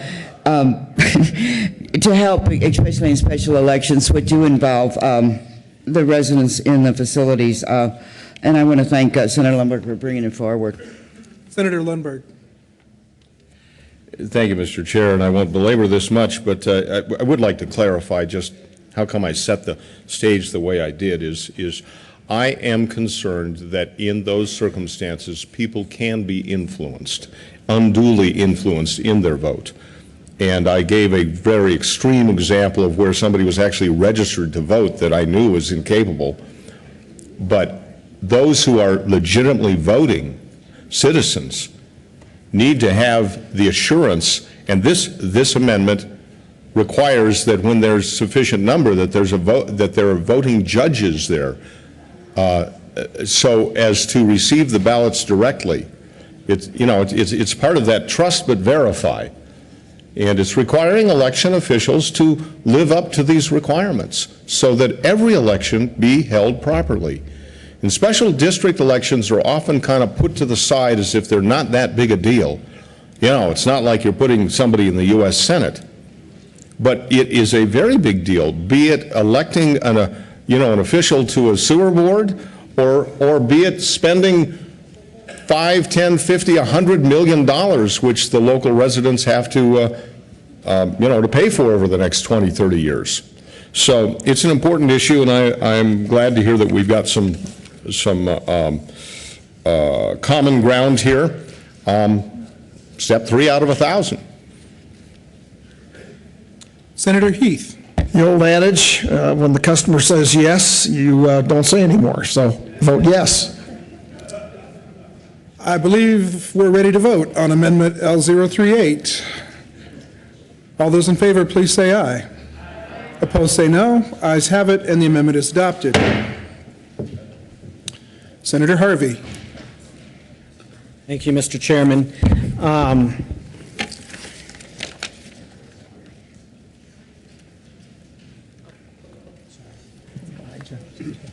There is an amendment on the desk. Mr. Majors, would you please read the title to Amendment L031? Amendment L031, House Bill 11. Senator Harvey. Thank you, Mr. Chairman. I move Amendment 031 to House Bill 1164. Members, I know this is getting long, but these are some very, very important issues. If you remember the election that Senator Grantham talked about down in Saguache County, where it was a multi-million-dollar election, and it was a 13-vote difference. Remember how this bill specifies how these elections will be run.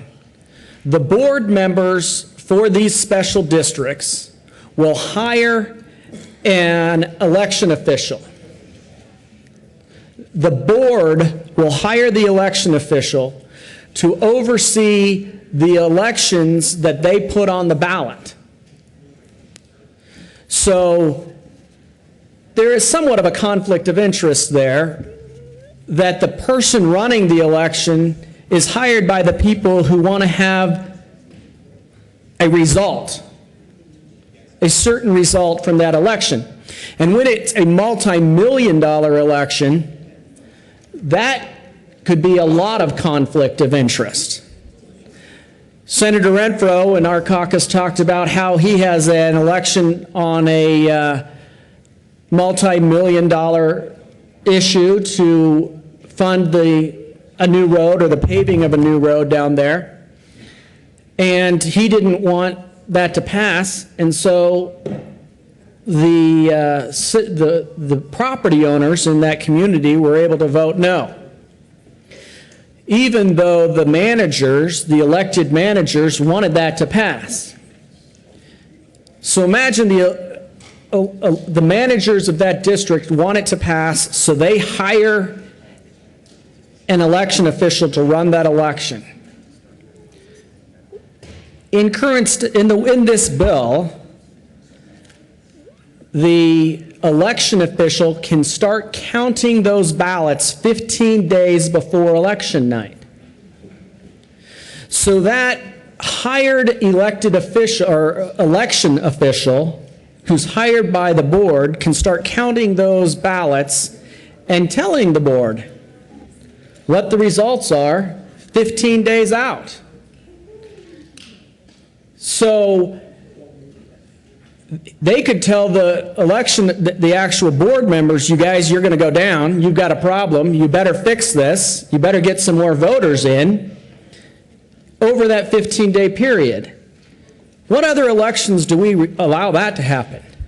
One, where do we hire somebody who works for those people that want to get the bond passed? But then where do we allow the election official to count the votes beforehand and tell whoever party he might have an interest in what the vote count is? Not for presidential elections, not for yours and my elections, but we are here with this bill.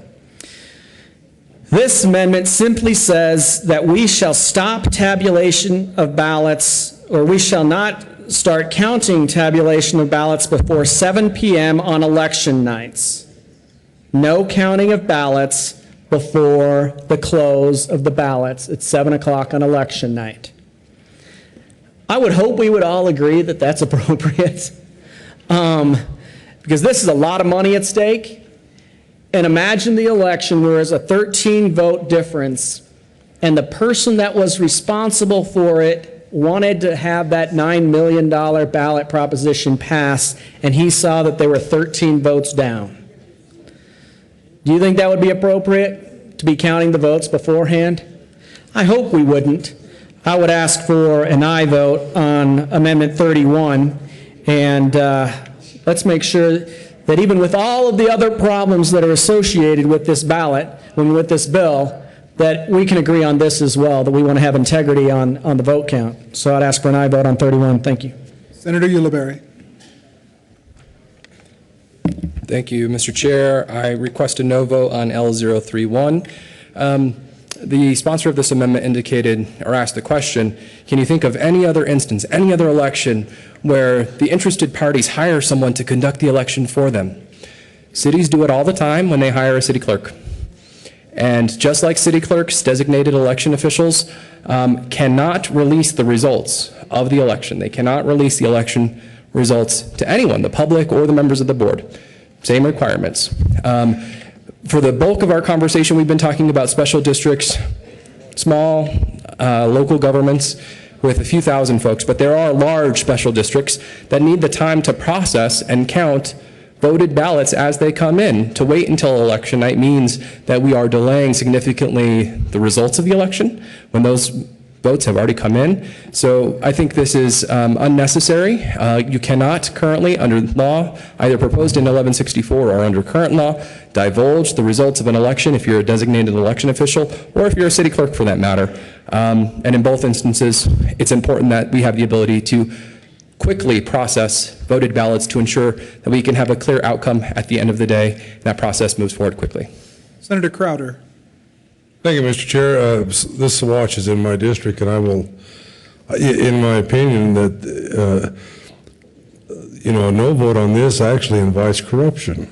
This is a very simple situation where we have the chance to put some integrity in this, but this will happen time and time again. But I think this is a prime example of how we keep ourselves from being called a banana republic, by inviting corruption when we have the opportunity to correct it. I stand for an aye vote on this. Senator Harvey. Thank you, Mr. Chairman. And in those larger districts, like Highlands Ranch, like South Metro Fire, Littleton Fire, they have the voting machines that are electronic that you touch to vote on. 7 o'clock on election night, they push one button and it tabulates all the votes. What I'm talking about is these small county elections like we saw in Saguache where it may be 100 votes. It's not very hard to count votes on election night with 100 votes. But to argue that we should allow this situation, as was just mentioned, to set up a situation where we have a banana republic where I don't care what the vote is, I just want to make sure who's counting the votes. If you own the guy that's counting the votes, if you hired the guy that counted the votes, you own the election. And just to say that it's against the law, so therefore we're not going to have anybody break the law, how would you know? How would you know if they were counting the votes 15 days out and telling an interested party one way or the other? How would you know? Do you think the interested party is going to tell? It's irrational. People commit fraud all the time. Remember Otto Williams? I talked about him 5 hours ago. He promised he would not commit fraud. Signed his name. He committed fraud. What we are saying in this bill is what Stalin said when he made that quote. I don't care what the votes are as long as I'm counting the votes. You guys honestly want to say that on multi-million-dollar votes like this, that the people who are hiring the person to count the votes should be able to count them before the election night is done? That is truly voting for corruption. There's no other two ways to say it. I cannot believe that that's what we would want to vote for. I would ask for an aye vote on this amendment. Further discussion on Amendment L031. Seeing none, the question before the committee is the adoption of Amendment L031. All in favor, please say aye. Aye. Opposed, say no. No. Noes have it, and the amendment fails. Is there further debate on House Bill 1164? Seeing none, the question before Senator Lundberg.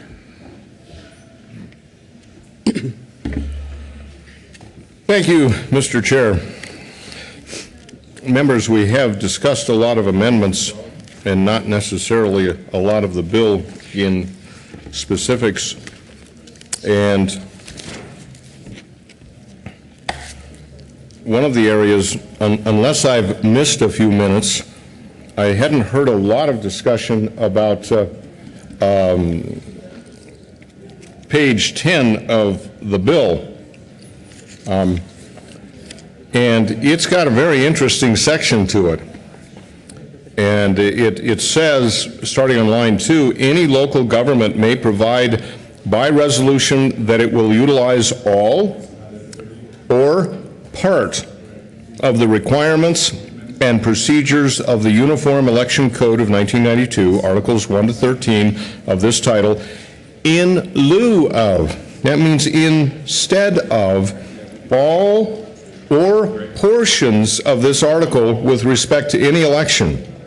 Absent such resolution, this article applies. So did you catch that?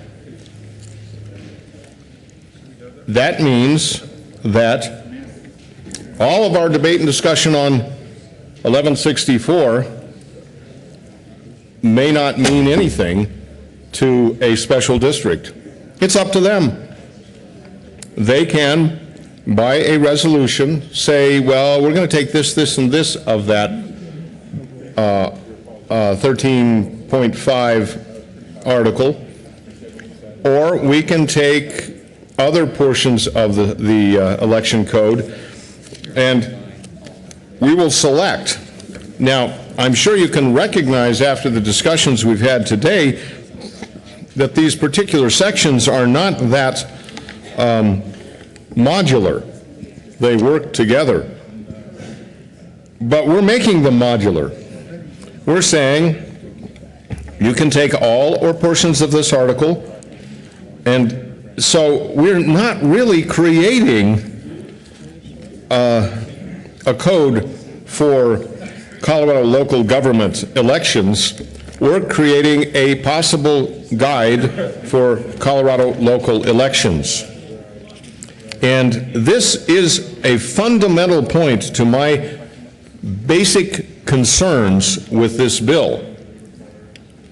It is so loose that it's just become a guide. And we have gone through the debate of, well, let's put county clerks in a position of oversight, so maybe that can create some surety. But that was rejected.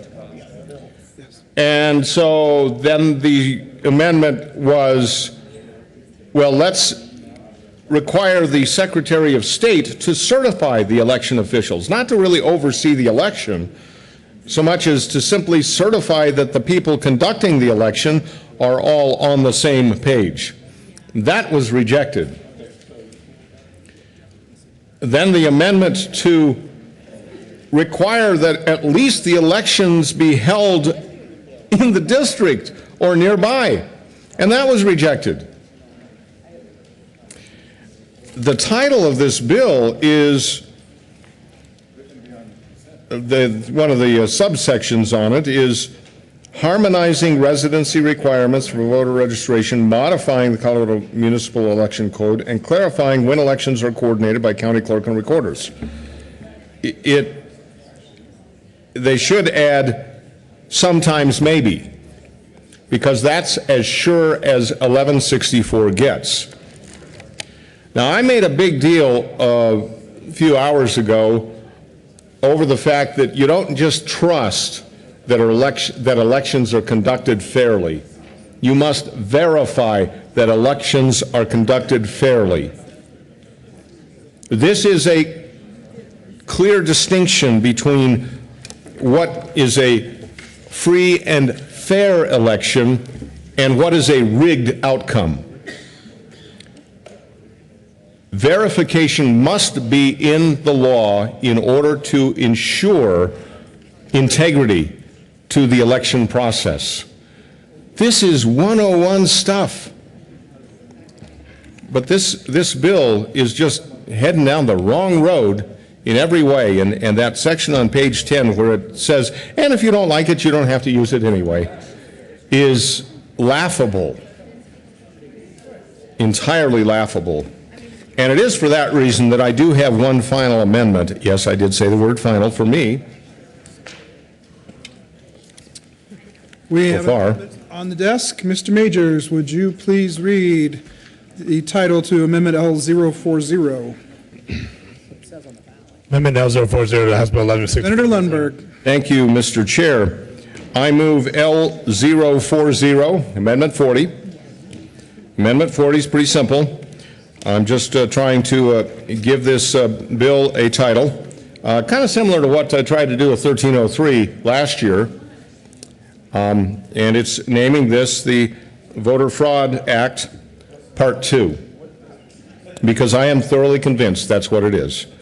Now, some have argued with me you shouldn't just put it on voters, and I quite agree. Maybe it should be the Election Official Fraud Act.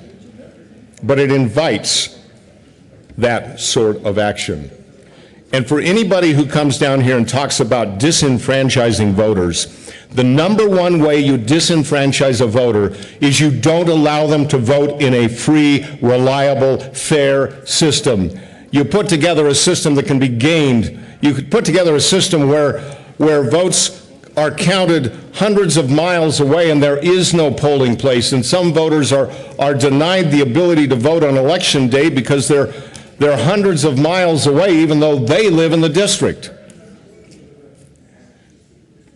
You set up a system where no one can comprehend what the rules are because it's been determined by resolution by this cabal of a district. And can that happen within a state of 2,000 districts? Yes. Yes. And our laws need to protect the voter and the vote against such abuse. But I don't find it in this bill. What I find is an open invitation. You might say an open season on voters. That's not enfranchising, that's disenfranchising. And that's why I believe that this bill ought to be properly titled Voter Fraud Act Part 2.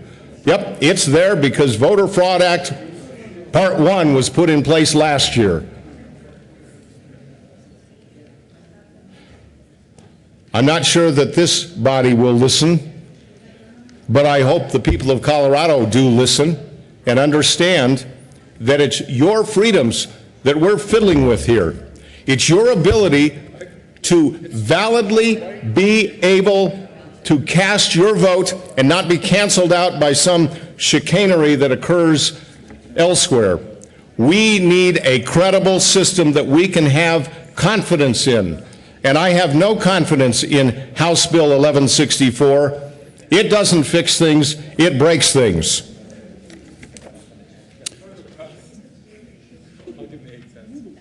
Senator Ulibarri. Thank you, Mr. Chair. I rise in opposition to L040. Again, I think it doesn't discuss the policy specifics of the bill, but instead is making a mockery of this bill. I think we should engage in more substantive debate about the policy as we have. We're now at 7, yes, 1, 2, 3, 4, 5, 6, 7 amendments we've supported unanimously as a body here. So I think we should look at the substance, not at these political stunts. Further discussion of Amendment L040. Seeing none, the question before the committee is the adoption of Amendment L040. All those in favor say aye. Aye. Opposed say no. No. Noes have it, and the amendment has failed. There is another amendment on the desk. Mr. Majors, would you please read the title to Amendment L044? Amendment L044 to House Bill 1164 by Senator Cadman. Amend re-engross bill, page Senator 81, Cadman. line. I move 44. Thank you, Mr. Chairman. Members, I'm looking out into the lobby to see the reaction. Members, what this does is strike on page 81. There's a provision in special district mail-in elections that do not require them to cover the signature for voter verification, just like we are all used to when we vote by mail. You sign, or somebody witnesses your signature, and you cover that up to protect your confidentiality and, frankly, to protect your identification. This is definitely not requiring this. Is kind of the antithesis of everything that we're trying to do to protect people from identity theft right now. We're even working on a bill that helps provide for anonymity of other situations for vehicle registration, et cetera. Having these folks opt out of that, I think, exposes the voters of those special districts to unnecessary opportunities for fraud, and would ask for an aye vote. Yes, and it's an unfunded mandate. Senator Ulibarri. Thank you, Mr. Chair. I rise in support of L044, and as I said to the minority leader, I'm in support. I assume that most of the special districts actually currently have a flap covering signature, so this shouldn't be much of a cost, but if it is a large cost to the special districts, just for the record, as the minority leader said, it is his unfunded mandate on special districts, and I'm supportive of his unfunded mandate. Further discussion of Amendment L044. Seeing none, the question before the committee is the adoption of Amendment L044. All in favor say aye. Aye. Opposed say no. Ayes have it, and the amendment is adopted. Do we have another amendment?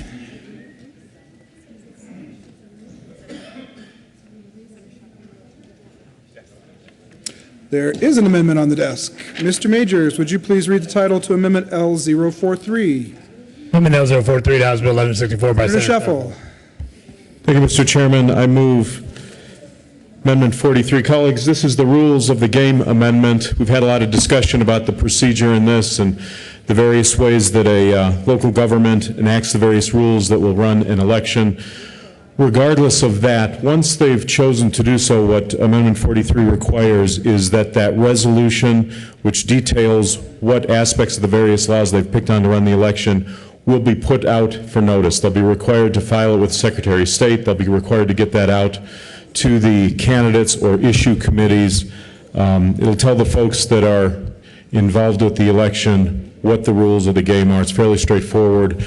Apart from the content of what's going on here, which we're obviously in disagreement about, It's important that the procedure and the rules of the game get out to those that are affected by these elections so that they can conduct themselves accordingly. I ask for an aye vote.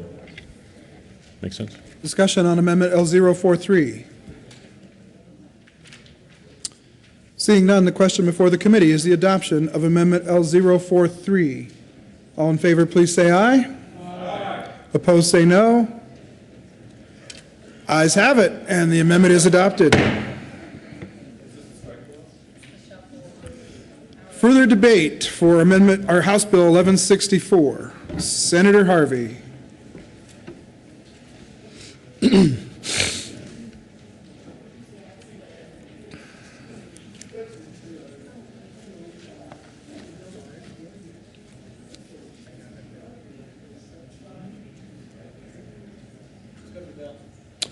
We are to the bill. Is there further discussion on House Bill 1164? Senator Baumgardner. Thank you, Mr. Chair. And if I may, there'd been a lot of conversation about people in the chamber not knowing, about the amendments, not knowing about some of the issues that come up. But I've got a letter here that was dated February the 6th, and it went out to several members of the committee. And it talks about concerning nonpartisan elections not coordinated. And it reads, once again, we, citizen advocates for election quality, find the path you laid out in your book, Take Back Your Government, A Citizen's Guide to Grassroots Change, is blocked for us. House Bill 1164 will be one of the session's largest and nonsensical and most fleeting. As a citizen advocate on election quality, I have spent most of 2 weeks since its introduction agonizing over its detail. I think it's poorly executed product of lawyers and lobbyists for SDA and CML and other government trade associations who enjoy unquestioned credentials and stature in the Capitol. The Denver Post's pre-Super Bowl editorial on House Bill 141164 entitled, "Hurry, Hurry," is no way to pass legislation. Echoed the fears of citizens like myself worried about the rush to adopt this major change in local government election law. 1164 has many largely hidden, complex effects in elections, but several of them are particularly erroneous and unwarranted. Most shocking is the carelessness that the bill applies to special districts. It encourages them to pick and choose the specific provisions of different election codes, if any at all, the best serve their political prededications. To hold elections hundreds of miles away, as you've heard all morning from testimony, that in a special district that's 200 miles away and the votes are counted 200 miles away. They don't have the time to get them there. This bill, 1164, as written, if passed, Secretary of State has no input. County clerks have no oversight on elections in their district. The elections is basically run by whoever gets the bid. And it can be, like you've heard, it can be a firm in Denver that's tallying the votes to an election somewhere in Saguache County or Durango or Dinosaur or wherever that special district happens to be.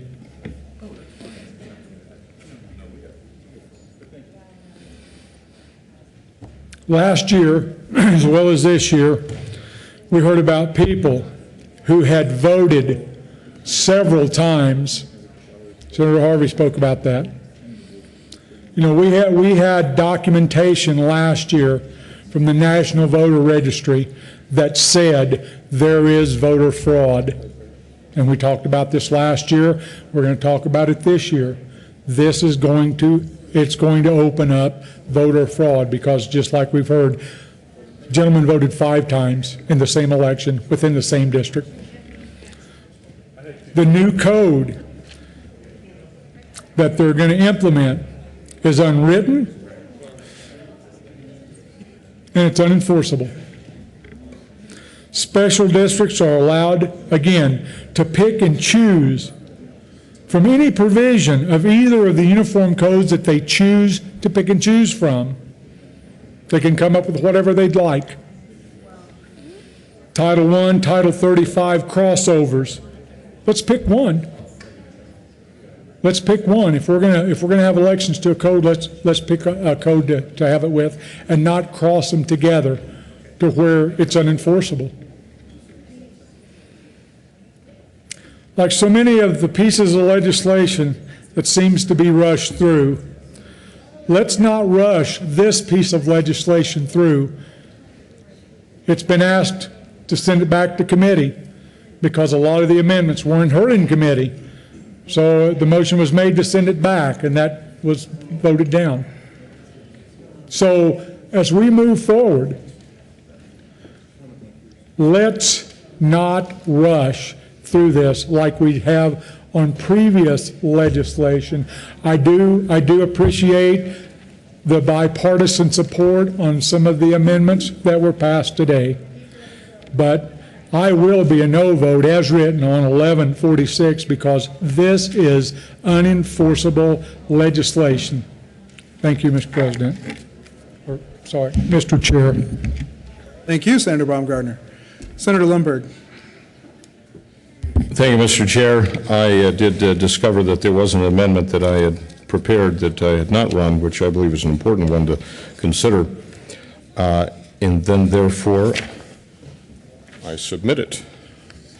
We have an amendment on the desk. Mr. Majors, would you please read the title to Amendment L033? Amendment L033 is House Bill 11. Senator Lundberg. Thank you, Mr. Chair. I move L033. Simply put, this allows any elector who is looking at an election that would be mail ballot to opt out and to not have that ballot sent to them in the mail, to instead make provisions to vote in person. I believe it honors the intentions and the concerns of many Colorado citizens who, if you recall, I noted earlier that the all-mail ballot in November resulted in 20% of the votes cast were cast in person. And in 39 counties, I believe it was 39 counties, over 40% of all the ballots cast were cast in person. The people of Colorado want to have that surety, that certainty that their ballot went into the ballot box.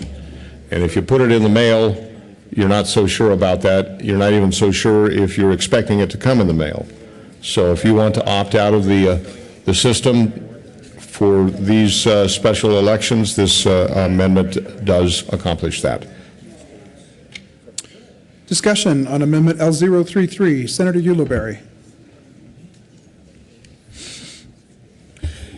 Thank you, Mr. Chair. And I respectfully ask for a no vote on L033. Again, there are 3 options for conducting these elections. One is a coordinated election, the second is an all-mail-in ballot election, and the third is a polling place location. We've now adopted an amendment to this bill indicating that all of the polling places must be ADA accessible, and for some of those smaller districts that mean there is no polling place available, which means they'll defer to all mail-in. And if folks opt out of mail-in, it means that there's no ability for folks to actually access the election. So I don't think that this is an appropriate amendment, and I ask for a no vote. Senator Lundberg. Thank you, Mr. Chair. I do find it quite regrettable that the sponsor has urged his majority party, which is how it turned out, to deny the requirement that a polling place be available, but nonetheless, there are some districts that will still honor that time-honored principle of a polling place, a place to go and vote, and it's up to the citizen. They don't have to opt out. They would simply be allowed to, and if in their circumstances it's warranted, then let them. Let them tell the election official for the special district, I will come and vote in person, thank you. Do not send my ballot over through the mail. That's all this does. Senator Renfro. Thank you. Excuse me. Thank you, Mr. Chair. That concerns me if there's a district out there that doesn't have an ADA accessible building. So I would hope that the sponsor could share with me what district that is. You know, I know we have a lot of special districts out there. I've seen the list. But that just shocks me that there is a special district that doesn't have an ADA accessible building. So could you come share with us which district that is so that we could maybe make an exception within that area within this? Otherwise, I think this is a good amendment that the people of Colorado would appreciate. Further discussion? Senator Renfro. Thank you, Mr. Chair. That wasn't just an open-ended question because we've had that said a couple times up here at the mic on different amendments. Oh, we can't do this because they don't have any ADA accessibility within that district. Well, prove it.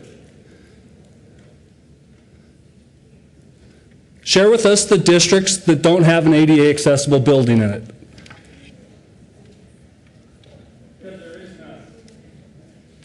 Seeing no further discussion, the question before the committee is the adoption of Amendment L033. All in favor, please say aye. Aye.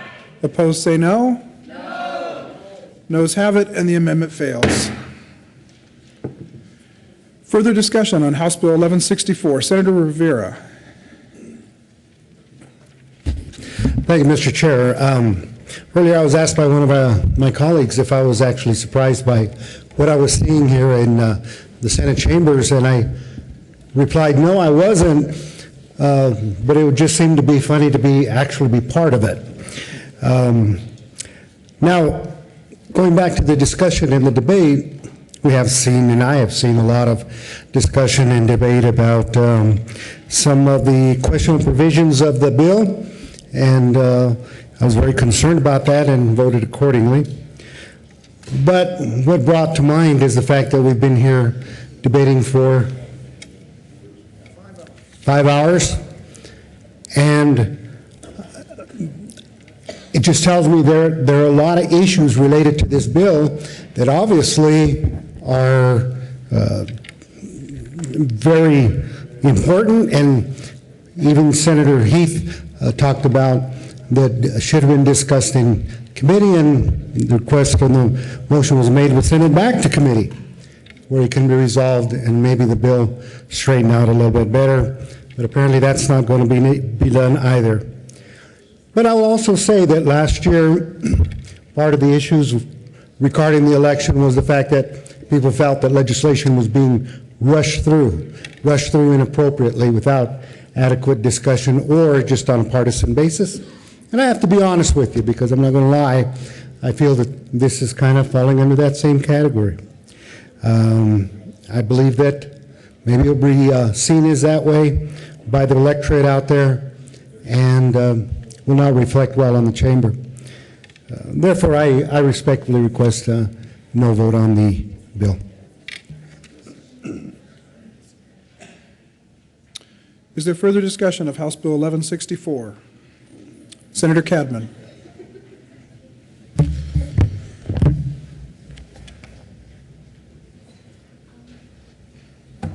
Thank you, Mr. Chairman. We do have some issues that we have noted on the fiscal note on this, and we will be requesting an evaluation again with some specifics.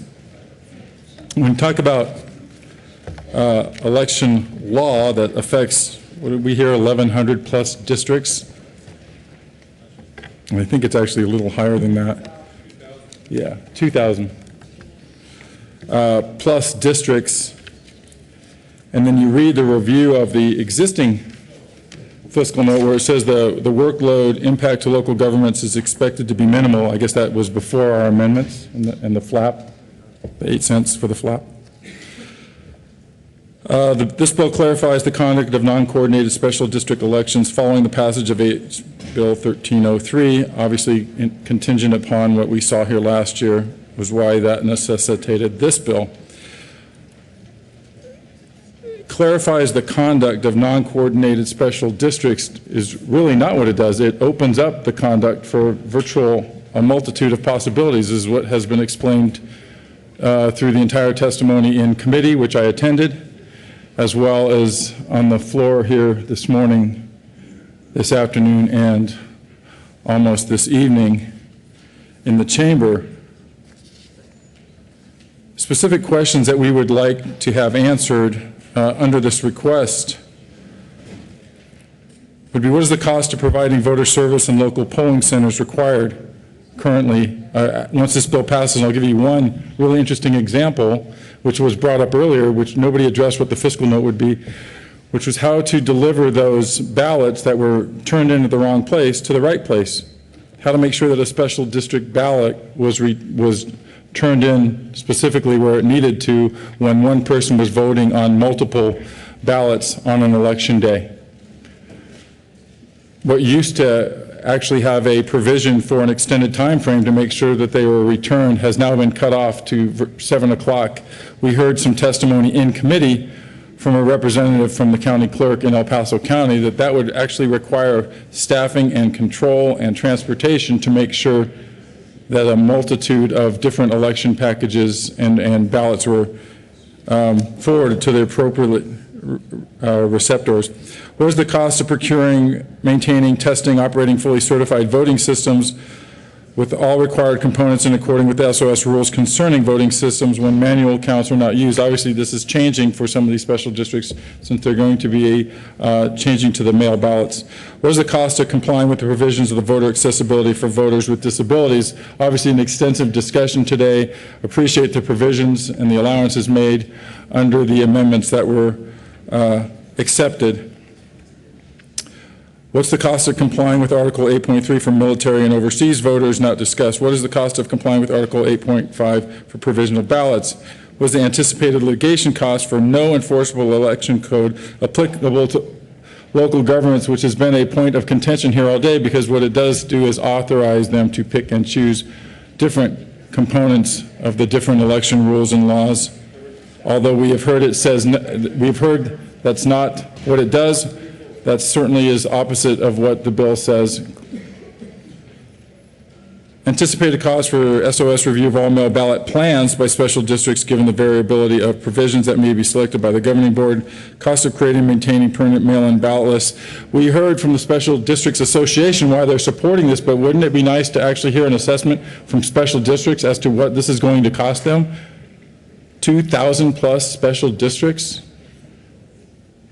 This can't be free. There has to be a cost associated with this.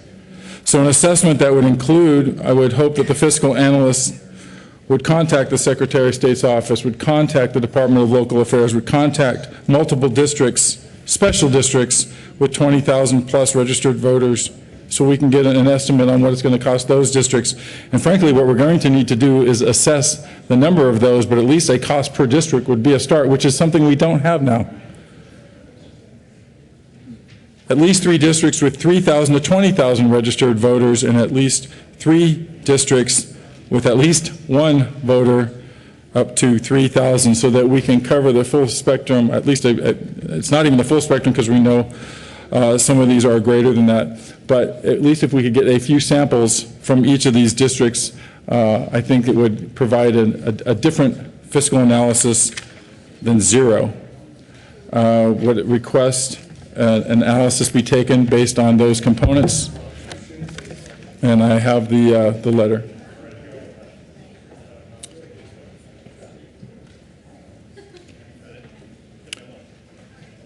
Senator Heath. There's been a request tendered for a new fiscal note on House Bill 1164.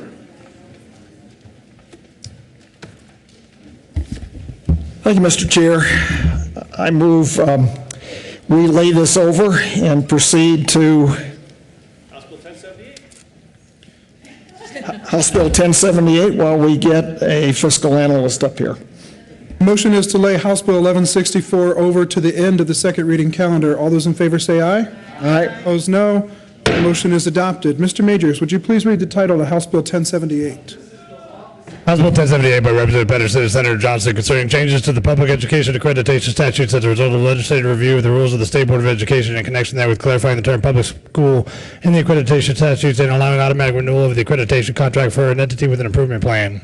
Senator Johnston. Thank you, Mr. Chair. I hope you all are sufficiently warmed up because that was just the opening act.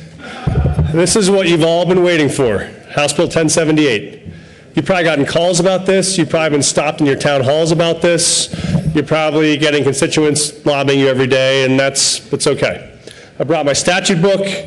We're ready to go. This is a great moment in legislative history. House Bill 1078. If you haven't read it yet, it'll take you about 17 seconds to do it. I move House Bill 1078, and I move the Education Committee report, Mr. Chairman. To the committee report, please. Senator Johnston. Thank you, Mr. Chairman. The committee report, we amended out 8 lines, which was about half of the current bill, because we felt it was too long at one full page, so now it's only a half page. And that changed the section that automatically modified the accreditation status of districts in the middle category. So unanimously supported on the Education Committee. I move the committee report, ask for an aye vote. Discussion on the report from the Education Committee. Seeing none, the question before the committee is the adoption of the Education Committee report. All in favor say aye. Opposed say no. Ayes have it, and the report is adopted. Senator Johnston, to the bill. Thank you, Mr. Chair. I can't decide whether or not to ask the bill to be read at length or not.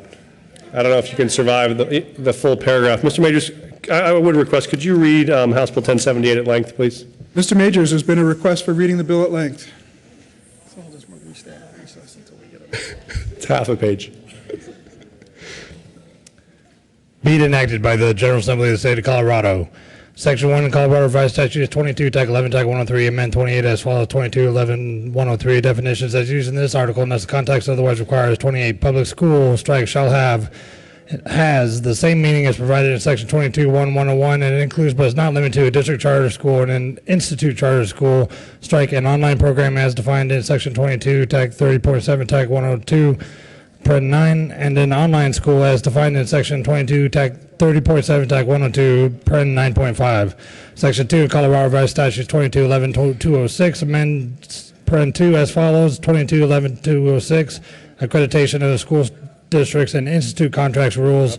Paren 2, the state board shall enter into an accreditation contract with each local school board and with the institute. Each accreditation contract shall have a term of 1 year and shall be automatically renewed each year so long as the school district or the institute remains in the accreditation category with accredited with improvement plan or higher. The parties of each accreditation Senator contract. Johnston.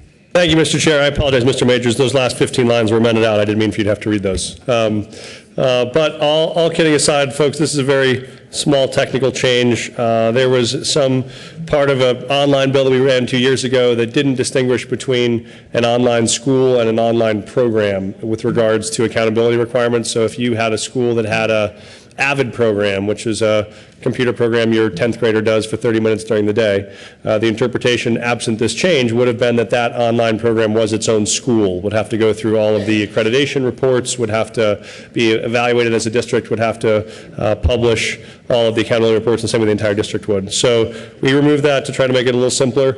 I know Senator Renfro has concerns, which is why I brought my statute book, even though he was a yes vote. I am ready. I move House Bill 1078. Senator Renfro. Thank you, Mr. Chair. Could you explain accreditation reports? Senator Johnston. Actually, I can't really. The accreditation reports tell us how schools and school districts are doing, and we all love them. We're so thankful for them, and Senator Renfro was anxious to help us improve them. Any further questions? I guess that's not my role. That's your role, Mr. Chair. I move House Bill 1078. Ask for an aye vote. Is there further discussion of House Bill 1078? Going once, going twice. I'd be willing to take almost any The amount. question before the committee is the adoption of House Bill 1078 on second reading. All in favor, please say aye. Opposed, say no. No! Noes have it, and the bill is lost. Wait, did you say the noes have it? The chair was not in doubt. I think that's probably, oh, am I allowed to speak? Senator Johnston. Thank you, Mr. Chair. I think that's probably like when you come to the concert and to see Springsteen and there's like 6 hours of aha that happens before, then Springsteen gets up and plays one song and you're done. And you just want to hear a little bit more. So I will be back after for the Committee of the Whole report to talk more about House Bill 1078. Senator Heath. Thank you, Mr. Chair. I move we stand in recess until we get a chance to review the fiscal note on the previous bill. The committee will stand in a brief recess.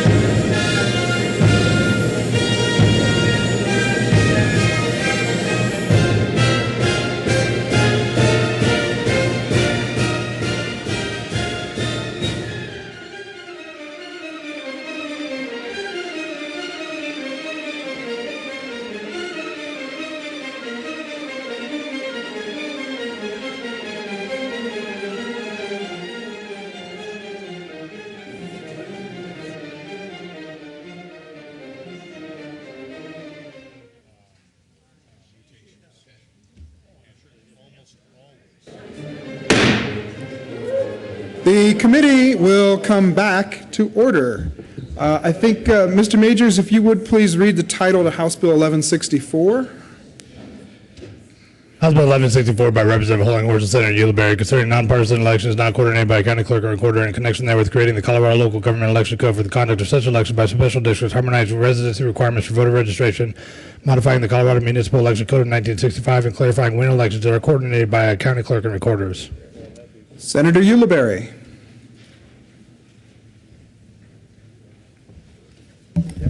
I move House Bill 1164. Further discussion, Senator Cadman.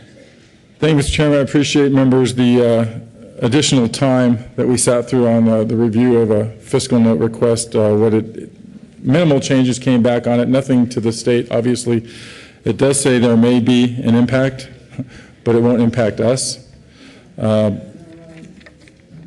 Doesn't seem fair, but it is what it is. Thanks for the consideration. Senator Lundberg.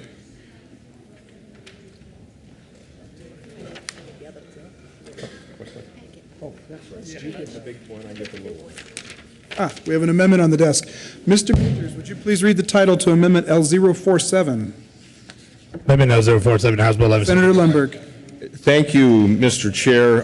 This one is, I move 047. L047, the amendment to House Bill 1164. It's fairly quick, and it's actually something that I noted was, at least in my mind, a bit of an oversight when we were talking about the ADA compliance, which I'm very grateful that we did pass, but then come to look at it carefully and realize, well, there may be no polling place for that compliance to be met in. So the person who is in need of the ADA compliant polling place ought to have a polling place, and it simply states that each polling place shall be located within the local government conducting the election or reasonably close to the local government's borders.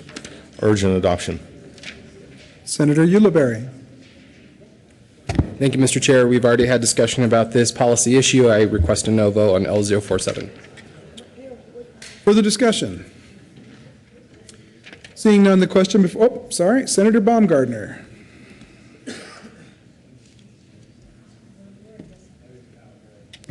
Thank you, Mr. Chairman. So I dropped these on the floor. I'm really confused on which one is the fiscal note that we had and the fiscal note that we had earlier, because they're pretty much basically the same, which I did. The point being, thank you, the point being is I don't understand, and I appreciate the fiscal analysts on what they did, but I'm really still concerned about why there's no cost on either one of these. Senator Baumgardner, the question before the committee is the adoption of Amendment L047. Do you have any discussion on the amendment? Is there any further discussion on the amendment? Seeing none, the question before us is the adoption of Amendment L047. All those in favor, please say aye. Aye. Opposed, say no. No. Noes have it, and the amendment fails. Last chance, further debate on House Bill 1164. Senator Harvey. Thank you, Mr. Chair. And I haven't really debated the bill.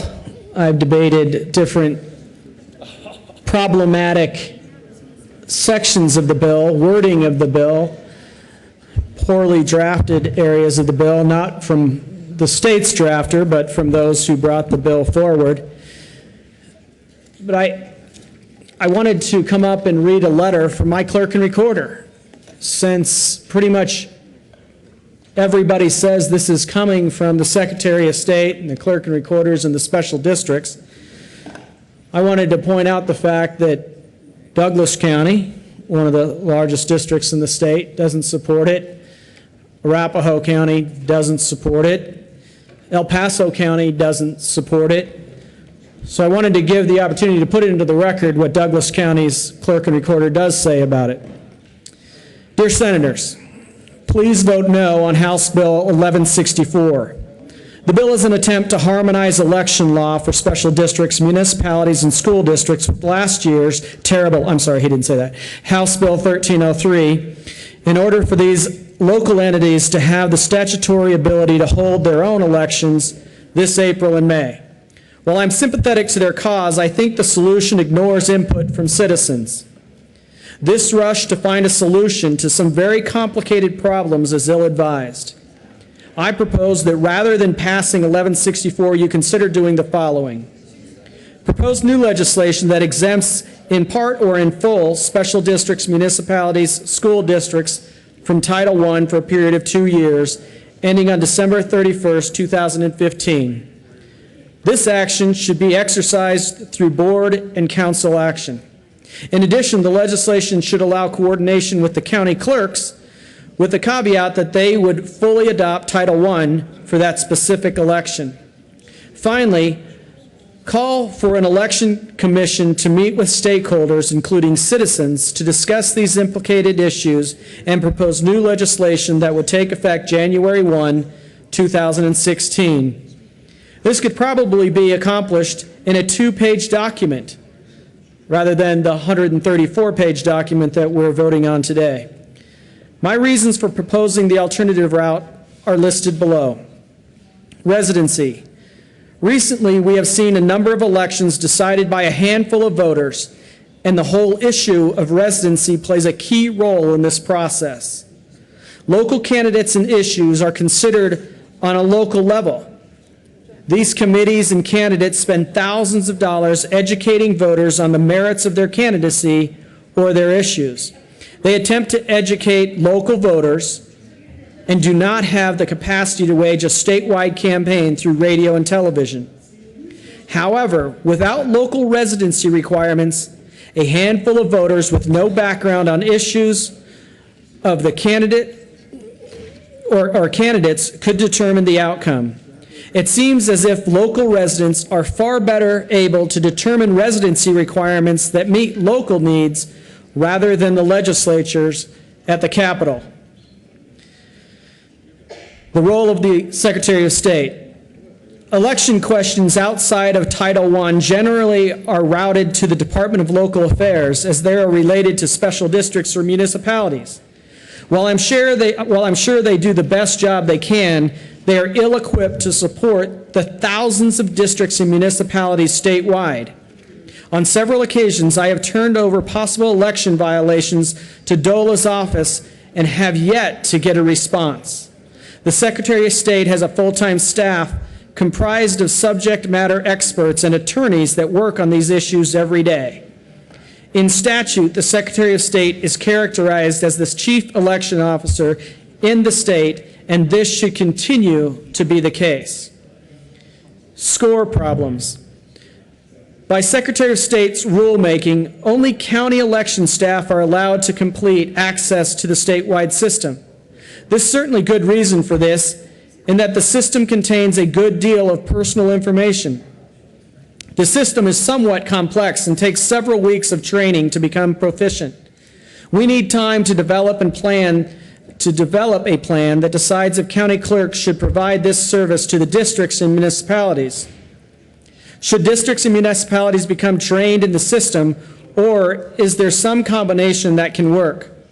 While there are some workaround processes available, direct access to SCORE is the best method to prohibit the ability to vote in multiple jurisdictions. In addition, SCORE has never developed a track residency. While the information can be extracted with the proper programming, residency could easily be tracked and verified. This can only happen by stepping back from 1164 and taking the time to consider this vital issue. Voting equipment.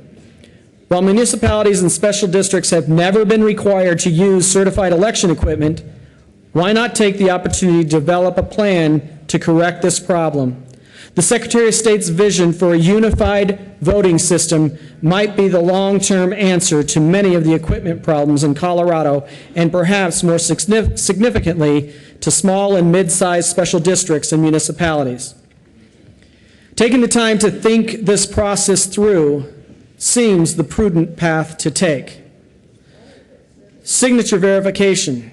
Once again, signature verification has not been a requirement of elections run independently by municipalities or special districts. With that said, times have changed in Colorado. Even prior to 1303, Colorado had become a mail ballot state.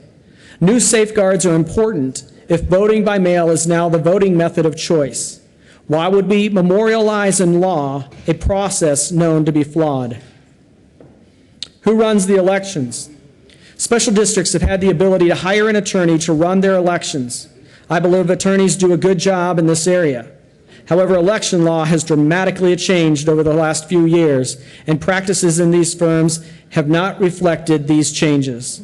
A rural special district many counties away can hire a Denver attorney, and that attorney's office becomes the local election office. This seems not to serve the needs of the local voter. Many of these questions can be answered, but not by rushing to pass legislation that serves more than an ill-conceived Band-Aid than addressing significant problems. Respectively, Jack Arrowsmith, Clerk and Recorder for Douglas County. Members, he wrapped up in this what I think every clerk and recorder across the state should be saying. Let's slow down, let's do this correctly, and let's make sure we're doing right by the citizens of the state of Colorado. 1164 is seriously flawed. Let's not rush forward and put into statute something we will have to come back a year later and try to fix, just like we did with 1303. I ask for a no vote. Senator Ulibarri.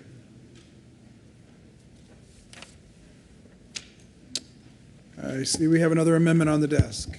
Mr. Majors, would you please read the title to Amendment L046?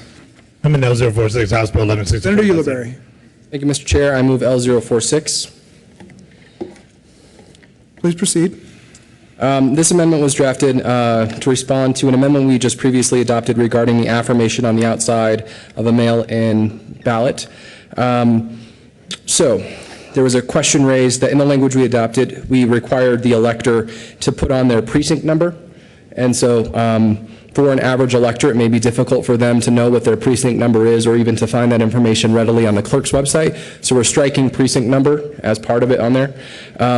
And then we had also put in a piece around the affirmation for those special districts where you may not be a resident but are a property owner within that district. The way it was enumerated in the original bill, you did not have to list your residential address because that could cause confusion for the voter, which we want to avoid, where if you own property that was subject to taxation by a special district and you get your ballot and it says you need to put your residential address, you may put your home address and not the address of the residential or the property that you own that is subject to taxation, causing additional confusion. So that part was struck to provide clarity in those special district elections. Senator Harvey. Thank you, Mr. Chair. This is amending the amendment that I offered, and I agree that this is a problematic wording, and I ask for your yes vote.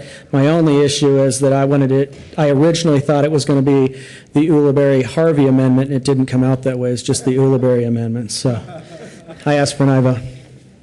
Further discussion on Amendment L046. Seeing none, the question before the committee is the adoption of L046. All in favor, please say aye. Aye. Opposed, say no. The ayes have it, and the amendment is adopted. Senator Rivera. Thank you, Mr. Chair. Just a real quick note. Again, I'll refer to the time when I was not part of this body, and I was speaking to a senator that had come down to Pueblo to discuss business issues and that. And we were talking about legislation that has passed, and I pointed out to him, I said, Senator, I said, it seems like that no matter how good intentioned the legislation is that y'all pass up there, there are always unintended consequences that complicates the issues and just makes life harder for folks out there in the real world. And I finished up by asking him the question, I says, can't you just leave us alone?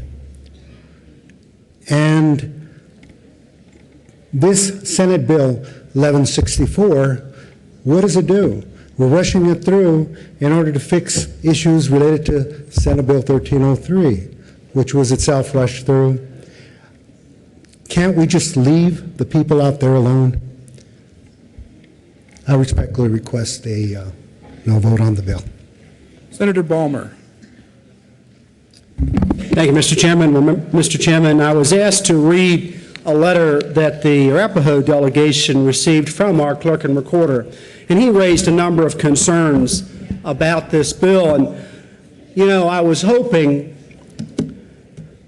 that maybe these concerns would be fixed during the debate today, because all of the amendments that were offered would have fixed his concerns, and I was hoping that I would not have to read this letter to you. But unfortunately, the concerns that he raised are still relevant. And I won't read you the whole letter, but he said, unfortunately, House Bill 1164 takes the worst provisions of House Bill 1303, the bill we passed last year, and now includes them for municipal and special elections. Those provisions, namely the intent-based residency requirements and the same-day voter registration, unnecessarily threaten the integrity of these local elections.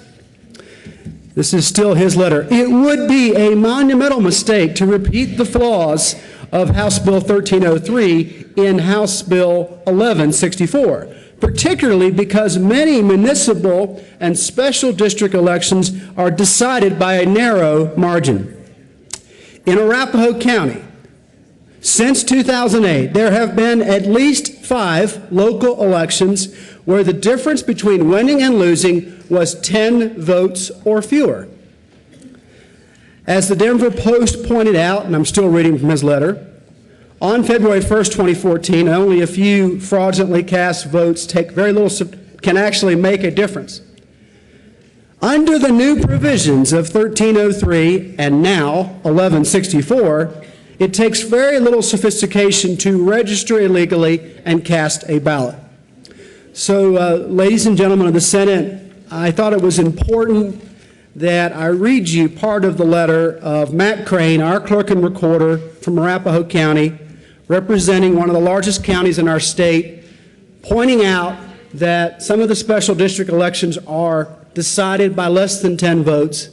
Clearly, the concerns that have been raised here today have not been addressed, and we are going to be opening up these special district elections in Arapahoe County and all over the state of Colorado to all of the concerns that were raised today. It's a very disappointing outcome, Mr. Chairman, and I had hoped for a more fair debate, a debate where the fairness of the elections was paramount in our minds, and I'm concerned that as we move from second reading to third reading, we are still dealing with a very flawed bill. And I hope that we can fix this bill during the amendments process today or on third reading tomorrow. Thank you, Mr. Chairman. Senator Newell. Thank you, Mr. Chair. I would like to share, I'm not going to read the whole letter, but I did get a letter from our town administrator in Columbine Valley, which is, as most of you probably know, not a liberal district. I will say that. So it made it very clear to me that this should not be a partisan issue. I am writing to ask you for your support of HB 1164 concerning nonpartisan elections not coordinated by the county clerk. It contains provisions important to municipalities. It creates a simplified mail ballot statute in the municipal election code itself in Article 10 of Title 31. Previously, municipalities have had to rely on the state mail statute, as well as resolving some conflicts in our code concerning durational residency requirements. Mail ballots have been commonly used in municipal elections since their authorization in the early 90s. The town of Columbine Valley has been conducting mail ballot elections successfully for many years. We find them to be cost-effective, a tested means to increase voter participation, and extremely popular with the voters. The majority of statutory towns, whose elections will be held in April of even-numbered years, conduct their regular municipal elections, those where municipal officers are elected by mail ballot. And then goes on, House Bill 1164 will create simplified mail ballot procedures for both special districts and municipal nonpartisan elections. Additionally, the bill corrects technical contradictions left in the wake of 1303 in various statutes regarding residency for purposes of voter registration. In order for statutory towns to avoid spending additional funds on unnecessary and expensive procedures this April, we are hoping to see this bill passed into the governor for signature. This bill is important to municipalities throughout the state of Colorado and especially to the town of Columbine Valley. I respectfully urge your yes vote on House Bill 1164. Thanks for your consideration. Sincerely, J.D. McCrum, Town Administrator of Columbine Valley. So that was only one of my constituents who came to me asking for an aye vote, so I will be an aye vote on 1164. Thank you. Senator Renfro. Thank you, Mr. Chair. I just wanted to come up. I contacted my clerk to kind of see where he was at on this issue and if he had been involved in the process within this bill, and he informed me that he does not support this. And so that would be another clerk, I guess, to say that does not support this, and would hope we would amend it to accept some of the amendments that we offered today. So thank you. Senator Schwartz. And thank you, Mr. Chair. And I also rise to, we had quite a bit of conversation relative to some of our rural communities, and I have some letters in support of the bill that have come from, for example, Mount Crested Butte, and very small community, as well as the town clerk of Buena Vista. And then the Upper Eagle Regional Water Authority also urges a yes vote and has a very clear explanation as to what their issues are and why they support the bill. And we are, again, want to make sure that we have a bill that addresses the needs of all of our communities and treats them fairly. And this is speaking from the rural part of our state. Senator Grantham. Thank you, Mr. Chair. Apparently, this is what we're talking about now, our local districts, our county clerks. It's interesting that Clerks Association is used often on these bills as the excuse, I guess, for supporting bills like this, and much was made about this early on in this debate this morning. And it's interesting also that it was touted as being bipartisan because of a single vote over in the House. Also interesting to note that one of the reasons given by that particular legislator was because of the clerk's support. Well, I share two of those clerks and was just communicating with one of them, and apparently that support is no longer there. I asked why. Because they read it. When they read the bill, instead of taking it at face value for what the association told them to say, they read the bill and they changed their mind. This is not as lockstep on the clerk side as some would have us believe.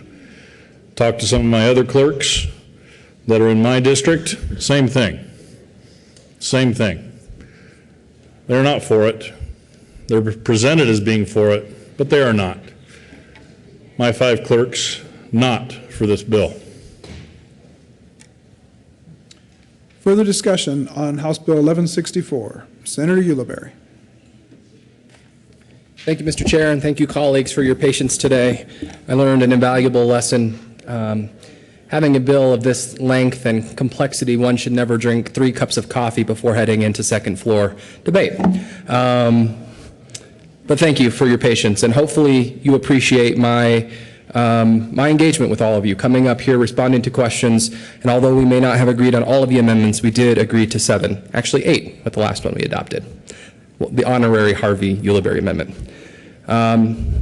This bill, again, helps to address many issues that special districts are facing, and I request an aye vote.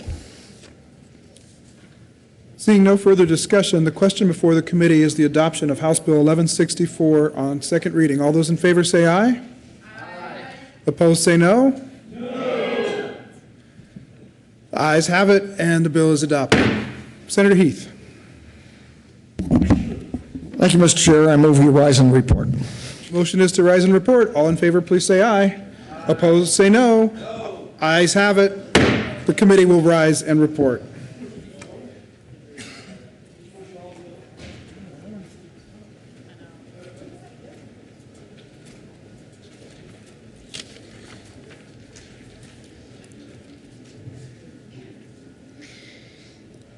The Senate will come back to order.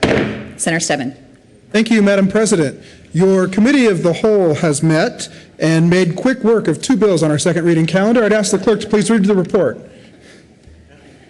February 10, 2014, Madam President, your Committee of the Whole begs the reports that in consideration the following attached bills being a second reading thereof makes following recommendations thereon. Senate Bill 11, or House Bill 1164 as amended passed on second reading in order to revise place on the counter for third reading and final passage. House Bill 1078 as amended lost on second reading. Senator Stebbins. Thank you, Madam President. I move the adoption of the report of the Committee of the Whole. There is an amendment on the desk. Would the clerk please read Committee of the Whole Amendment 1 by Senator Harvey. Committee of the Whole Amendment 1 to House Bill 1164. Senator Harvey will move to amend the report of the Committee of the Whole. Senator Harvey. Following the floor, Harvey. Are we to move it for him?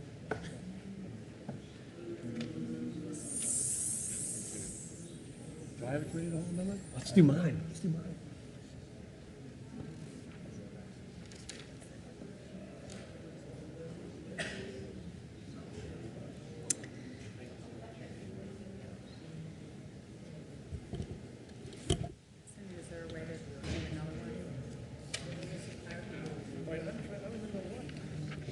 Senator Harvey, we just read your Committee of the Whole Amendment 001.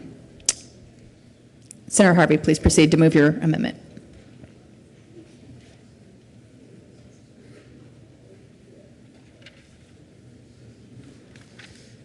Thank you, Madam President. I move Amendment 001 to the Committee of the Whole.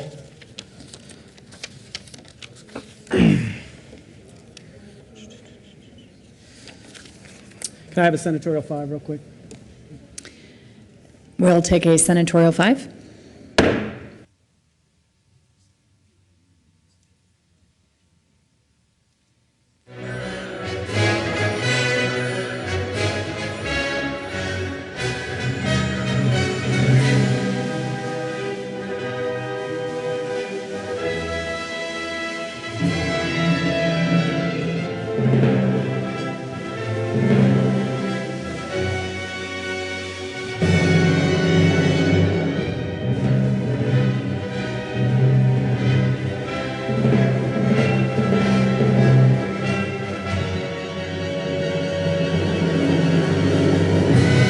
Senate will come back to order. We are back to Senator Harvey. Thank you, Madam Chair, Madam President. I move Amendment 001 of the Committee of the Whole Amendment. This is the portion of the bill that is totally irrelevant to the special districts and the municipal elections. This is dealing with school board elections, requiring individuals to be able to register to vote and have residency in the school district for 1 day to be able to vote in those school board elections.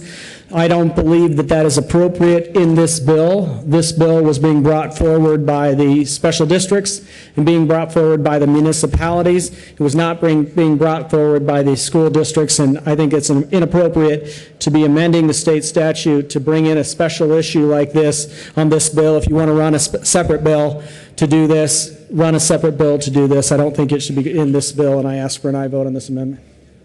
Please add Senator King to the roll call. Senator Ulibarri. Thank you, Madam President. I urge a no vote on Committee of the Whole Amendment 001.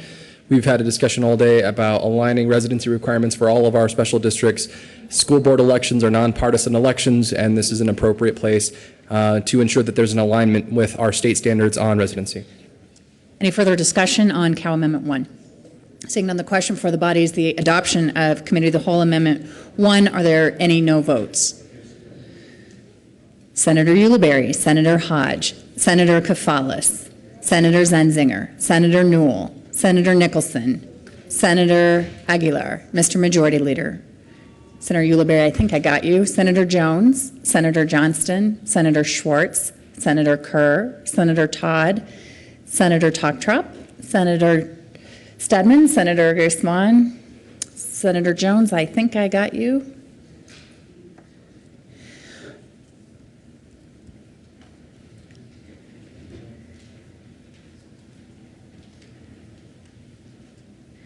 Senator Nicholson? So we've got, I think I missed a couple. So I think Senator Newell, I think I had called on Senator Newell. Were you a no on the cow? Senator Nicholson, you were a no. Okay.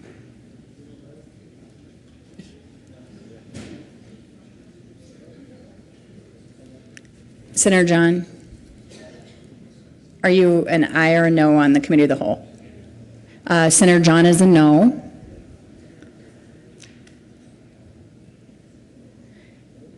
Please add the President. With 17 ayes, 18 noes, 0 absent, and 0 excused, the Harvey Committee of the Whole amendment fails. There's another amendment on the desk. Senator Harvey. Or Mr. Majors, would you please read the amendment? Committee of the Whole Amendment 2, House Bill 1164. Senator Harvey moved to amend the report of the Committee of the Whole to show that the following amendment to House Bill 1164 did Senator pass. Harvey.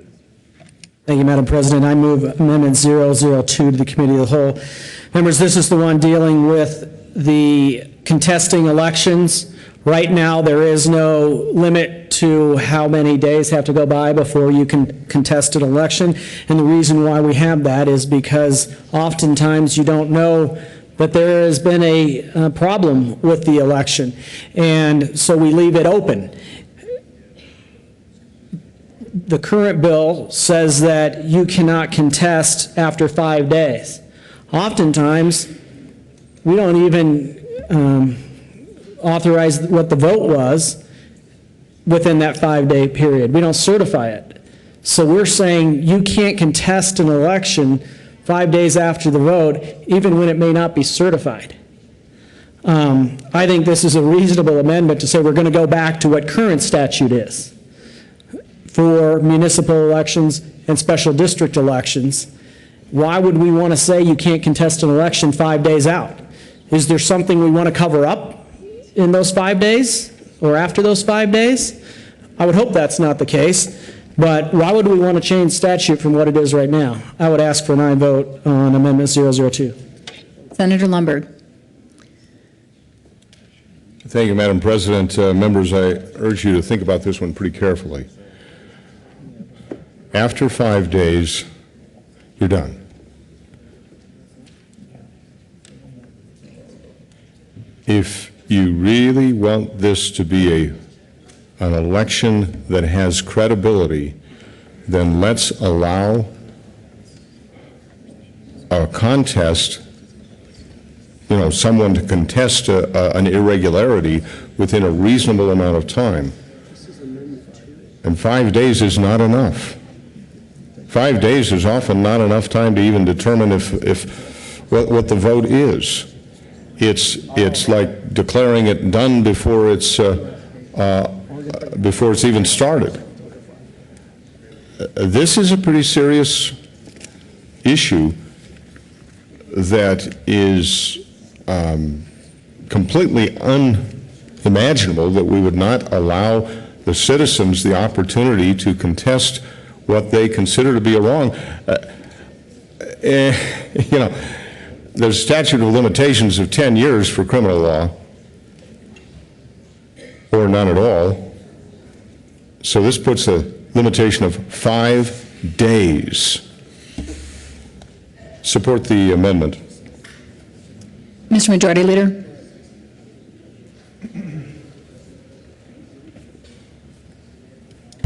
Thank you, Madam President. I'm going to ask for Senatorial 5. We'll take a Senatorial 5.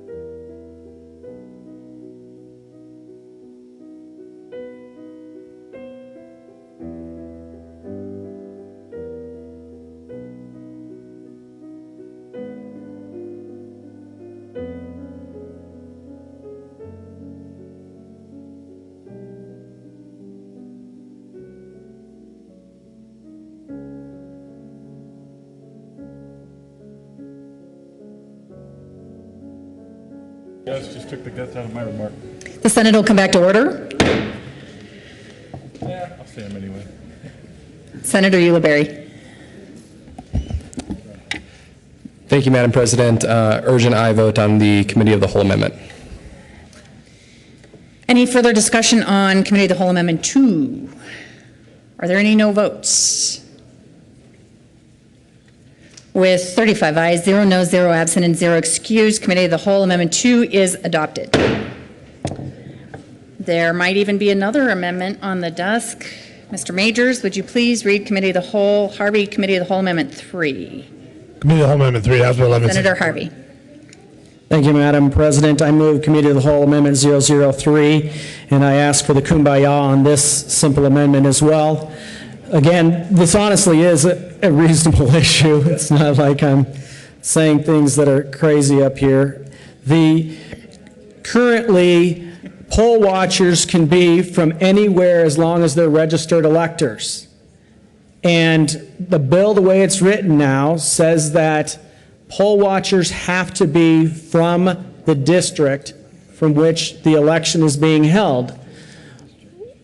That means if you're doing an election in Saguache County and the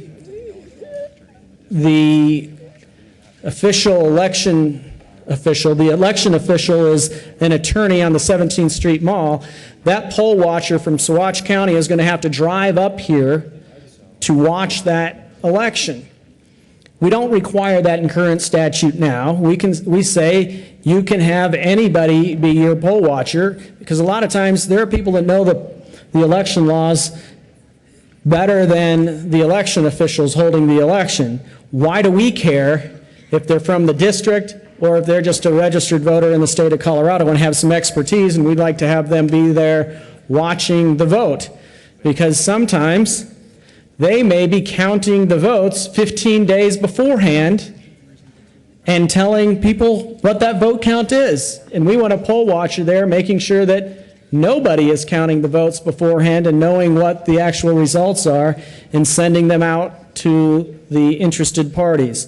I think this is a reasonable issue. I don't know why anybody would oppose it, but it didn't pass when we had the regular debate on second reading.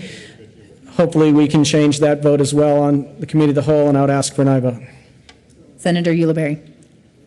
Thank you, Madam President. As we discussed in Committee of the Whole, I urge a no vote on the adoption of this amendment. As was stated, we want to ensure that the electors that have a vested interest in the district act as watchers, so we don't have folks who are coming in to disrupt the activities within a special district. Pretty simple. Please vote no. Senator Harvey.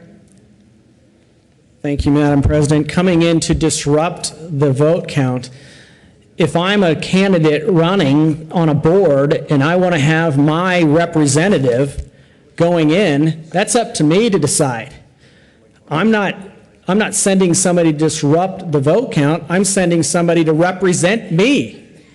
Who is the state to say, I can't have anybody I want there representing me at the vote count as a vote watcher, just like we do right now? That doesn't make sense to me. Just because they're not from the district means they're going to disrupt the vote count? That's the argument against the bill. They're going to disrupt the vote count? There might be some legitimate reason, I don't know what it is, but saying that they're going to disrupt the vote count because they're not from the district, I don't see the logic in that. But I would still ask for an aye vote on Amendment 003. Senator Lumberg. Oops, Senator Lumberg. Thank you, Madam President. Let's be clear about one thing, and that is elections are really not the domain of the government. They're the domain of the people. And what this amendment is doing is it's trying to accommodate the reality that the people, in the case that Senator Harvey cited, a candidate's representative needs to be there to verify the veracity of the process. This needs to be as available to the people as possible. In this case, I think 1164, as it's constructed without the amendment, is disenfranchising some of the people in their right to be assured through a poll watcher of the accuracy of the process. What if we got to hide? You know, reminds me again of that adage on, I don't care what the vote is, I just care about who counts the votes. Well, let's make sure that's the people and that they have access. Obviously, you can't open up the polling and the vote counting process to a free-for-all for everybody, but you have, you know, for all electors to come in. That's why there's a procedure in place. But this amendment allows that to occur in an appropriate fashion under the circumstances that are created for these special districts. This is another amendment that needs to be put in place.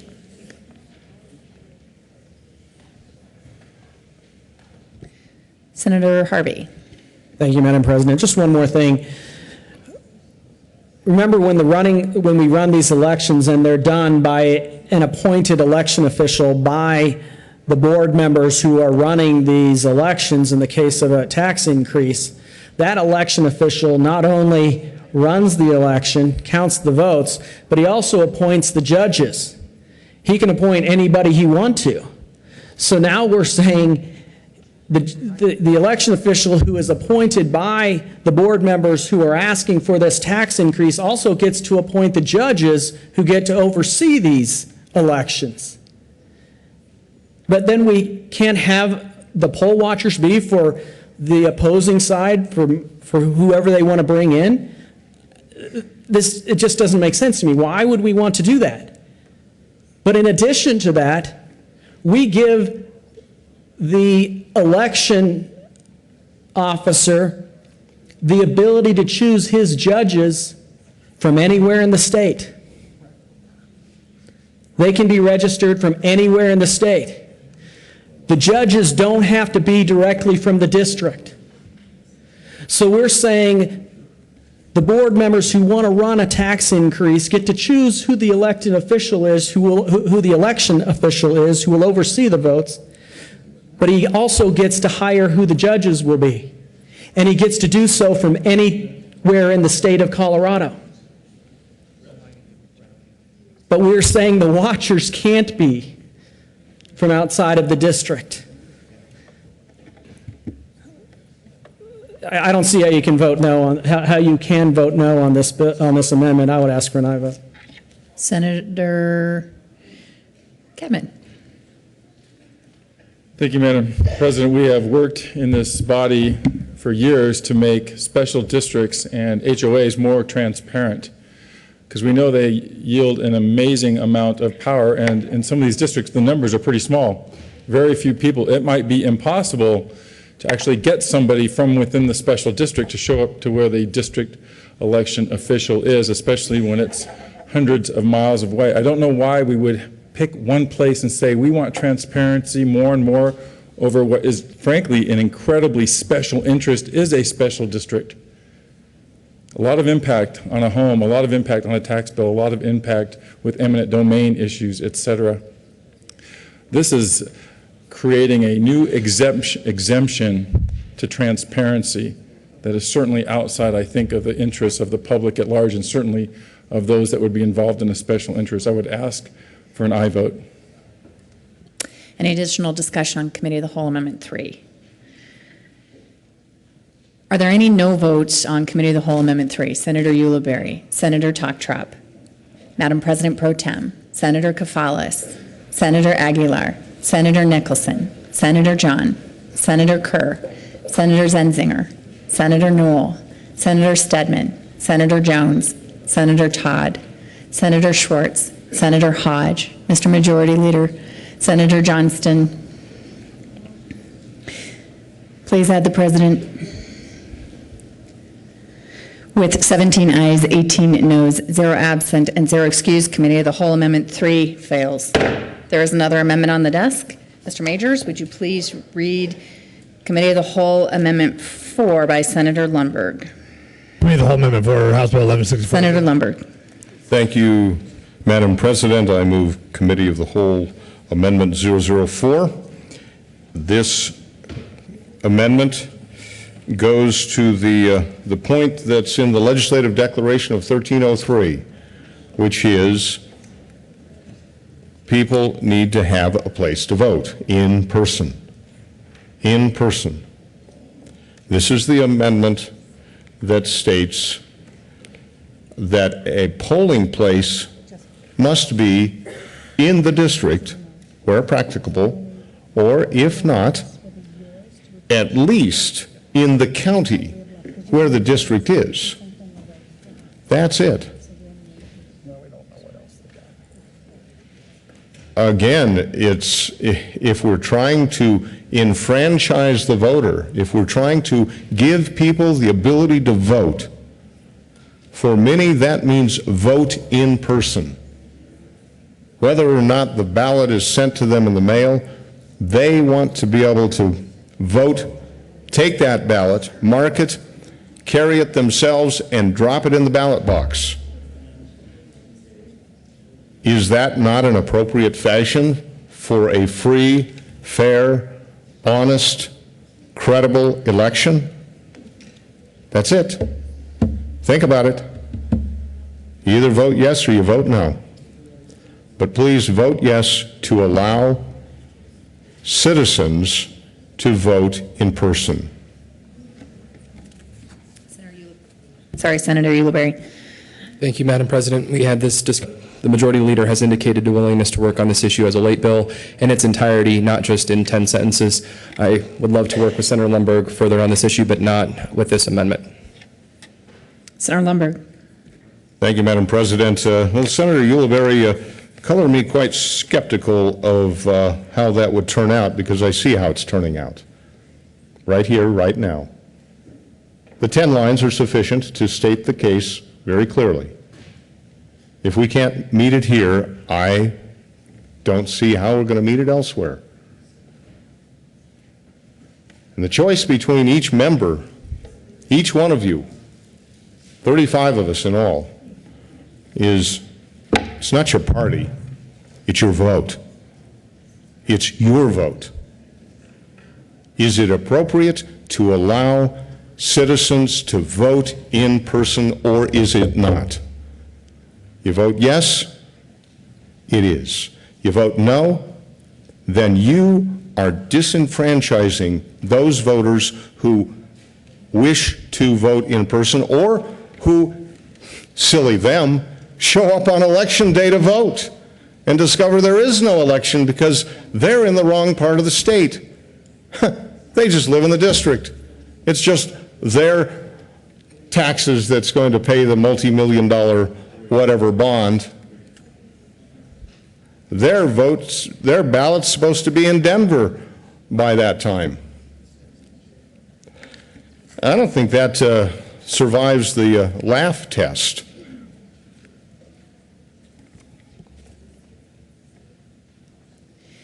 Any additional discussion on Committee of the Whole Amendment 4? Seeing none, the question for the body is its adoption. Are there any no votes? Senator Hodge, Senator Ulibarri, Senator Aguilar, Senator Toptrop, Senator Kerr, Senator John, Senator Jones, Senator Johnston, Senator Schwartz, Senator Newell, Senator Todd, Senator Kafalis, Senator Stedman, Senator Nicholson, Madam President Pro Tem, Senator Zenzinger, please add the President.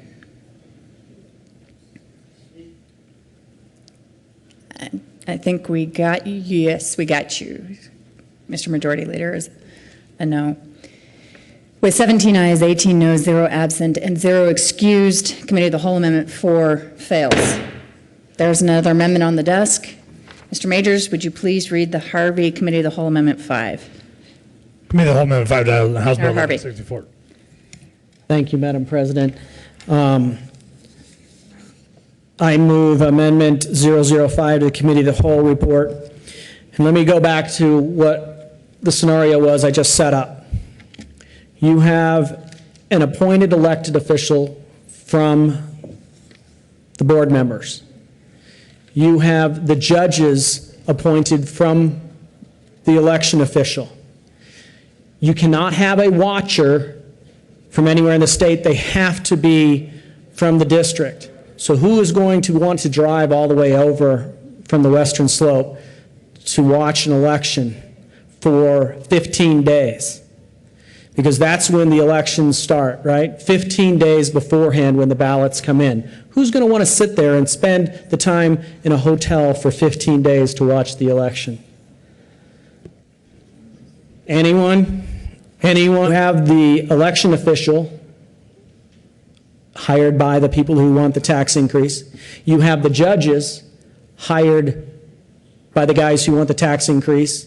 You aren't going to have any watchers there watching how the votes are being done on the tax increase. And we're saying that this hired hand can count the votes for those wanting the tax increase 15 days before the election. And then do whatever he thinks is appropriate for the people that hired him. This amendment simply says that there shall not be any vote counting done prior to 7 o'clock on the election night on the night of the election. Why is that not appropriate? I don't know, but it didn't pass on the second reading. If we are going to give all that leeway to the election official, let's at least make sure he's not counting the votes and fixing the vote before the final vote is taken on 7 o'clock on election night. I would ask for an aye vote. Any further discussion? Senator Ulibarri. Thank you, Madam President. As we discussed in the Committee of the Whole, this would prohibit special districts from again counting their ballots as they're being remitted, and these may be very large special districts. It's currently a violation of law if the designated election official discloses the results to anyone and is a crime punishable by, I'm not sure of the fine, but it is currently in statute. The claim was made that if these folks are hired, they have no ability to actually implement the law fairly, and I think that belies the fact that our municipal votes cast on a presidential election, and we really didn't care how long it took under Gore v. Bush to figure out how long it took to figure out exactly who won that election. We took the time to figure it out. We counted Chads forever to figure out who the winner was. I don't think figuring out who won on the wastewater and sand election is really that big of a deal to allow time for them to count after 7 o'clock on election night. Are we really saying that water and sand elections are more important than the presidential election? I hope not, but that is the excuse we're giving. The election for the board members of the water and sanitation districts in Arvada are more important than the President of the United States. Really. Senator Ulibarri. Thank you, Madam President. Just want to clarify, clerks are able to actually count the votes that are submitted in advance of Election Day when they submit a mail-in ballot. It's current practice. They're not allowed to disclose those results to the public or any other entity. Senator Harvey. That's not my understanding. My understanding is they're able to run the ballots through the machines. There's a big difference between running the ballots through the machines and seeing what the results of those ballots going through the machines are. So at 7 o'clock on election night, they can push tabulate, and it will tabulate all of those votes in those electronic machines. But putting a ballot through a scanner is different than counting the votes. I respectfully disagree with the sponsor's accusations, and I would still like to ask for an aye vote to say we will not count the votes prior to Election Day. Is there any further discussion on Committee of the Whole Amendment 5? Seeing none, the question for the body is the adoption of Committee of the Whole Amendment 5. Are there any no votes? Senator Ulibarri, Senator Aguilar, Senator Nicholson, Senator Newell, Senator Zenzinger, Senator John, Senator Kerr, Senator Toktrop, Mr. Majority Leader, Senator Johnston, Senator Jones, Senator Schwartz, Senator Todd, Senator Hodge, Senator Stedman, Senator Kafalis, Madam President Pro Tem. Please add the President. With 17 ayes, 18 noes, 0 absent, and 0 excused, Committee of the Whole Amendment 5 is lost. There is another amendment on the desk. Mr. Majors, would you please read Committee of the Whole Amendment 6? Committee of the Whole Amendment 6, the House Bill 1164, Senator Harvey. Senator Harvey. Thank you, Madam President. We've heard a lot today about how these ballots are going to be going through the process, how it's impossible to know who the individuals are that are getting these ballots because we don't verify signatures. This is an amendment to say that Bill 06, the Committee of the Whole, and ask for you to agree that if it is okay for Aspen, it should be okay for the rest of the state. Any, Senator Ulibarri. Thank you, Madam President. I'm taking a little bit of time to process Cal Amendment 6, but at initial blush, this looks like a rather lengthy process that isn't currently required under law to allow signature verification. I'll remind you of my opening comments on this bill, which is the easiest way to do signature verification is through SCORE, and the Secretary of State has not permitted these special districts access to SCORE. They would have to then ask for a PDF of the signature. As I'm reading through the bill, or as I'm reading through Cal Amendment 6, they would have to get a PDF of the signature, have 2 judges compare a PDF that was transmitted by the clerk, and this looks like it's a significant departure from the local control that we offer our special districts to do signature verification. I request a no. Any further discussion on Committee of the Whole Amendment 6? Seeing none, the question for the body is the adoption of Committee of the Whole Amendment 6. Are there any no votes? Senator Ulibarri, Senator Aguilar, Senator Nicholson, Senator Newell, Madam President Pro Tem, Senator Kafalis, Senator Zenzinger, Senator John, Senator Kerr, Senator Toktrop, Mr. Majority Leader, Senator Johnston, Senator Jones, Senator Schwartz, Senator Todd, Senator Hodge, Senator Stedman, Madam President Pro Tem. Please add the President. With 17 ayes, 18 noes, 0 absent, and 0 excused, Committee of the Whole Amendment 6 fails. There's another amendment on the desk. Mr. Majors, would you please read Committee of the Whole Amendment 7 by Senator Lundberg? Committee of the Whole Amendment 7, House Bill 1164, Senator Lundberg. Senator Lundberg. Thank you, Madam President. I move Amendment 007. This is pretty simple. In all mail ballots, the citizen should be allowed to opt out of receiving that ballot by mail. There are many people for whom that is an offensive process, and they should be allowed to simply say, no, don't put my ballot in the mail. It's completely voluntary. It's completely optional. They can opt out for one election, or they can make it a permanent opt-out for these special districts. They can change their mind. Technically, it has to be before 30 days before the election, so the process moves forward, but it's completely up to the citizen to say, just take me off that list, don't drop my ballot in the mail. When I vote, I will show up in person. Now, I know that we've not required, at least so far, have not required a polling place to be available to them locally, but they can figure that out. These are the citizens of the state of Colorado. They can sort that out, and they should have that right to opt out of place election, which is outlined in 90 pages of the bill in the Colorado Local Government Code.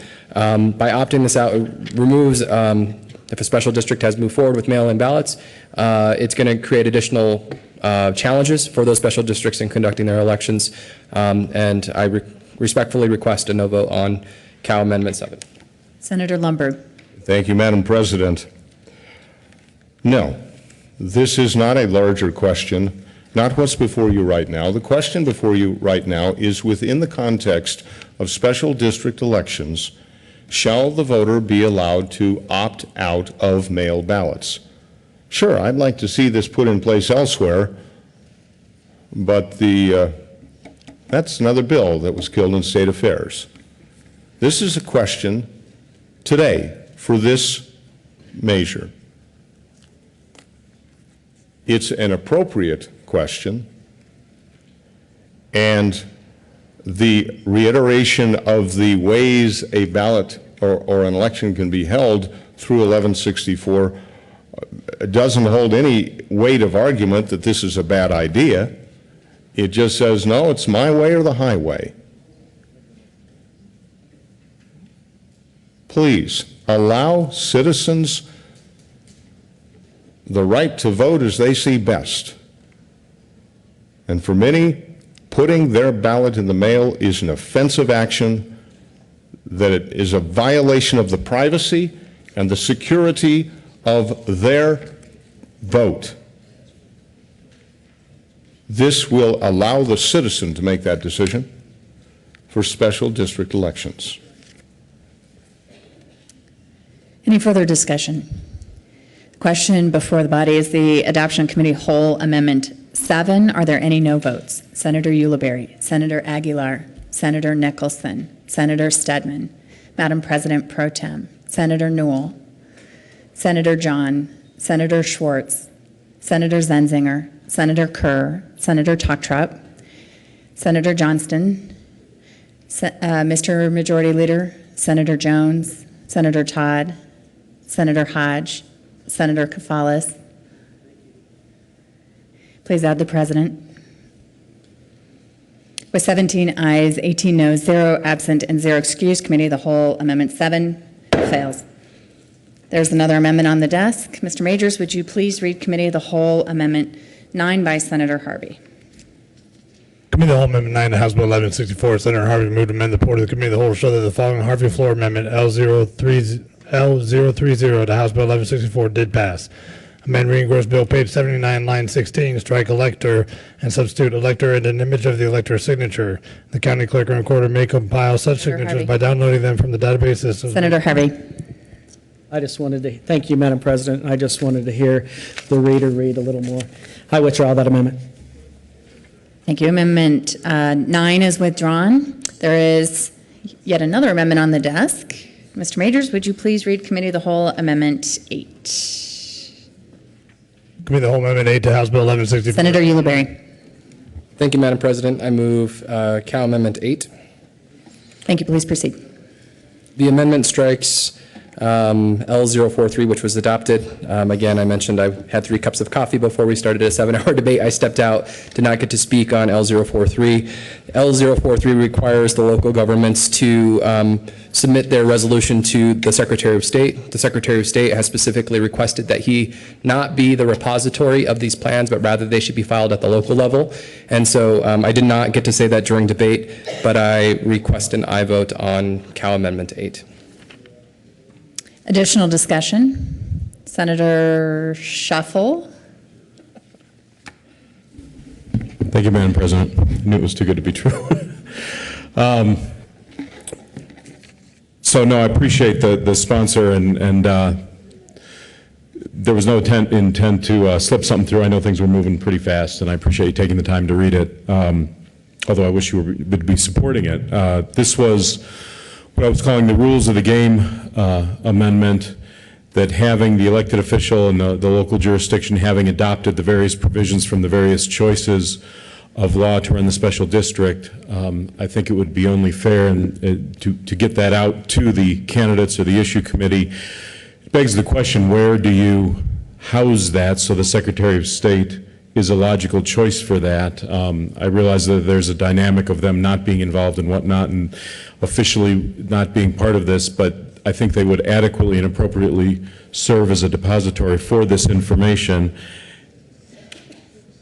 And again, I think it's a good idea. This is a lot of unknowns here. There's a lot of different moving parts and dynamics, and I think it's only appropriate that the resolution that calls upon the special district to make the decision of the law that they'll be relying on for the election be two things: housed somewhere, and two, put out to the public within requisite time periods so that people know, the electorate knows, the candidates knows, the issue committees know the rules by which the election is being operated. So I ask for a no vote on the Cow Amendment.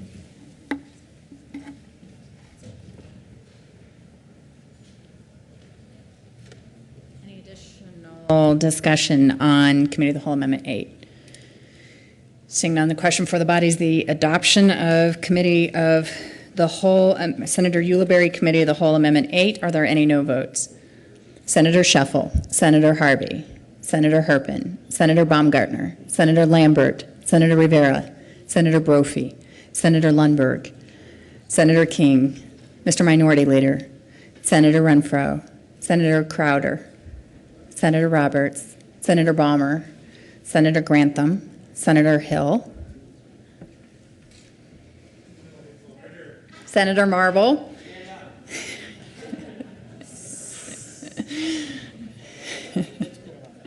with 18 ayes, 17 noes, 0 absent, and 0 excused, Committee of the Whole Amendment 8 is adopted.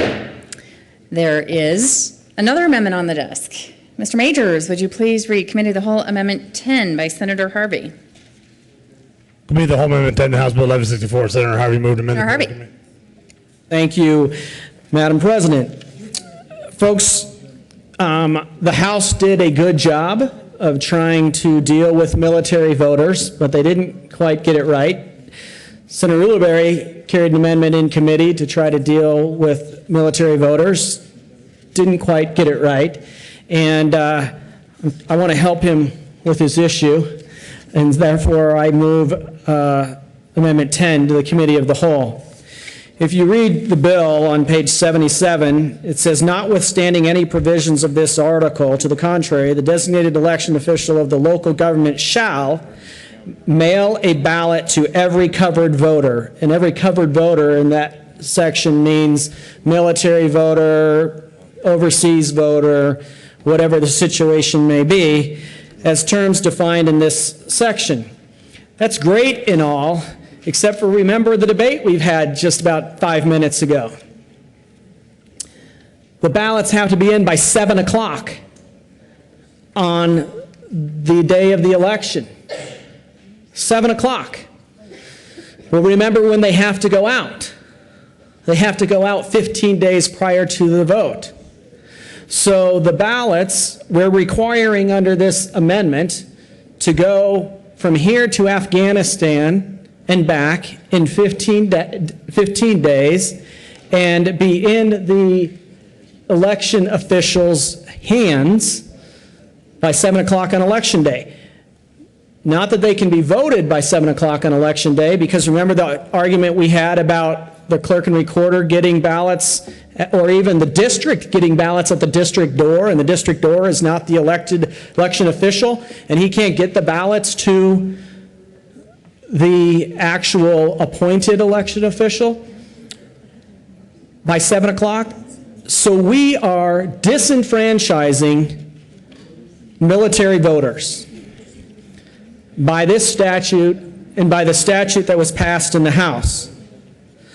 What my amendment says is that an election conducted under 13.5 must follow the rules of OCOVA, however it's pronounced, which says that you have to allow elected officials to apply for an electronic ballot.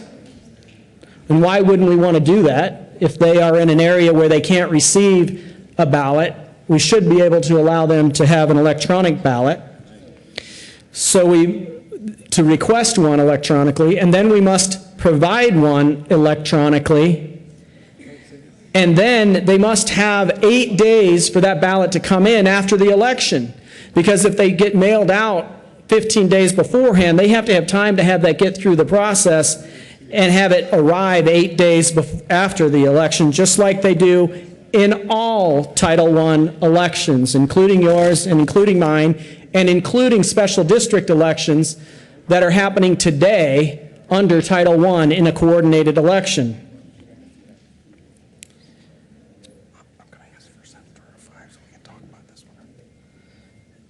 And under current law,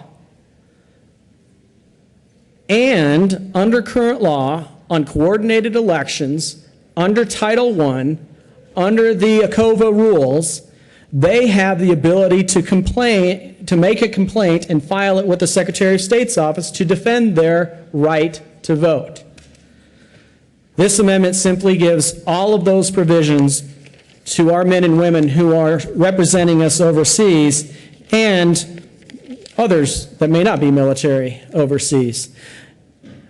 I will do this on behalf of the majority leader, and I will ask for senatorial 5. Well, then a senatorial 5 will be granted.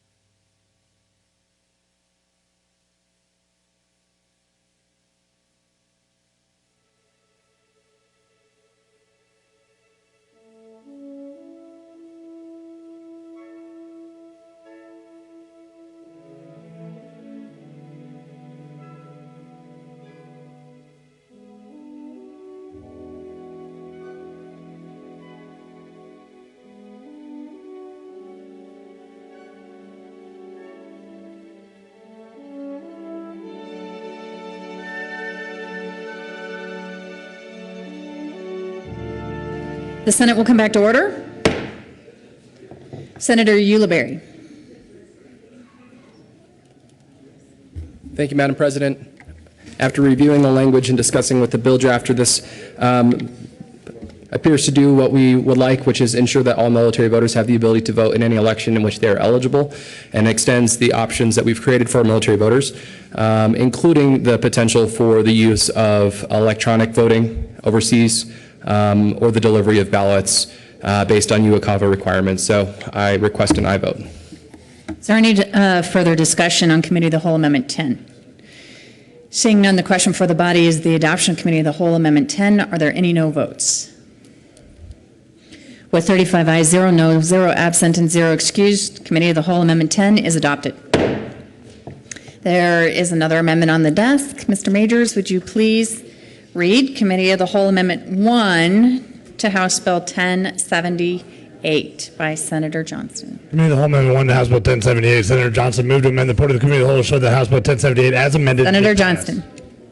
Thank you, Madam President, for having me back for this encore performance. Born down in the dead man's town. First kick I took was when I hit the ground.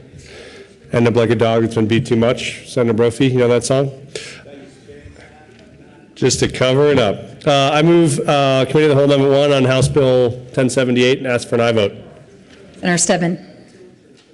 Thank you, Madam President. You know, last Friday, colleagues, we had a very similar incident happen on Senator Zenzinger's first bill.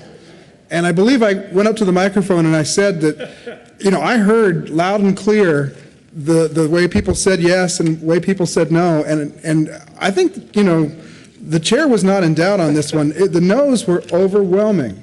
And so I just am wondering what part of no don't I understand?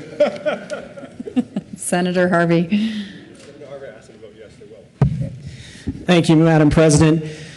Senator Johnston came up to me about 30 minutes ago and said, Harvey, I'm getting sick of all these amendments. I need to pick up my daughter at 6 o'clock. Would you please sit down and not offer any more amendments?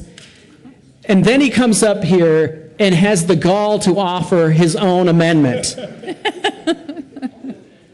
I think we should filibuster this amendment till, I don't know, 6:05 or something like that. Is there anyone else who could possibly want to discuss Committee of the Whole Amendment 1 to House Bill 1078?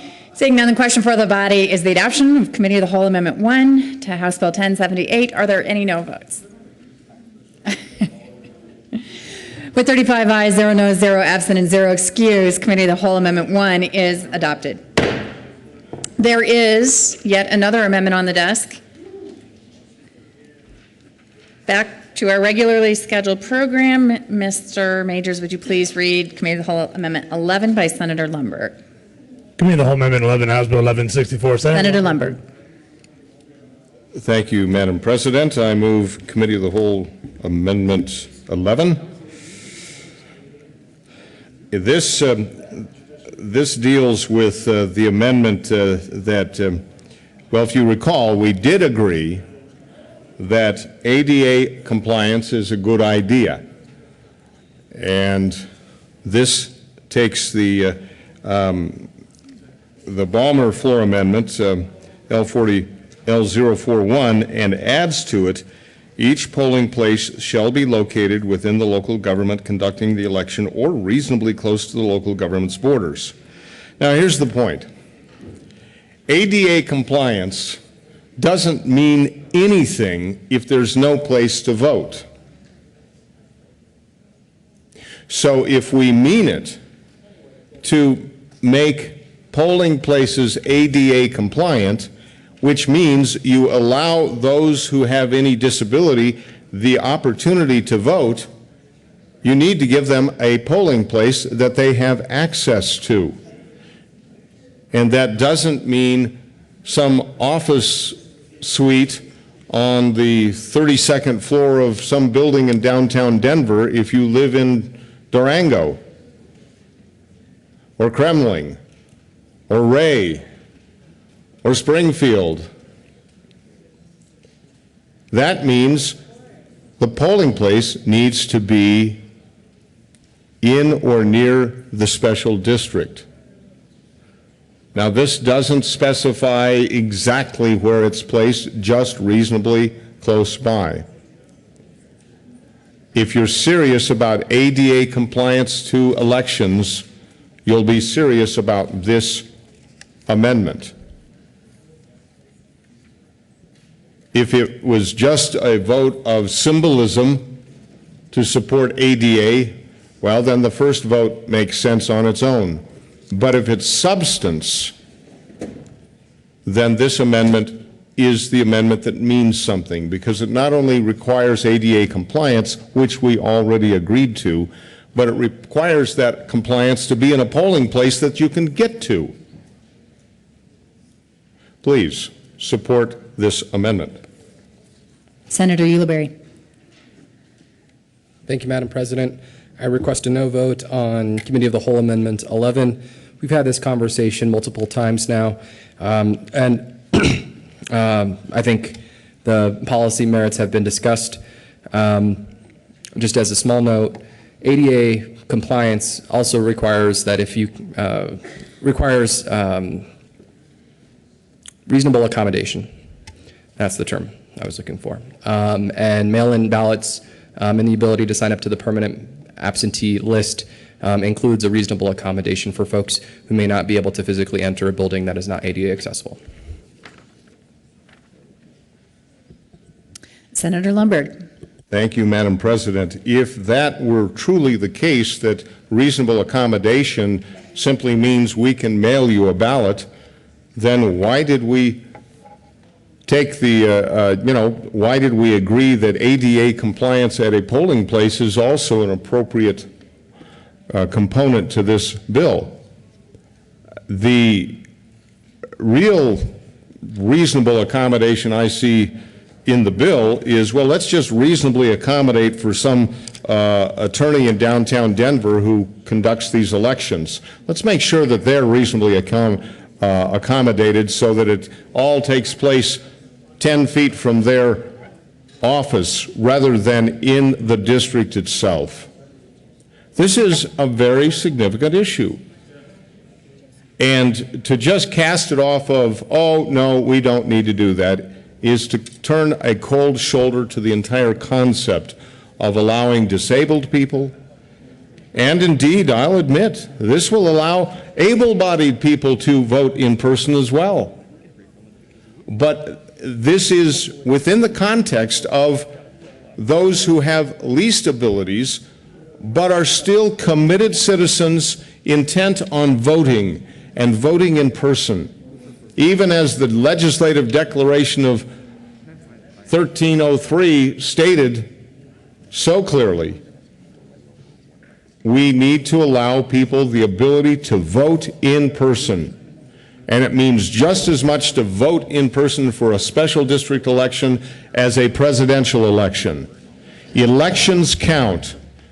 In a free society, elections are that essential component of the autonomy and the authority of the individual citizen. We strip that away when we say, well, you can vote, but we won't give you a place to vote. I think it's clear. If you support the concept of allowing the able-bodied or the person who suffers some significant disability the ability to vote in a polling place, you need to provide the polling place. Any further discussion on Committee of the Whole Amendment 11? Seeing none, question for the body is the adoption of COW 11. Are there any no votes? Senator Ulibarri, Senator Nicholson, Senator Toktrop, Senator John, Mr. Majority Leader, Senator Zenzinger, Senator Kafalis, Senator Aguilar, Madam President Pro Tem, Senator Hodge, Senator Todd, Senator Schwartz, Senator Jones, Senator Johnston, Senator Stedman, Senator Newell, Senator Kerr. Please add the President. With 17 ayes, 18 noes, 0 absent, and 0 excused, Committee of the Whole Amendment 11 fails. The There is another amendment on the desk. Mr. Majors, would you please read Committee of the Whole Amendment 12 by Senator Ulibarri?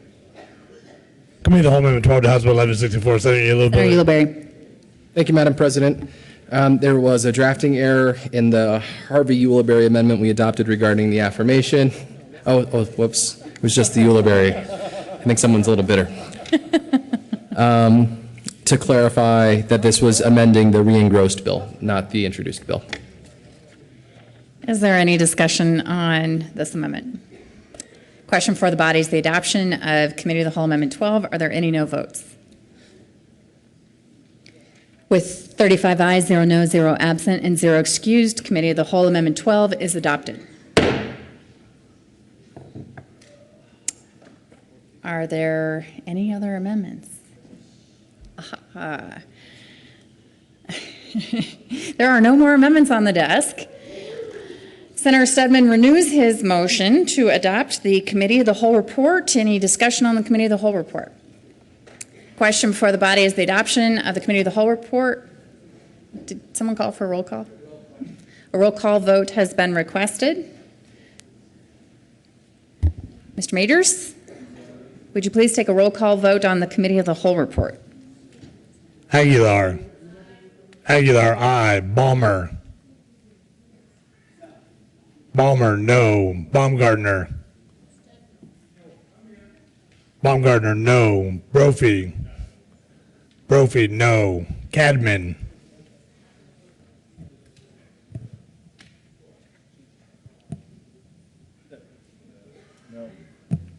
Cadman, no. Crowder. Crowder, no. Grantham. Grantham, no. Guzman.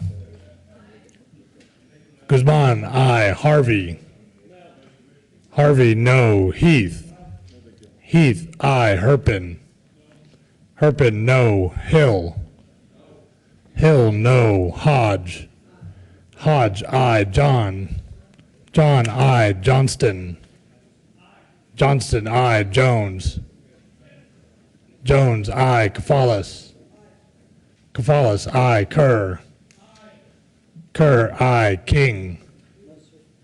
King, no. Lambert. Lambert, no. Lundberg. Lundberg, no. Marble. Marble, no. Newell. Newell, aye. Nicholson. Nicholson, aye. Renfro. Renfro, no. Rivera. Rivera, no. Roberts. Roberts, no. Scheffel. Scheffel, no. Schwartz. Schwartz, aye. Stedman. Stedman, aye. Talktrop. Talktrop, aye. Todd. Todd, aye. Ulibarri. Ulibarri, aye. Zenzinger. Zenzinger, aye. Madam President. Aye. Madam President, aye. With 18 aye votes, 17 no votes, 0 absent, and 0 excused, the Committee of the Whole report is adopted. Mr. Majority Leader. Thank you, Madam President. I move we lay over the balance of the calendar until tomorrow, February 11th. You've heard the motion. All in favor say aye. Aye. Opposed, no. Ayes have it. The balance of the calendar will lay over until tomorrow. Message from the House. February 10, 2014, Madam President, the House has passed a third reading and transmitted the advisory statute House Bill 1073 as amended. The House has passed a third reading and returns to with Senate Bill 7. Message from the Reviser. February 10, 2014, we herewith transmit without comment as amended House Bill 1073. Announcements. Senator Kerr. And Brophy.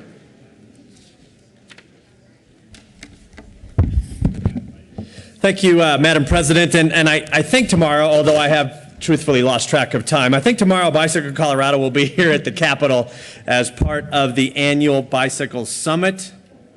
They are hosting breakfast and a lobby day.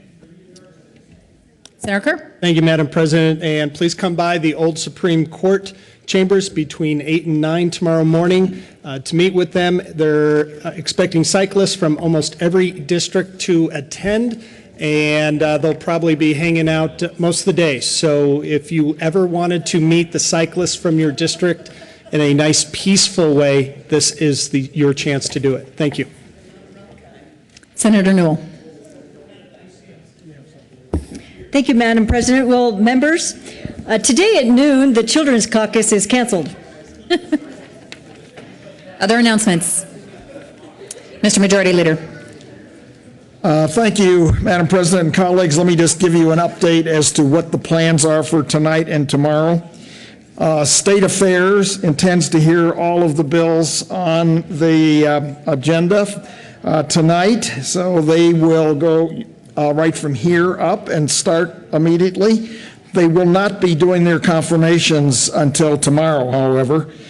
Both Judiciary and BLT are not meeting tonight, and will meet on adjournment tomorrow with the agenda as published for today. So with that, Madam President, I think to the joy of everyone here, I move we adjourn until 9 a.m. tomorrow, Tuesday, February 11th. You've heard the motion. All in favor say aye. Opposed, no.